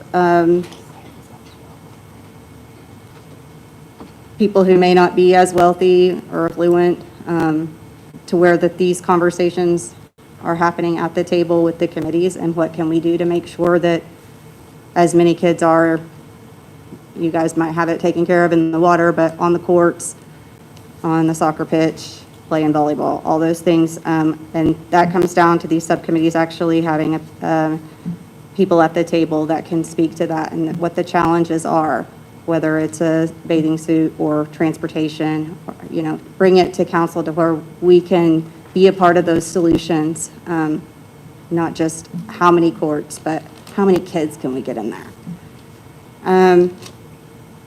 As far as a lot of the subject matter that's come up tonight, I hope that council does spend the next week looking at the budget to see if there are ways that we can have more services put into the budget that we pass next week, because we have to pass one next week.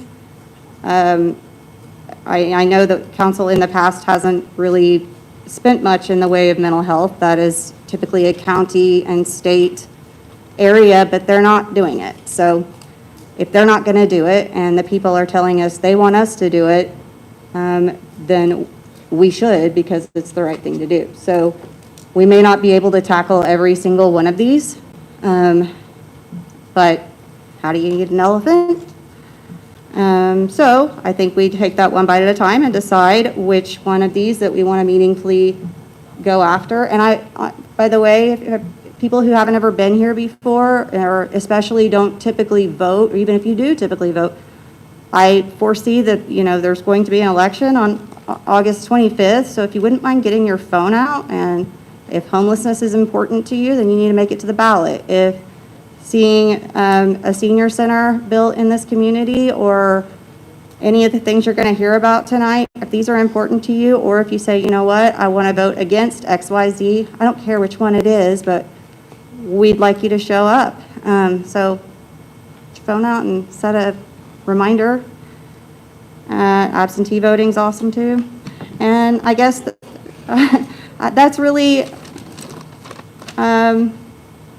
I know that everybody's going to have some decisions to make. I'm sitting down with pencil and paper, myself included.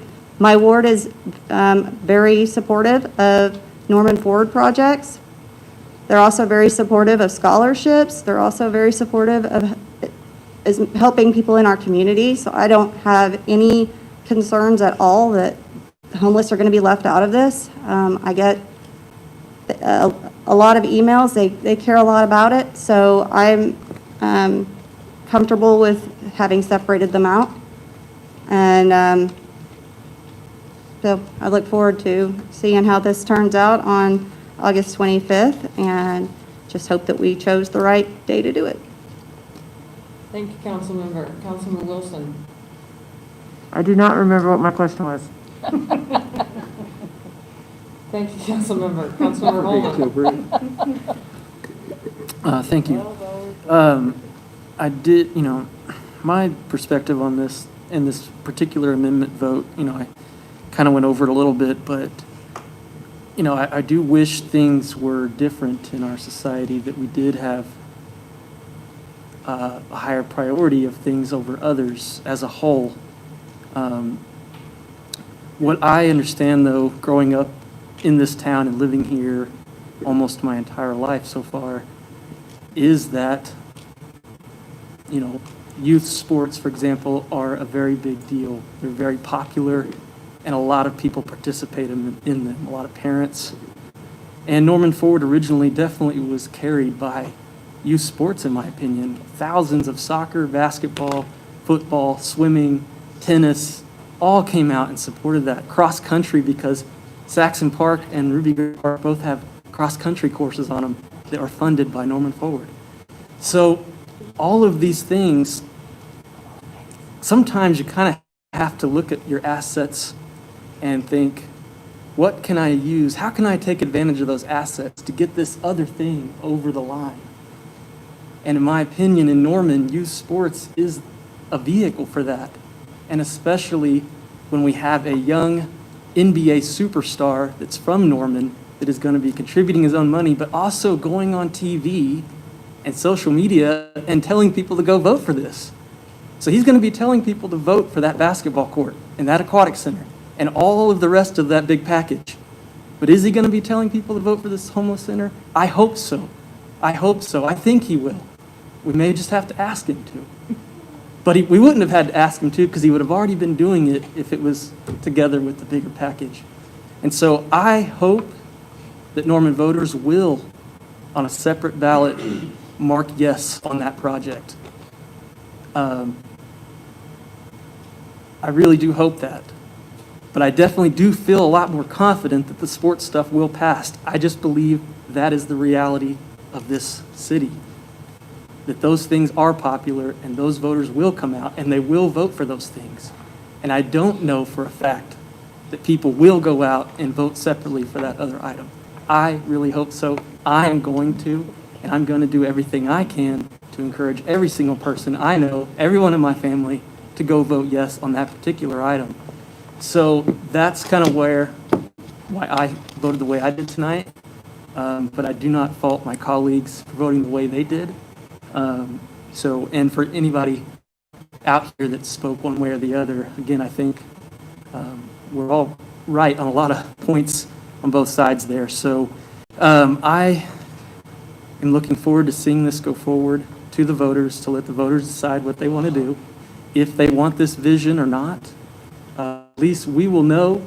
We have tried, we've gone there, we've explored that option, and if voters tell us no on all of it, then we just have to go back to the board and look at some other options, I guess. But I think we do owe it to voters to give you the chance to tell us what you think about Norman Forward projects, increased funding, a homeless shelter, economic recovery package, and municipal complex renovations. So that's 4 things that'll be on the ballot separately that you'll have to vote on in August. So then there could also be some primary runoffs for state office, sheriff, federal offices. So there could actually be quite a few things that are on that August ballot, depending on what happens June 30th with some of the runoffs and stuff. So big time, few months ahead of us, big time for Norman to make some, I think, very positive changes to this community if we do it right. So again, thank you all for coming. We still have 5 items left on the agenda, so probably going to be here till 2 a.m. So. Thank you, Councilmember. 9, we have 9 left. Councilmember Bierman. So I wish I could explain to you guys how drastically my thoughts have shifted on this just in the last few minutes. After we separated them out, there was a part of me that said, maybe I should just vote for it, put it to the vote of the people, let them decide. But that's not what I was elected for. I was elected to make good decisions and to not put something forward that I don't think, A, adequately reflects the priorities that we should be having in this community. And with our limited funding, I'm not saying that youth sports aren't important or a priority to some, but we have limited dollars that we get to spend. We have limited bond capacity that we have to put out there to a vote. And do I think that this is the most important thing we have going on in our city right now that deserves the use of our bond capacity? No, I don't. Also, I've been asking for months for these operator agreements. Asking for months to have some kind of commitment for tournaments so that we know that this $80 million in facilities that we're going to be building will be occupied and used enough to actually pay the bills. It makes me extremely uncomfortable to think that there could be out-of-city or an out-of-state operator for this facility. We don't know what that agreement's gonna look like. We have a whole lot of maybes and possiblies and could-bes, but we're spending $80 million on these projects in addition to the $150 million that we passed 5 years ago. And could be and maybe and possibly are just not good enough for me. So I've shifted all the way back.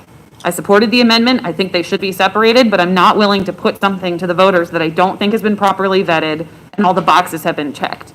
I wouldn't do that with my own budget. I wouldn't buy something massive and buy a house and say, I don't know how I'm gonna afford to pay the electric bill, and I don't know how I'm gonna afford to keep it clean, and I don't know how I'm gonna afford to pay the property taxes, but maybe I'll get a good enough job. I won't do that in my own household, and I won't do that for the city budget either. So I will not be supporting moving this forward. I do think they should be separated, but I can't put something on the ballot that I don't think has been vetted well. Thank you. Councilmember Scott. So we're still on item 43 as amended. We're looking to vote. I just really quick, if you guys decide to leave at any point, want you to know, really appreciate everyone who came out today, shared their stories, participated in the most important level of government. It gets wild in here sometimes. You're missing out when you're not here. Please come regularly. It's super fun. This is the first time we've had a slumber party in 2 months or so. We have been up here till like 4 a.m. before, so get ready. I will start calling the question though, because we've talked this whole thing to death, and we don't really need to keep grandstanding. I will start calling the question. We all know where we stand on things. We just went through this whole amendment process to separate out homelessness from the other, and now I just hope it all passes, because if it doesn't, then homelessness is just not on the ballot. You guys don't get to vote for it, period. That's all I have to say. Thank you, Councilmember. That is the final comment before we take this vote. I will add a very similar sentiment. I want you to have the right to vote on this. You have asked for it. You have waited for it. I would like to give that to you tonight. And I hope my colleagues will vote in support for that opportunity, because we all the time let the people vote. Here's the chance. So with that, council members, you may cast your vote.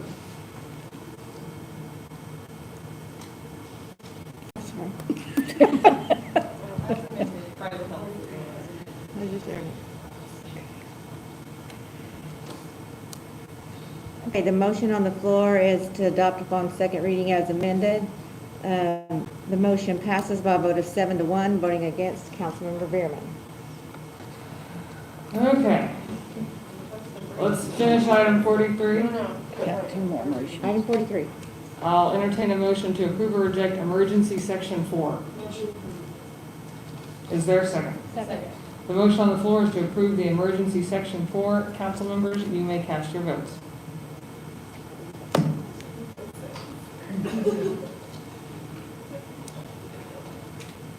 All votes have been cast, and the motion to approve the emergency section passes unanimously. I'll entertain a motion to adopt or reject the ordinance on final reading. The motion on the floor is to adopt the ordinance on final reading. Council members, you may cast your votes.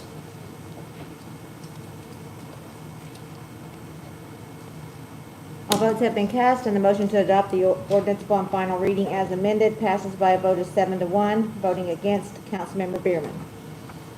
Thank you, Madam Clerk. We have had a break requested. We still have, I think, to 9 items, so let's keep it to a 3-minute break, please.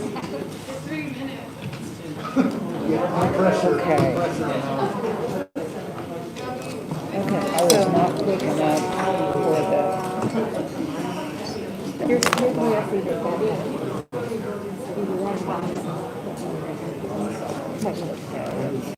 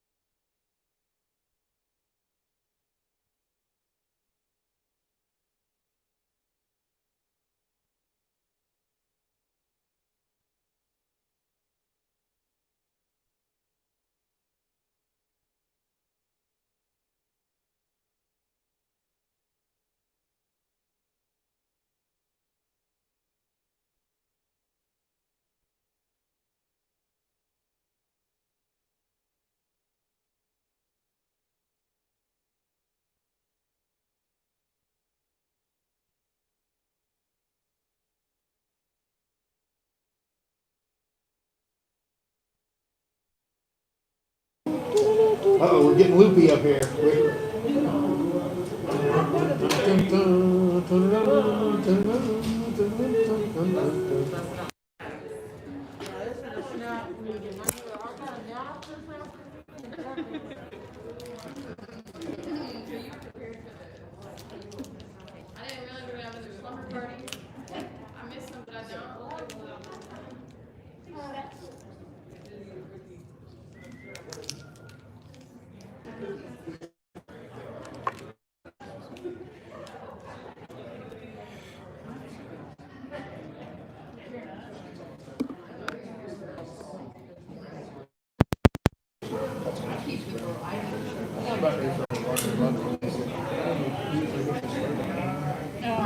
She said, yeah, I got that, said right there. It was poured better and second of it. I mean, it was sizzling out of coal miner, so it was terrible. What, lesson learned.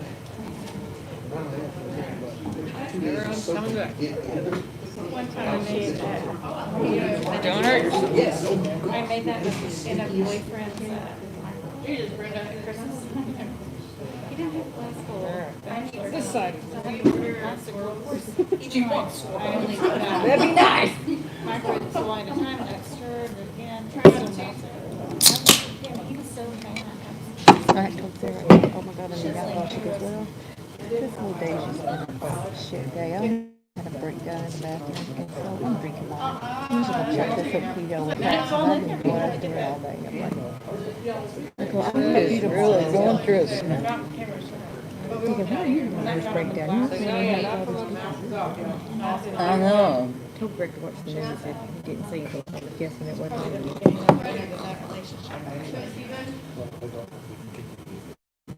So the guy, that guy went and got his name. He thinks we're friends now. Gave me his phone number. That's the good side of the diocese. But, Hey, wait a minute. oh, sorry. You've heard it. Oh, Clark. when can you go? What? Good stuff. Yeah. Good for you. So I expect to see you at noon. I'll see you at noon tomorrow. Okay. All right. Okay, I'll turn this stuff on.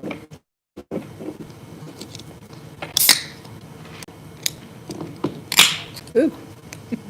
Okay, we are back for item 44, ordinance 1920-63, authorizing a special election on August 25th, 2020 to submit to the registered voters the question of issuance of general obligation bonds in an amount not to exceed $24,300,000 to be issued in one or more series to provide funds to construct, reconstruct, expand, repair, which may also include improving, renovating, acquiring, and equipping municipal service facilities, all to be owned exclusively by the city, all to be completed with or without the use of other funds.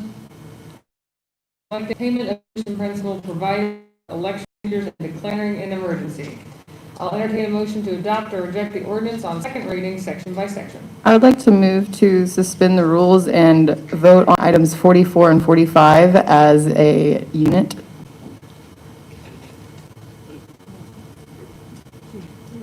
Second. Thank you. Okay. I'm all for that, but I thought. It's the two bond packages, the Yeah. two remaining bond packages. I would have to have some understanding. And I don't think that the economic recovery package is what we discussed as council, so. you can make amendments still on that item alone, correct? And we would just vote for them all together. Did I complicate things? Yes. Okay.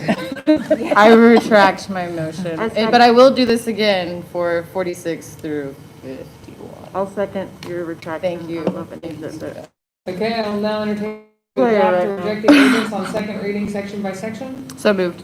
Second. Are there any questions from council regarding this item? Okay, sorry. This is the municipal bond. Municipal remodel. Please hit your buttons again. Sorry. No questions? Okay. Councilmember Hall? No, I'm good. Okay. Yeah. Are there any, this is an opportunity for members of the public to make comments regarding this item. Are there any public comments? Seeing none, are there any final comments from council regarding this item? Yep. Council? Well, I was really interested in seeing the polling notes and how we interpreted some of the data. And I was really happy to see the overwhelming support it appears to be for the Emergency Operations Center. So this is a part of this bond package, and we really need to finish that out as we hoped we could, and we never understood that we were going to need it, how much we were going to need it, because we're battling a pandemic. So I am in full support of this. Thank you, Councilmember. Councilmember Holman. This one has. This particular item is of great importance personally for a number of years. I think, well, a couple of things. The Emergency Operations Center is not a project, in my opinion, that we can not do fully. We can't cut that one.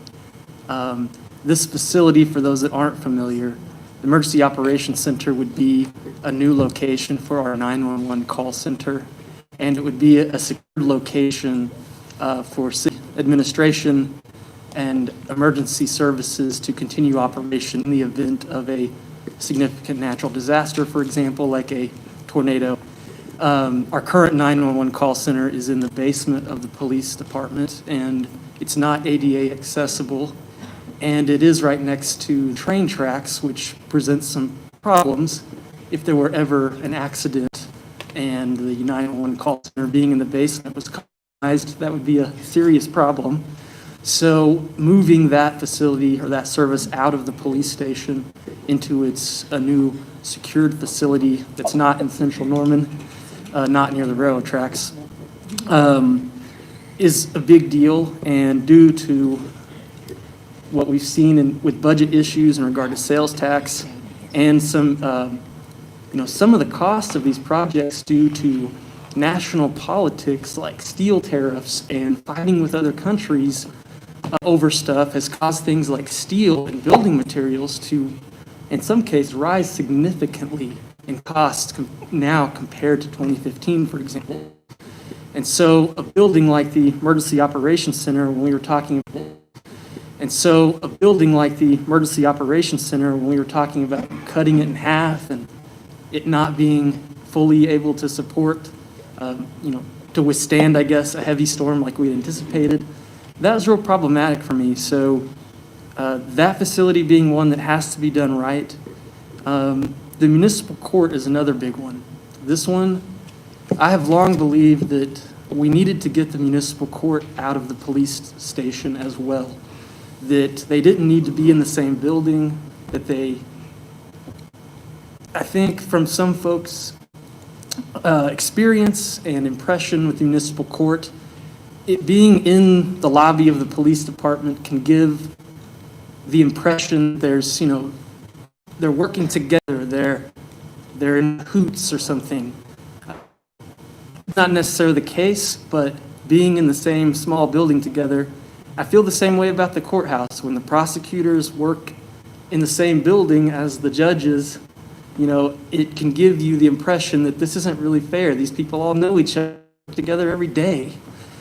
So for me, getting the municipal court out of the police station and into its own building, independent from the police department, has been a really big deal to me personally for a number of years. It's way overcrowded. People that are going to the municipal court, it's often, maybe the worst day, that you're having. And so the tiny lobby that's over there that we cram people into, and file cabinets in the hallway, and then trying to fit everybody in this little tiny courtroom for a city this size is just, it doesn't make that experience any better for our citizens. And I think this new municipal court facility Still be a bad day if you're there, but won't be as miserable, I don't think, and it can help our municipal court be more independent, I believe, from the police department facility, which I think is a good thing. The renovations to the old library next door, since we now have a new library, really important as well, that from a customer service standpoint, being able to move some of our city departments, like planning and parks and rec and utilities and finance, over there so that it's kind of a one-stop location. Norman City Hall is not one building. I wish it was kind of, and everything was under one roof, but it's actually multiple buildings. This complex isn't even called City Hall. It's just called Municipal Complex 201 West Gray, Building ACD. So people all the time wandering around here, I've seen it, not knowing where they're supposed to go, what building is where, what building is what. And so being able to concentrate a lot of these services that the general public uses the most under one roof next door, I think will drastically improve our ability to help our citizens use their local government services better, whether it be getting a permit for something or just trying to information, paying utility bills, stuff like that. So that's a really important aspect of this as well. So there's not really much aesthetic stuff going on in this one. This is really some stuff that's been neglected in Norman for decades even, you could say, and is really some basic infrastructure improvements to help do a better job serving the citizens, in my opinion. So I'm excited to support this one. Thank you. Thank you, Council.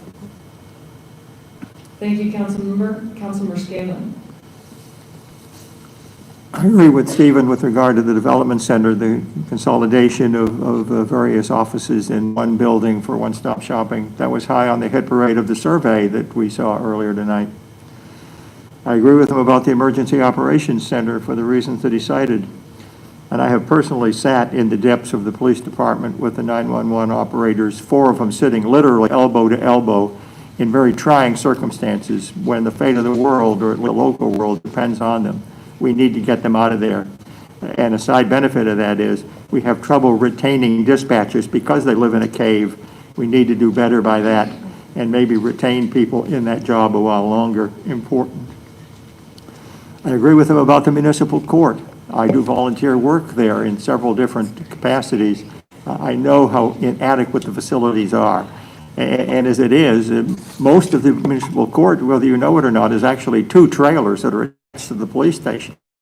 That's absurd in terms of a first-class court system, and it inhibits us from being a court of record, which is something that the municipal court strives to do. So the movement into their own building will help that immensely and provide the space that they needed. And as a side benefit, I also do some volunteer work at the police station, and I observe people coming in. They want to make a complaint about something. The interview room for doing that is the lobby of the police. They don't have any space. And by moving the municipal court to a separate facility, that frees up space, which will allow privacy to people who are there on heart-rendering missions. We have no business making them bleed their hearts out to the cop that they're reporting to in the lobby of the station. That's absurd. So all of this plays together, and all of it is vitally needed, and I really support this effort. Thank you, Councilmember. I'll just add something that wasn't mentioned. It also has upgrades to the chambers to make them more inclusive and accessible to people with disabilities, which I think is fantastic. And also we'll have a lovely table for our staff to sit so they're not playing musical chairs as you witness. So it is a long list of much needed improvements. So, and IT, as the list goes on, we are truly investing in our city and making well past due improvements. So with that, the motion on the floor is to adopt the ordinance on second reading. Council members, you may cast your votes.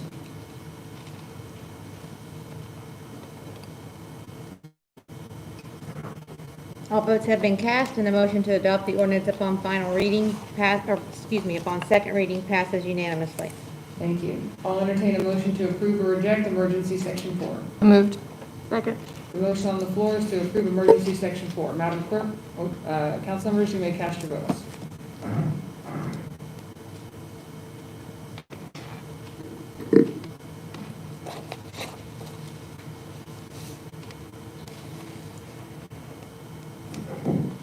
All votes have been cast and the motion to approve the emergency section passes unanimously.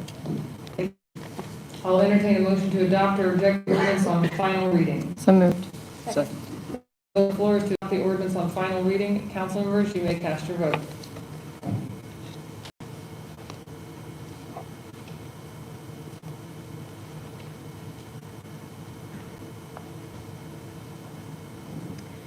All votes have been cast and the motion to adopt the ordinance on final reading passes unanimously.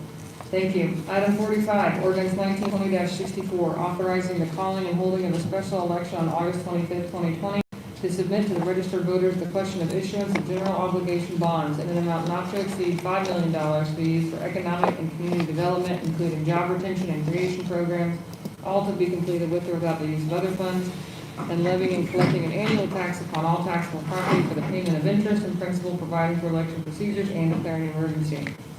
I'll entertain a motion to adopt or reject the ordinance on second reading, section by section. So moved. Second. Are there any questions from council regarding this item? Councilmember Patron. Okay, so we, as a council, had several study sessions over this particular item, and we had spoken about how there were certain businesses that were unable to avail themselves of PPP loans that the federal government was giving out, whether it be because they didn't have the types of representation that, or the huge bank accounts, or the kind of business that they are, that may not be recognized as PPP eligible, federal government money eligible. And we wanted to make sure that those businesses were given priority. But also, we were very clear that we wanted minority-owned businesses and businesses operated by other marginalized people in our community and people who might not typically be able to get a loan, period. And I'm not seeing any language about that at all in this proposition. And to say that we can pass it later, the ordinance itself does not have city council as a contributing member of the guaranteed, the program, guaranteed safeguards. It just has city, so that would be city staff. But also, if we don't put this stuff in ballot language, we can pretty much be rest assured that something that you're going to have a power imbalance yet again.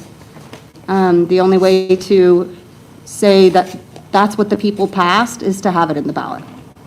So I feel like that we are setting ourselves up if we leave all of this out of it, whether it's veteran-owned or minority-owned or whatever, they're going to get left out just like usual. And so unless the council at this moment in time is willing to look at these issues that we were all very clear about at the time and make sure that this is a program. And oh, by the way, this is supposed to be about COVID. And I just want to go ahead and add that the people who were the most affected by COVID were people of color. It disproportionately hit them. So I don't see any reason why we wouldn't be saying that the economic recovery for our small businesses here in Norman, mom and pop, rather than the big box store. And we also talked about number of employees that they might have. We didn't want to have larger businesses because small business, that's subjective. I can assure you, you would be shocked to hear what some of businesses actually are, some very large small businesses. So right now, I am feeling like that it is not reflective at all of what we talked about. So I would love to hear somebody speak to that, because I was shaking today when it still looked the same, thinking it would have changed. Your Honor, in Section 2, the description of the projects and use of proceeds, and I hate it when my glasses fog up with my man. Catherine, can you read that? Because I can't not fog. Yes. So we understood certainly that council wanted a really robust program, prioritizing both businesses that weren't able to obtain the money previously, minority-owned businesses, and things like that. We also understood that if there was federal funding available, you didn't want to issue these bonds, and you wanted to be able to use the federal funds so that it wouldn't be more of a burden on the property tax rolls. So what we added in Section 2, where we typically would describe the projects, this is a really broad authorization under this particular section of the statutes for economic and community development projects, and that can be defined in a variety of ways, but what it says is that guidelines will be established by the city, which will assure accountability and adherence to sound economic and community development standards. What we're envisioning is that we would develop a program, knowing this question's going forward, vet it through EDAB, bring it back to council, vet it through council. I imagine there will be at least a couple of sessions with council where we take your feedback, go back and make changes to the program prior to the August vote. The last sentence in this Section 2 deals with the federal funding issue. So it says, to the extent federal funding is awarded to the city for similar economic and community development purposes, such federal funding will offset the authorization set forth herein. So that was added to address that concern that we don't really know what's coming down the federal pipeline. There's a bill sitting on Trump's desk right now. And I think, as with all of the other bills, it's pretty unclear how we might be able to access those funds until they develop procedures to allow application for those funds. Okay, well, respectfully, that doesn't, I mean, I understand with the federal funding, and I completely agree with that. I don't think that we should be reinventing the wheel or charging the property tax rolls, something that the federal government is already affording to the people. But it's not the program that we were talking about wanting to create. This is just a really broad brush economic, let's just throw some money out there. And so I feel like even with EDAB, it kind of reminds me of the conversation we were having a little while ago.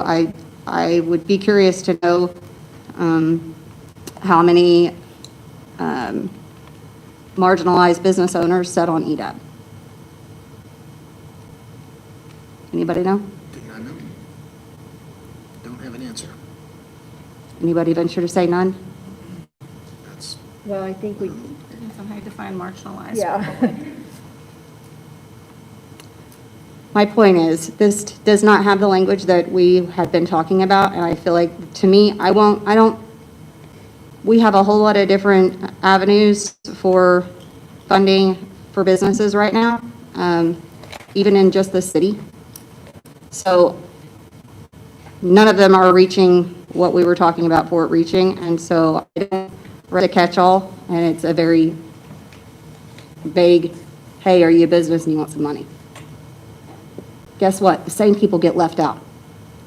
I think that's why we focused on the guidelines that would be issued. We wanted to write it broad enough, not knowing what the final program that you all adopt will look like. We wanted to write it broad enough to encompass any number of things you all might want to include in that final policy.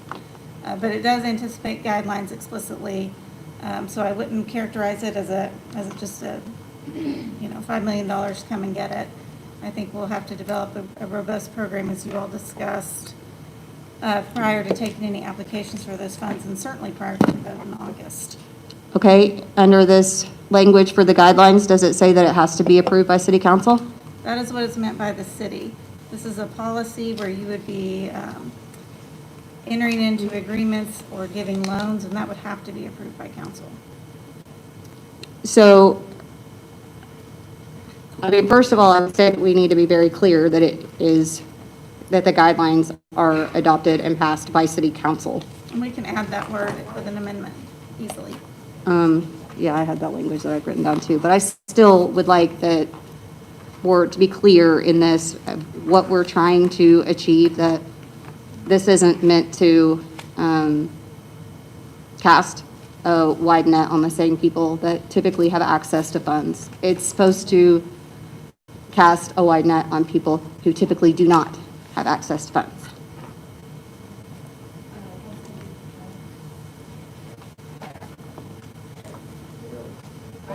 Mine's pressed too. Hi, sorry.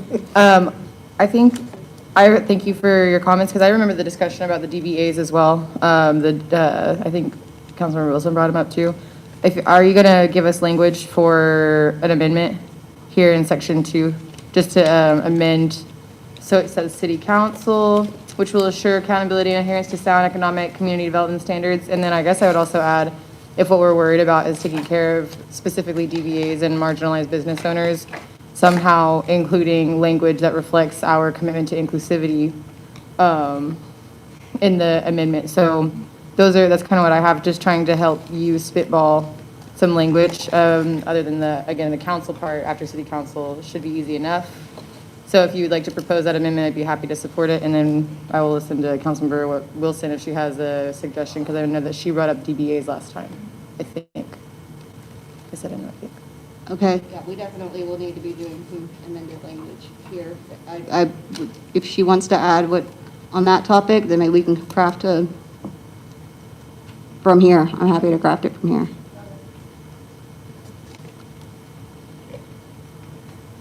Me? Oh, okay, I'm not sure what the process was now.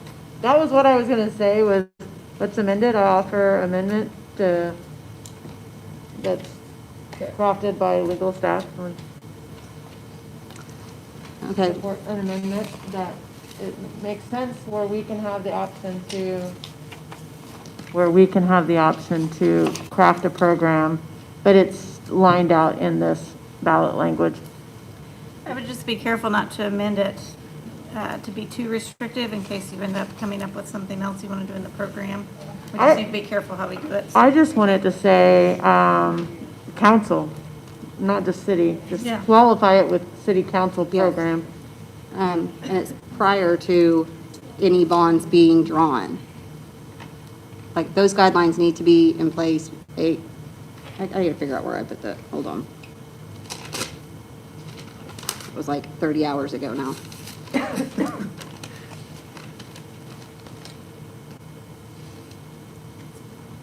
Okay, section 2. Guidelines will be established by the city council.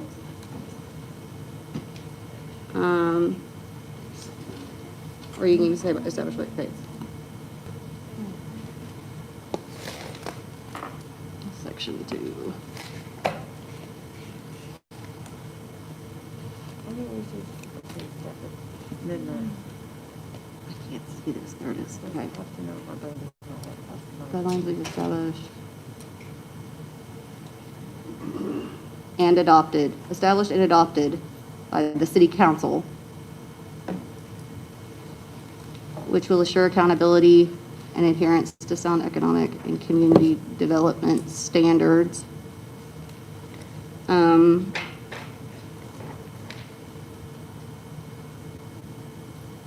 So maybe at the very beginning, you would say prior to any loans drawn or prior to any funding drawn against the bond, guidelines will be established and adopted by the city council, which will assure accountability and adherence to sound economic and community development standards. Whoa.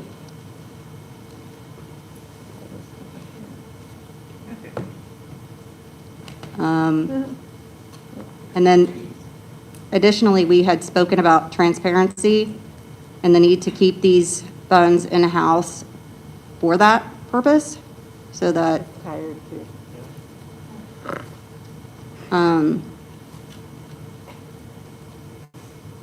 yeah, I am too. But this is, I mean, I want to be able to support this, and it's got to be more narrowly tailored for me to be able to do that. So is there on a purpose, or let's see, on proposition, the proposition language? Okay, bottom of taxable property, yeah, I think it needs to be in the actual language too, that the guidelines are, set and passed by the Norman City Council. For the purpose of,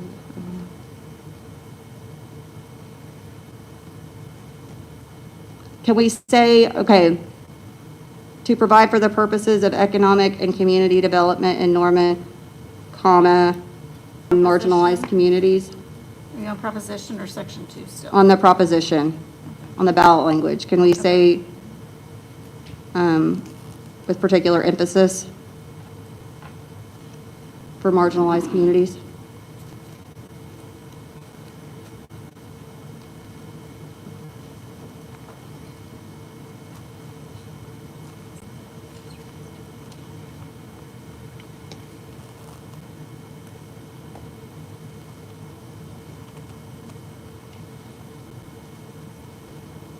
How many more words do we get? Is this at the? Well, I can't get it to count on my iPad, so I was texting our bond counsel.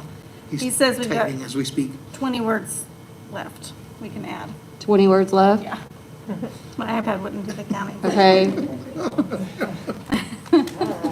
20 words including. Okay, so maybe then that 20 words go back down to the guidelines. Does that include what she's already added, Catherine? Yeah, a new sentence being guidelines for program shall be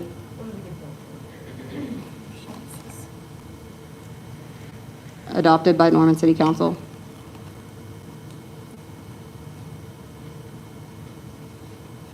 How about, shall the city of Norman incur an indebtedness by issuing bonds in the sum of $5 million to provide for the purposes of economic and community development in Norman, with particular emphasis on marginalized communities, job retention and creation programs pursuant to program guidelines to be adopted by council, with or without the use of other funds and levy and collective.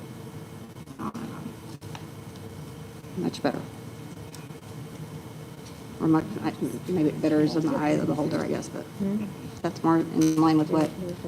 And then it just, Catherine, for your counsel, can you tell me, does this make clear that the city is the one that is managing the program? Yeah.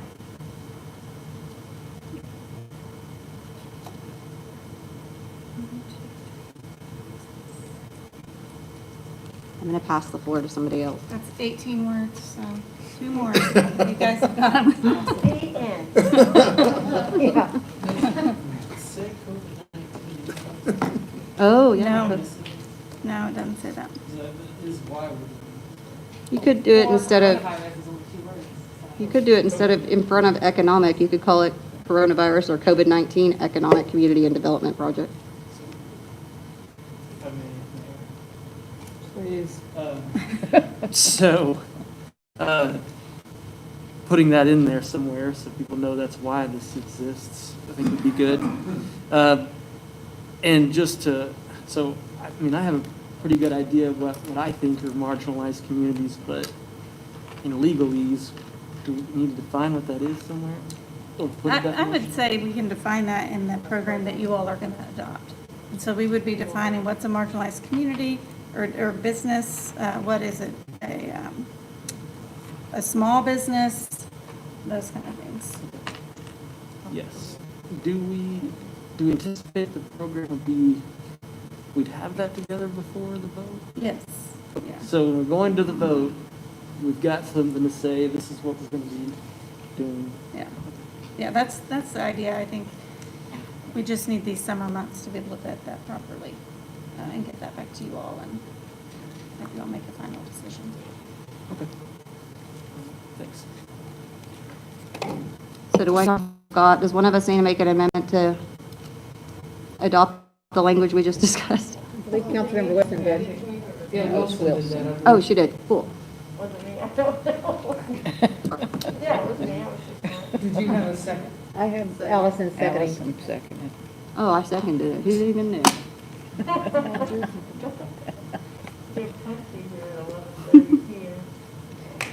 Okay. we have amended language on the floor.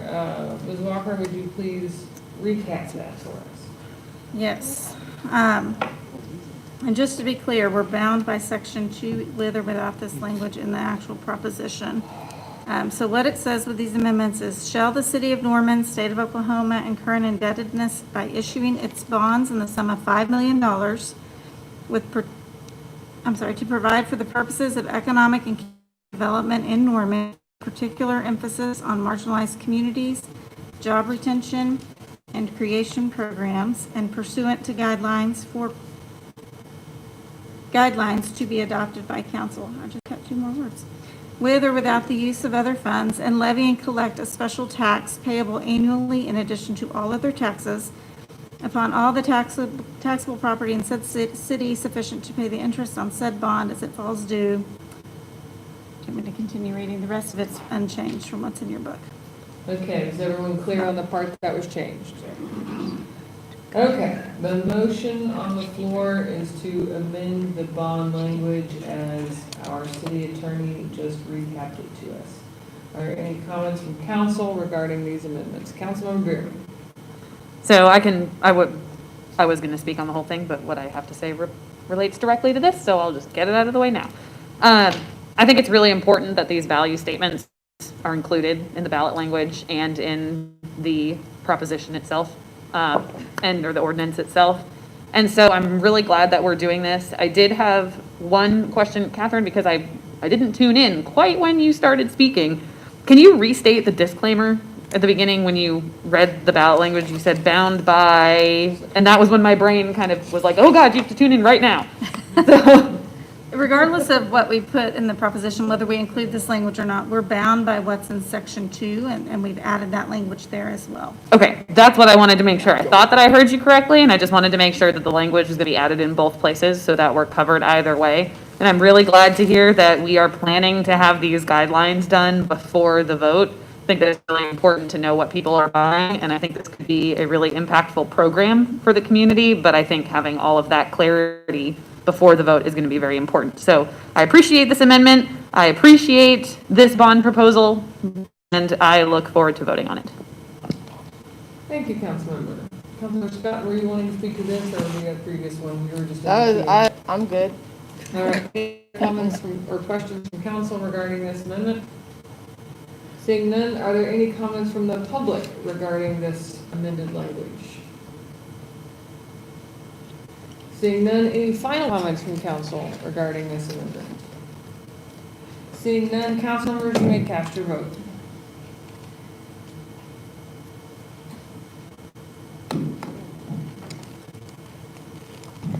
All votes have been cast, and the motion to amend the ordinance as stated by City Attorney Walker passes unanimously. Okay, the motion on the floor is to adopt the amended ordinance on second reading.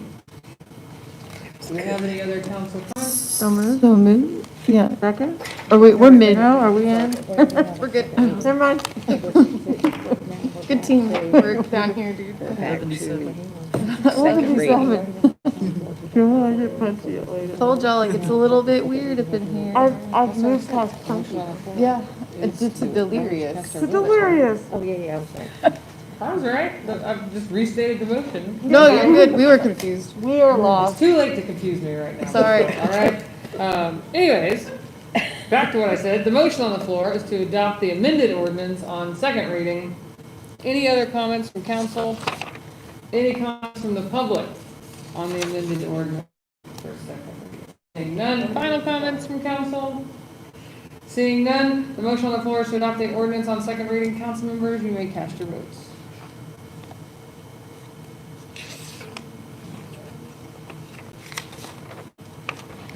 All votes have been cast. The motion to adopt the ordinance on second reading as amended passes unanimously. Thank you. I'll entertain a motion to approve or reject emergency section 4. So moved.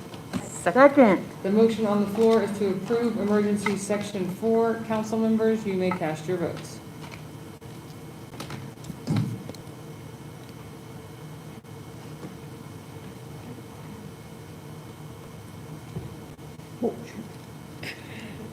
No, let me clear it and start over, sorry.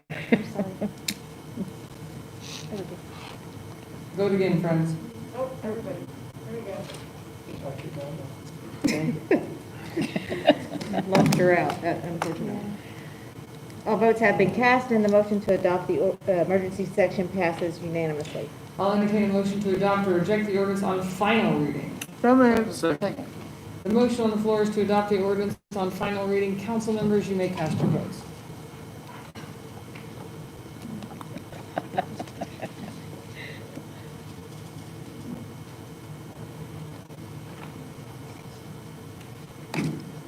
All votes have been cast and the motion to adopt the ordinance upon final reading passes unanimously. Thank you. Item 46, Resolution 1920-120, calling a special election for August 25th, 2020. I will entertain a motion to adopt or reject the resolution. So moved. Second. Are there any questions from council regarding this item? Seeing none, this is an opportunity for members of the public to make comments. Are there any public comments regarding this item? All right. Seeing none, are there any final comments from council regarding this item? All right, seeing none, the motion on the floor is to adopt the resolution. Council members, you may cast your votes. All votes have been cast and the motion to adopt the resolution giving notice to the Cleveland County Election Board of the August 25th election passes unanimously.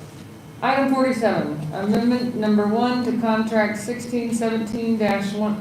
This is, or Councilmember Scott, are you wanting to? Like to move to suspend the rules to vote on items 47 through 51 as a unit. These are the ones that we postponed last time at the last council meeting. Councilmember Scott, we do have a motion on the floor on the first item 47, so we would need to go ahead and consider that with the motion that's on the floor. And then if you want to suspend the rules to combine the remaining 48 through 51? you can certainly do so, but we should probably go ahead and vote on 47. Okay, because with that's the how we motion on left the it last floor. time. Yes. Okay. All right, thank you for that point of clarification. Thank you. Madam Clerk. Back to item 47, amendment number 1 to contract 1617-113 with Hatch Associates Incorporated, increasing the contract amount by $173,000 for a revised contract amount of $877,500 to provide additional professional landscape architectural services for the Reeves Park Sports Complex project. There is a motion on the floor to approve amendment number 1 to contract 1617-113 with Hatch Associates from the May 12th meeting. Are there any questions from council regarding this item? Seeing none, this is an opportunity for members of the public to make comments. Are there any comments from the public regarding this item? Seeing none, are there any final comments from council regarding this item? I'll just really quick jump in there if it's okay, just for some clarity for people watching at home still. What we're about to vote on, the next few items are just amendments to contracts for design. We postponed it last time because we didn't have polling until today for these projects that we just voted on to put to the ballot. So we wanted to wait to vote on these contract amendments until we had some polling to support whether or not they were going to, those projects or those bonds are going to be favorable at the polls, just for some clarity for those of you tuning in. Thank you, Councilmember. Councilmember Patron. I just want to encourage council to review the email that Marianne Hutchison sent to us. I recirculated that today. Fortunately, his design work is free, and he has shown us how to capitalize on, we flip the orientation of Reeves Park. We'll have better parking and better access and efficacy of the project. So, y'all are not going to be shocked to know that I'm not real excited to gamble with taxpayer dollars. I don't think that that's my job up here. We're sending this to the voters in August, and they will tell us if they want this scope of projects. If they do, great. If they don't, we will have just flushed $187,000 if this passes, so I will be voting no. And if you're going to couple all of them together, then I'm going to have to vote no on the others too, even though I would have voted yes on a few of them. So Yeah, it's not my place to gamble with taxpayer dollars. Thank you, Councilmember. Councilmember Bierman. Well, Councilmember Patron jumped in and said what I was gonna say. I don't think it's appropriate to be doing this work and spending this money until we know whether or not the voters are gonna pass this package. And one of the reasons why we wanted to wait for the polling was to get a sense of whether or not it stood a good chance of passing. And when you look at the Norman Forward level of support among the highest frequency voters, which is the most likely voters to turn out in August, it's not looking super promising. Could go into all kinds of detail about how the demographics of this survey were off compared to the demographic population of Norman. Yeah, I respect Pat Nefarian and everything he did, but I don't think that it looks as great as people believe. So I will not be voting for this one or the package if they're all put together.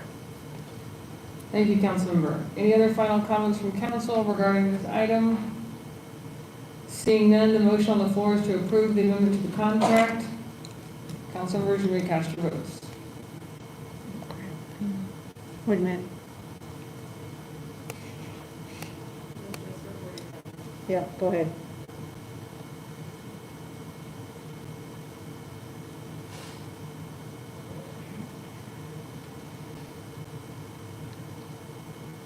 Go ahead and do it again, Alex and Stephen and Bill. Oh, it's already Already did that. voted. No, she asked for that. See, you heard it, right? I'm not. Bill, Okay. Bill. Bill, can you vote? Okay. All votes have been cast, and the motion to approve the amendment passes by a vote of 5-3. Voting against, Councilmember Hall, Councilmember Patron, Councilmember Bierman. Thank you. Item 48. Okay, so, Wait a minute. I would like to, Hang on until I get your mic on. sorry, I know, I was trying to. Project my voice. Okay. So I will respect the comment made before by Councilors Patron and Bierman. If you're willing to support two of them, the Senior Wellness Center and the, what was the other one? Fire, because that's 48, item 48 and 50. So I would move to suspend the rules and couple item 48 and 50 as one vote. Alex, I think that they have coupled the senior center with the multi-sport facility. So in that case, I'll have to vote it down anyway, because I don't know why, but they did. Okay, well then, I'm going to revert back to the original plan, to coupling 48 through 51. Second. Thank you, sir, Councilmember Wilson.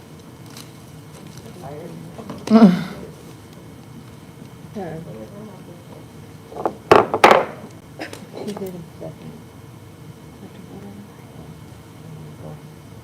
All right, the motion on the floor is to suspend the rules and vote as a package on items 48 through 51. Who has a second? Okay. Councilmembers, you may cast your votes.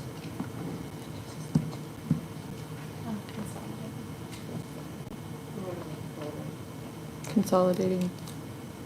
All votes have been cast, and the motion to suspend the rules and consolidate items 43 through 51 passes by a vote, 48, through 51 passes by a vote of 5-3. Voting against, Councilmember Hall, Councilmember Patron, Councilmember Bierman.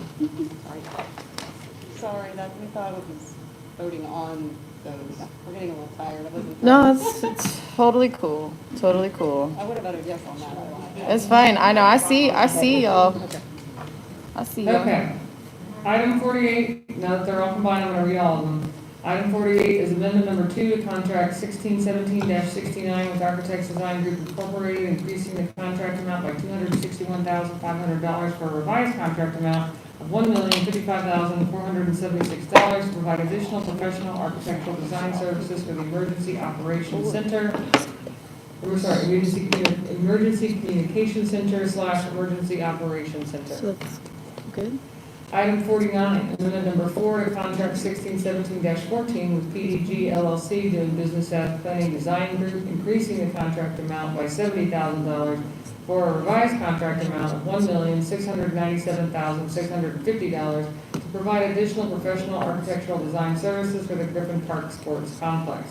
Item 50, amendment number 1 to contract 1920-40 with Frankfurt Short Bruzo Associates, PCEFSB, increasing the contract amount by $324,925 for a revised contract amount of $2,305,725 to provide additional professional schematic design services for the indoor aquatic and multi-sport facility and the senior wellness center, and budget transfer between project accounts. Item 51, amendment number 1 to contract 1920-71 with Howell and Van Kuren Incorporated, increasing the contract amount by $27,400 for a revised contract amount of $221,400 to provide additional professional architectural services for design, construction documents, bidding services, and construction administration for the Norman Ford Community Sports Park project. I'll entertain a motion to approve or reject all of these amendments. Motion to approve. Second. Are there any questions from council regarding these amendments? Seeing none, this is an opportunity for the public to make comments regarding these items. Are there any public comments?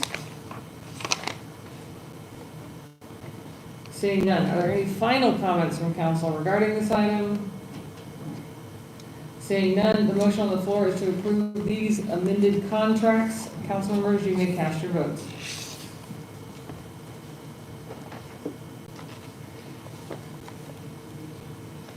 All votes have been cast and the motion to approve items 48 through 51 passes by a vote of 5-3.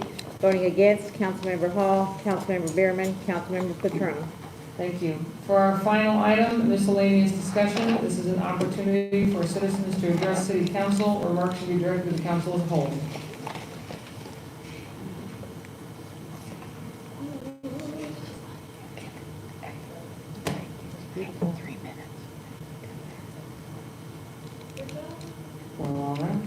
All right. Council comments. Let's start with Councilmember Scott. I'm ready. It's not even midnight. You guys, look at us work as a team. Once again, we did it. So thank you to everybody who came out earlier today to talk about the budget. That's really exciting. I think I love having budget discussions. So it's really exciting to see some folks come out here. And I'm looking forward to the conversations that are going to be happening in the coming week as well, how we can look at progressive reforms for our tax, you see what I did there? Progressive tax reform. Anyway, but for our budget the next week. So again, thank you for everyone who came to share your stories. I won't take up too much time because I'm tired and I love you, all of y'all. Thank you, city staff, for once again putting up with us until the wee hours of the evening. Thank you to my fellow councilors for your commitment to our city. Thank you to our citizens for, especially the regulars. Guys, miss you guys too. Seeing your faces in the back.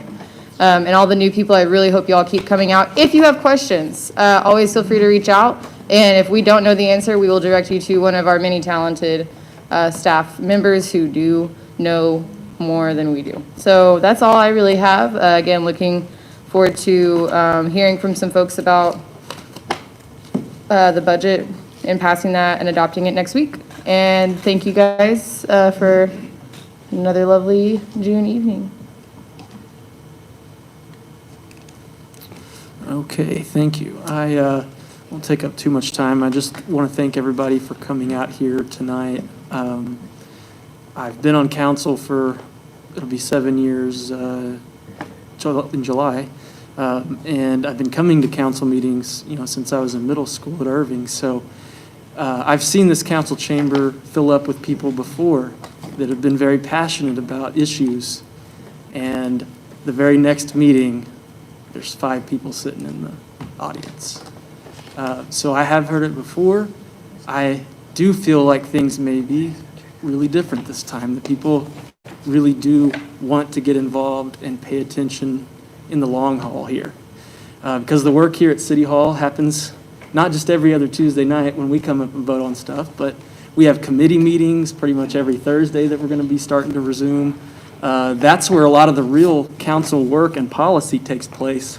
And I would definitely encourage anybody interested in the policy work that the city does to try to attend some of those committee meetings if you can. They're extremely informational and can help you have a much better understanding about how the local government works and what it takes to get policies through. As Dr. Byrd mentioned in regard to the flag, that took him 3 years to do that.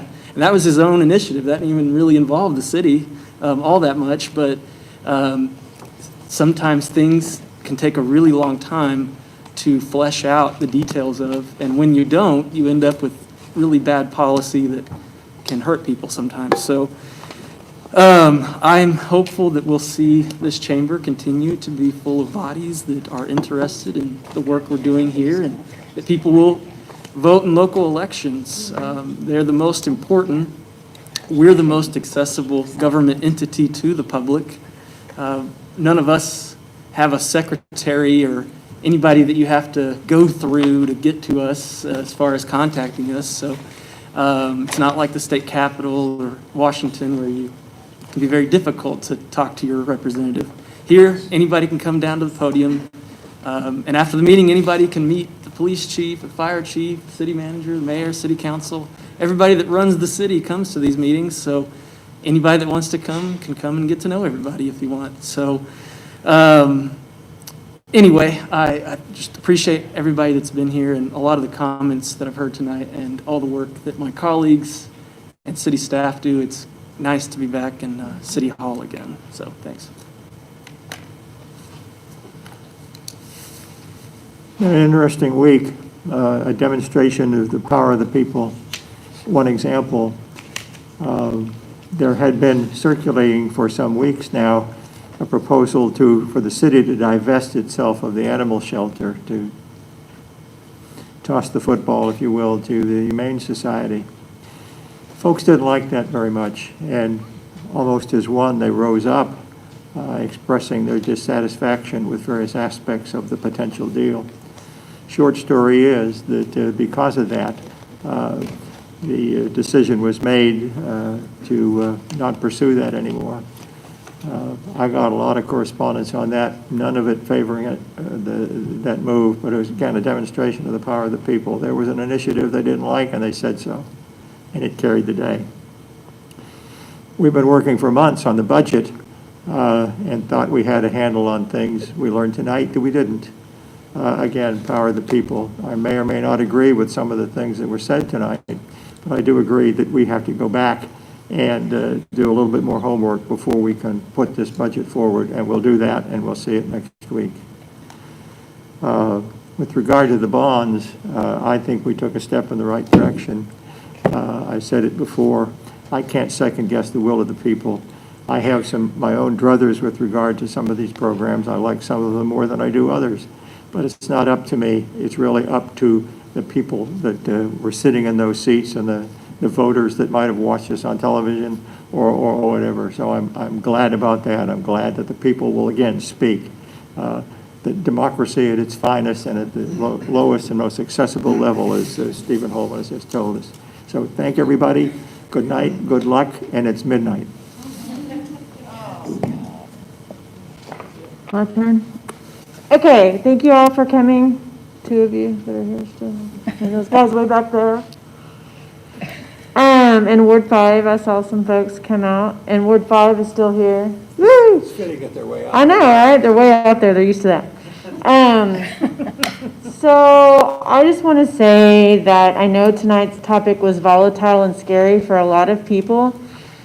I would ask that as we have these discussions, that you step outside your comfort zone and read a book that maybe you might not have read before, or watch a movie that you might not have watched before.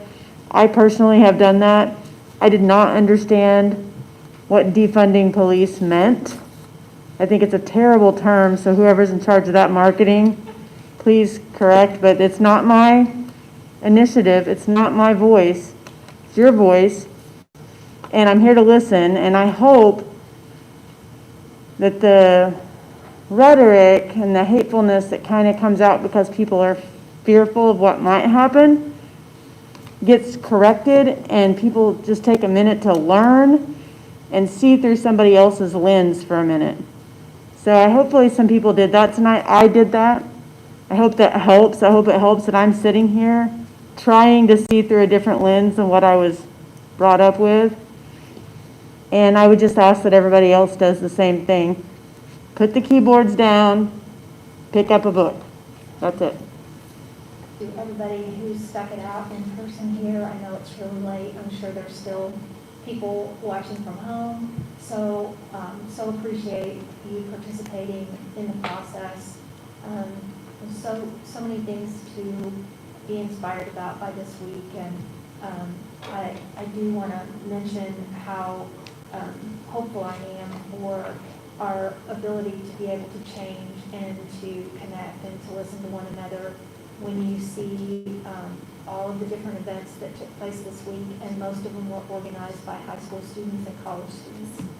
And I love that, because this is how we start, and this is how we gather together and hopefully have meaningful conversations and understand that we have a lot of work to do moving ahead. So that's been very inspiring for me to watch. It's interesting because, you know, we had some other really volatile issues. We mentioned the animal shelter. So I've probably heard from more people this week than I have in the entire time that I've been on council, when I was appointed in September. And so I know that's really important to all of us to hear from you and to understand, you know, what it is that we're missing or that we're not seeing, because if we don't start that conversation, we're not going to know. So I appreciate everyone who's reached out this week on so many different topics. And yes, it's been a challenge, and I've appreciated people that have shared information with me, and I agree. I think we could do so much better with the term defund police, because it's really got so many aspects to it that I think a lot of people would, you know, want to pursue. And the idea is that we are not supporting with our resources people that need the most help. And I think there's a lot of things that we have common ground and can agree on, but we have to have that conversation. So I'm glad we made the decision to put off the budget. I hope to see everybody who's here. I hope they come back next week, and anyone else who wants to participate. And I'll just conclude on, I mentioned this a little bit earlier, but I've been thinking a lot about the power of one. And when we all come together, when each person takes that step and joins together, there's real power in that. And there's nothing more powerful than your ability to go vote. And I think we've put some very significant projects for our community on the ballot.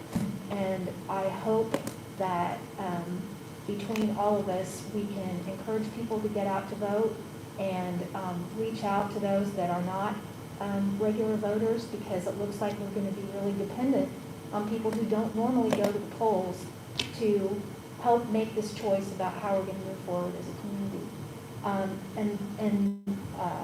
The other piece of that is I'm also really concerned about people going to the polls to vote in our current environment, and you know, the concerns we still have about the coronavirus. And so I want to encourage everybody who is worried about getting to the polls for whatever reason to go ahead and request an absentee ballot.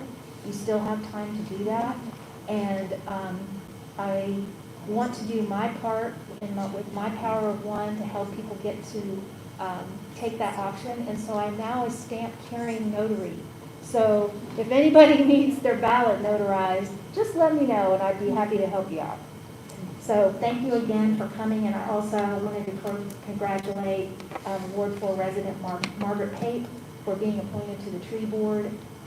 We can't do our work without all of our residents participating on all our boards and commissions, so look forward to her service. I hope you all have a good night, and thank you so much for coming. Well, this week has been a lot of emotions, and George Floyd was buried today, laid to rest. May he rest in power. And I hope that his legacy is that he is remembered as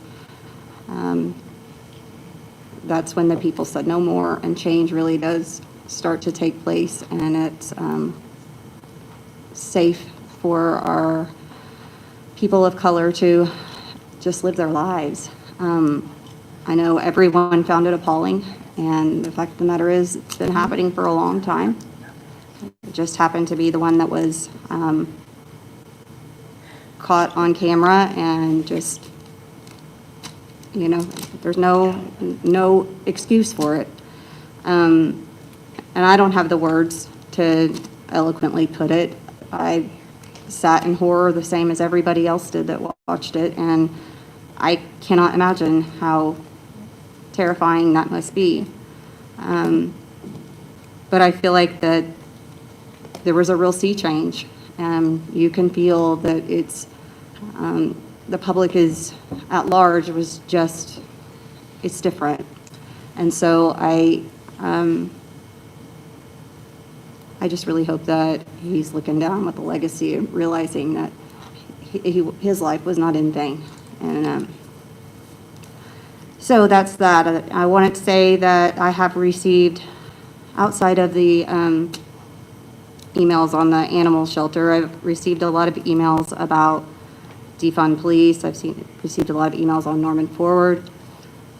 One of the things I want to say about this being the people's house is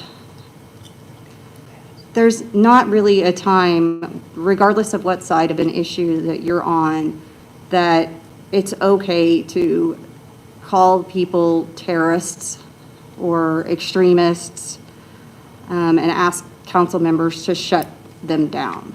It's even when there might be a topic, and I'm thinking of one in particular that was not spoken of tonight, but that I might really find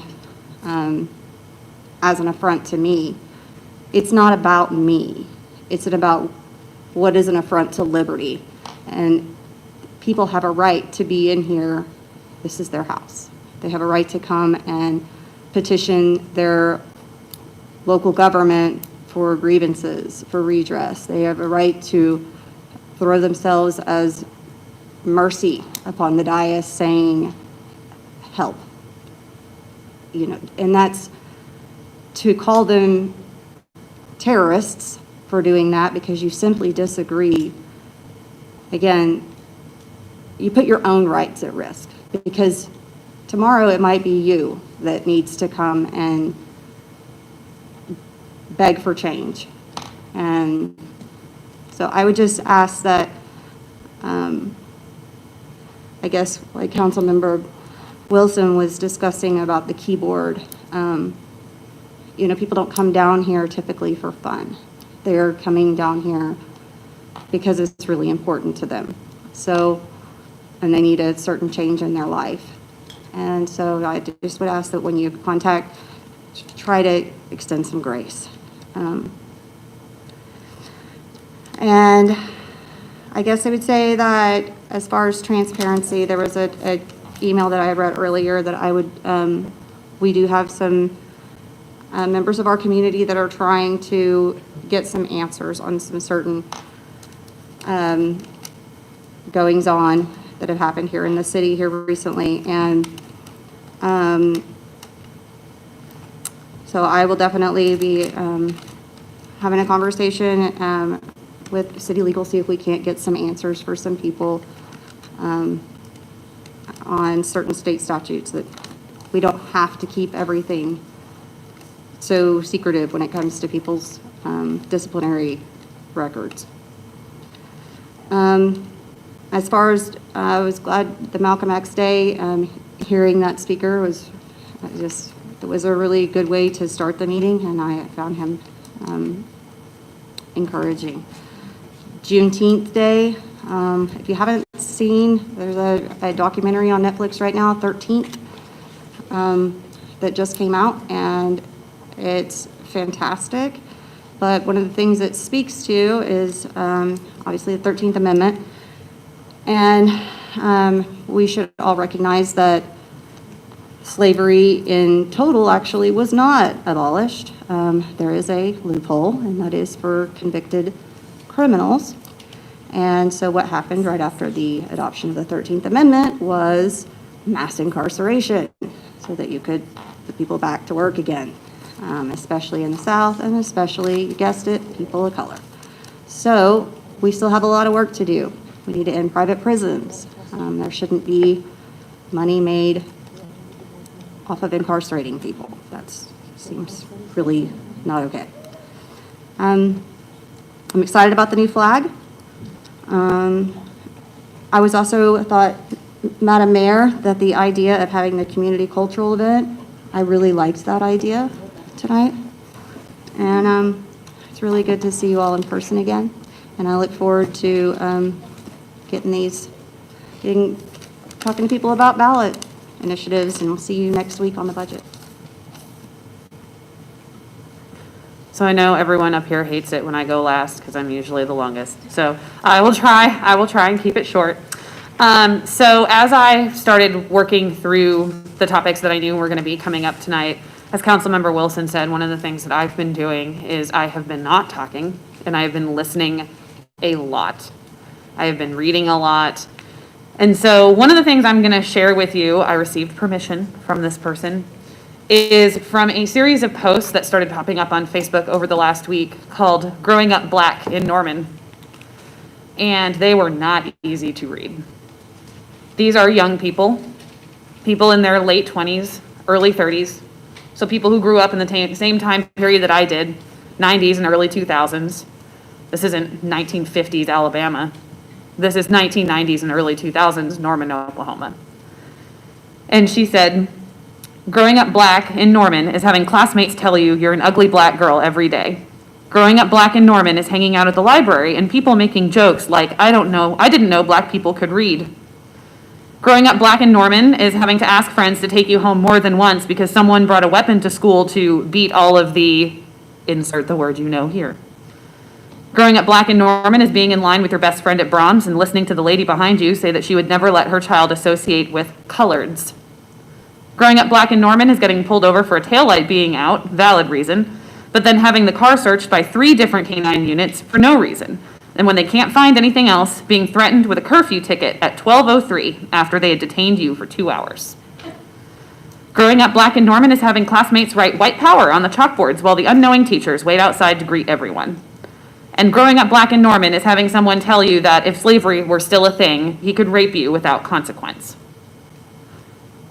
Those are the experiences of the people who showed up tonight and asked for things to change. And so what I have done is I chair the oversight committee, and I have offered my July agenda for whatever topic you want to talk about when it comes to banning tear gas, providing additional incident reports for taser use or unholstering and drawing of weapons, or whatever topic when it comes to defunding the police or demilitarizing the police. Because I want to know more, because these are smart, intelligent people asking this of us. And so they certainly wouldn't be asking for something that they didn't think could possibly be accomplished or that would be bad for the community as a whole, because they live here too. They want to feel safe, just as everyone else does. And so I'm not going to just dismiss them offhand and say, well, that's not feasible. We have to have a police department. We all know that. These are smart people telling us that they want things to change. So the second Tuesday in July at 4 o'clock is my oversight committee meeting. And I gave them a deadline. I said, in 2 weeks out, I need to know what you want to talk about so that we can do some background research. But we have to start the conversation, and we have to start figuring out what we can do and what isn't feasible in the short, medium, and long term. So that will be in July. And I'm looking forward to doing my own legwork in the meantime to listen to what they have to say, do more reading about the policies that they are proposing, and let's see where we go. But we really, really have to start listening, because those experiences that I read, That was one of probably 8 posts that I read in about a 3-hour period, and then I had to stop. Like, I had to stop because I can't imagine growing up in a community that claims to uphold the Oklahoma standard and claims to be building an inclusive community. And those are the kind of experiences that these people have every single day. Every single day. So I look forward to this discussion. I mean, who knows, probably tomorrow I'm gonna start hearing about it. But July's oversight meeting is for them and for their topics, because the least that I can do is give my platform and my privilege to them to tell us what they need. So I appreciate everyone who came out tonight. And so I'm always willing to listen. I'm always willing to talk. I'm willing to entertain any possible idea that might make life in Norman better for everyone. So come and find me. I too will try and keep my comments brief. I think I would just point out the obvious, that change is hard, especially when it's needed. It's uncomfortable, it's ugly, but we can't be afraid of it. I have worked very hard for the last couple of months to not be the mayor from Jaws. And now I'm trying very hard to not be the mayor that thought it was just too hard. And let's just keep doing what we've been doing. And I certainly don't want to be a mayor that stifles interest in local government, because you've seen the glimpse now of what we do, but we do really important work here. Very important work. And I want to thank everyone who's pointed out my blind spots to me. I have always considered myself an ally, and I have built relationships enough with many people in the Norman community who have told me, not that I'm a bad person, but that I can do better. And I appreciate that. And I intend to do better. And I know I'm not perfect, and I'm sure I've screwed things up in the past, and I am human, so I will likely do it again. But you have my commitment to be better, and I hope we can all do that. So I look forward to this next week's discussion. I think it'll be very educational. I think we did good work tonight, and I appreciate everyone who came out. So with that, this meeting is adjourned.